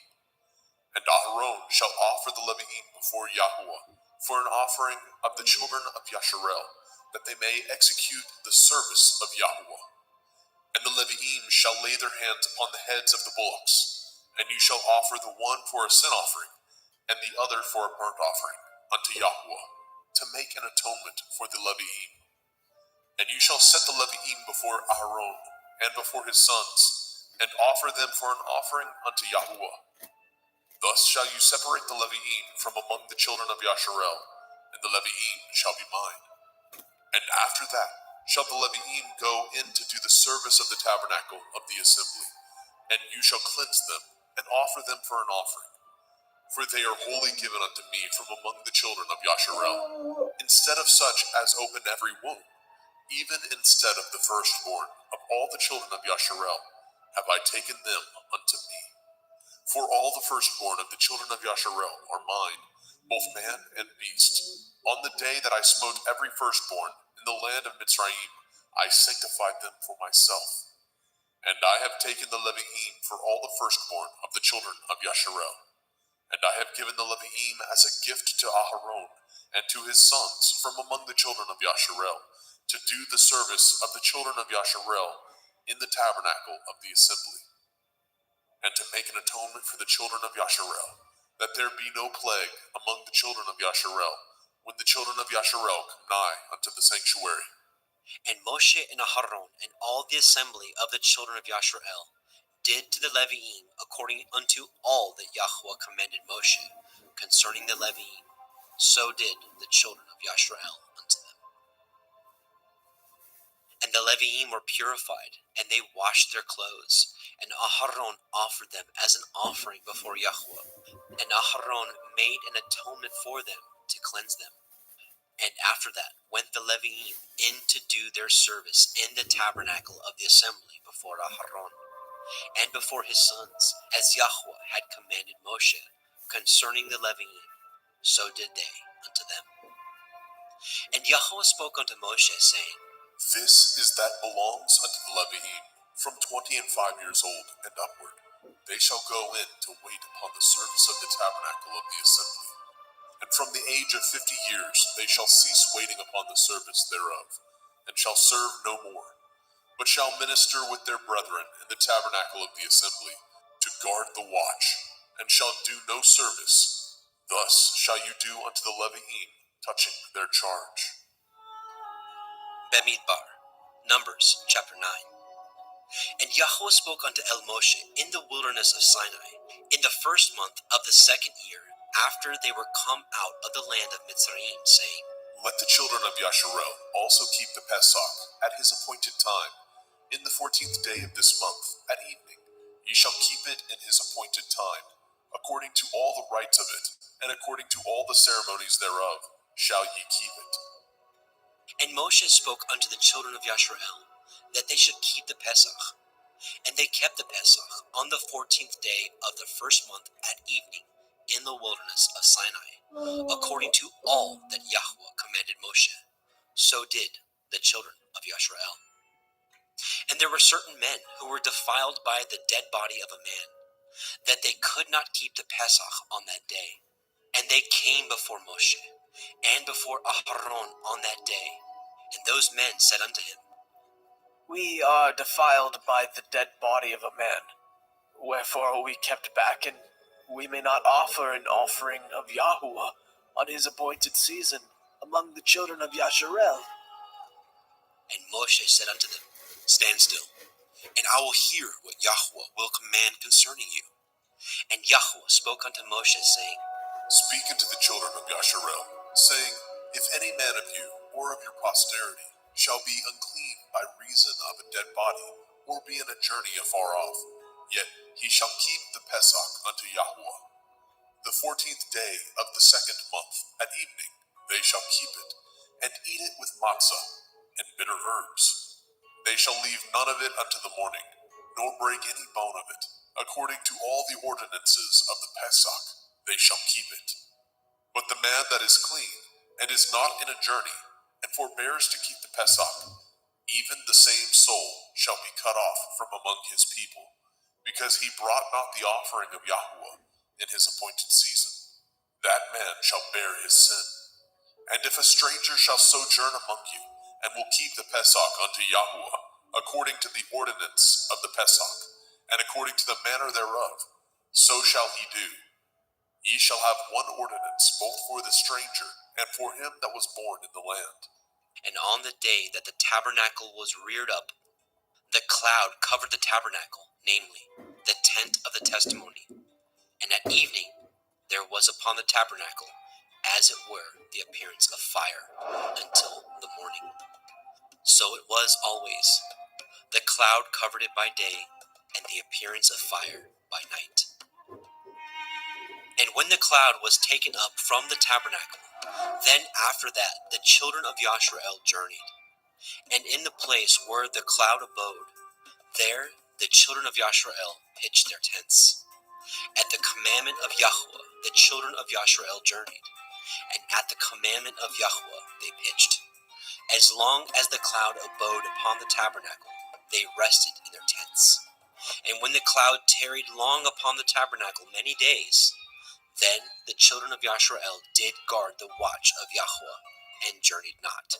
And so it was, when the cloud was a few days upon the tabernacle, according to the commandment of Yahweh, they abode in their tents, and according to the commandment of Yahweh they journeyed.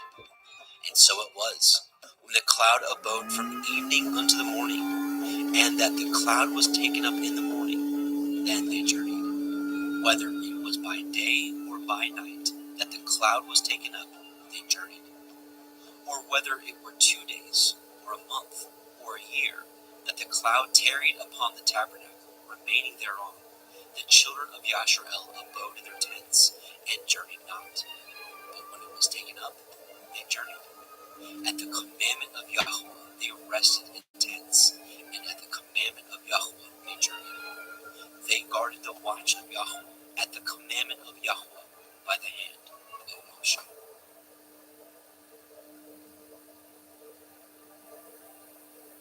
Bemidbar,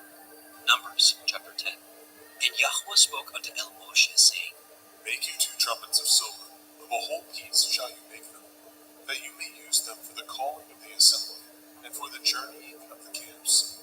And when they shall blow them, all the assembly shall assemble themselves to you at the door of the tabernacle of the assembly.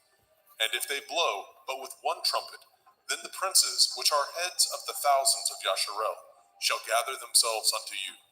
When ye blow an alarm, then the camps that lie on the east part shall go forward. When ye blow an alarm the 2nd time, then the camps that lie on the south side shall take their journey. They shall blow an alarm for their journeys. But when the assembly is to be gathered together, ye shall blow, but ye shall not sound an alarm. And the sons of Aharon the priest shall blow with the trumpets, and they shall be to you for an ordinance forever throughout your generations. And if ye go to war in your land against the enemy that oppresses you, and ye shall blow an alarm with the trumpets, and ye shall be remembered before Yahuwah Elohim, and ye shall be saved from your enemies. Also in the day of your gladness, and in your solemn days, and in the beginnings of your months, ye shall blow with the trumpets over your burnt offerings, and over the sacrifices of your peace offerings, that they may be to you for a memorial before your Elohim. I am Yahuwah Elohim. And it came to pass on the 20th day of the 2nd month, in the 2nd year, that the cloud was taken up from off the tabernacle of the testimony. And the children of Yasharel took their journeys out of the wilderness of Sinai, and the cloud rested in the wilderness of Paran. And they first took their journey according to the commandment of Yahweh by the hand of Moshe. In the first place went the standard of the camp of the children of Yehudah, according to their armies, and over his host was Nechshon, the son of Amminadab. And over the host of the tribe of the children of Issachar was Nathanael, the son of Tzuar. And over the host of the tribe of the children of Zebulun was Eliav, the son of Chelon. And the tabernacle was taken down, and the sons of Gershon and the sons of Merari set forward, bearing the tabernacle. And the standard of the camp of Reuven set forward according to their armies, and over his host was Elitzur, the son of Shedur. And over the host of the tribe of the children of Shimon was Shelumiel, the son of Tzurishaddai. And over the host of the tribe of the children of Gad was Elisaph, the son of Deuel. And the Kohathim set forward, bearing the sanctuary, and the other did set up the tabernacle against they came. And the standard of the camp of the children of Ephraim set forward according to their armies, and over his host was Elishama, the son of Ammihud. And over the host of the tribe of the children of Manasseh was Gamliel, the son of Pedatsur. And over the host of the tribe of the children of Benjamin was Avidan, the son of Gidonai. And the standard of the camp of the children of Dan set forward, which was the rearward of all the camps throughout their hosts. And over his host was Achiezer, the son of Ammishaddai. And over the host of the tribe of the children of Asher was Pagiel, the son of Okran. And over the host of the tribe of the children of Naphtali was Achira, the son of Enan. Thus were the journeyings of the children of Yasharel, according to their armies, when they set forward. And Moshe said unto Chovav, the son of Reuel, Midianite, Moshe's father-in-law, we are journeying unto the place of which Yahweh said, I will give it you. Come with us, and we will do you good. For Yahweh has spoken good concerning Yasharel. And he said unto him, I will not go, but I will depart to my own land, and to my kindred. And he said, Leave us not, I pray you, for as much as you know how we are to encamp in the wilderness, and you may be to us instead of eyes. And it shall be, if you go with us, yea, it shall be, that what goodness Yahweh shall do unto us, the same will we do unto you. And they departed from the mount of Yahweh 3 days' journey. And the ark of the covenant of Yahweh went before them in 3 days' journey, to search out a resting place for them. And the cloud of Yahweh was upon them by day, when they went out of the camp. And it came to pass, when the ark set forward, that Moshe said, Rise up, Yahweh, and let enemies be scattered, and let them that hate you flee before you.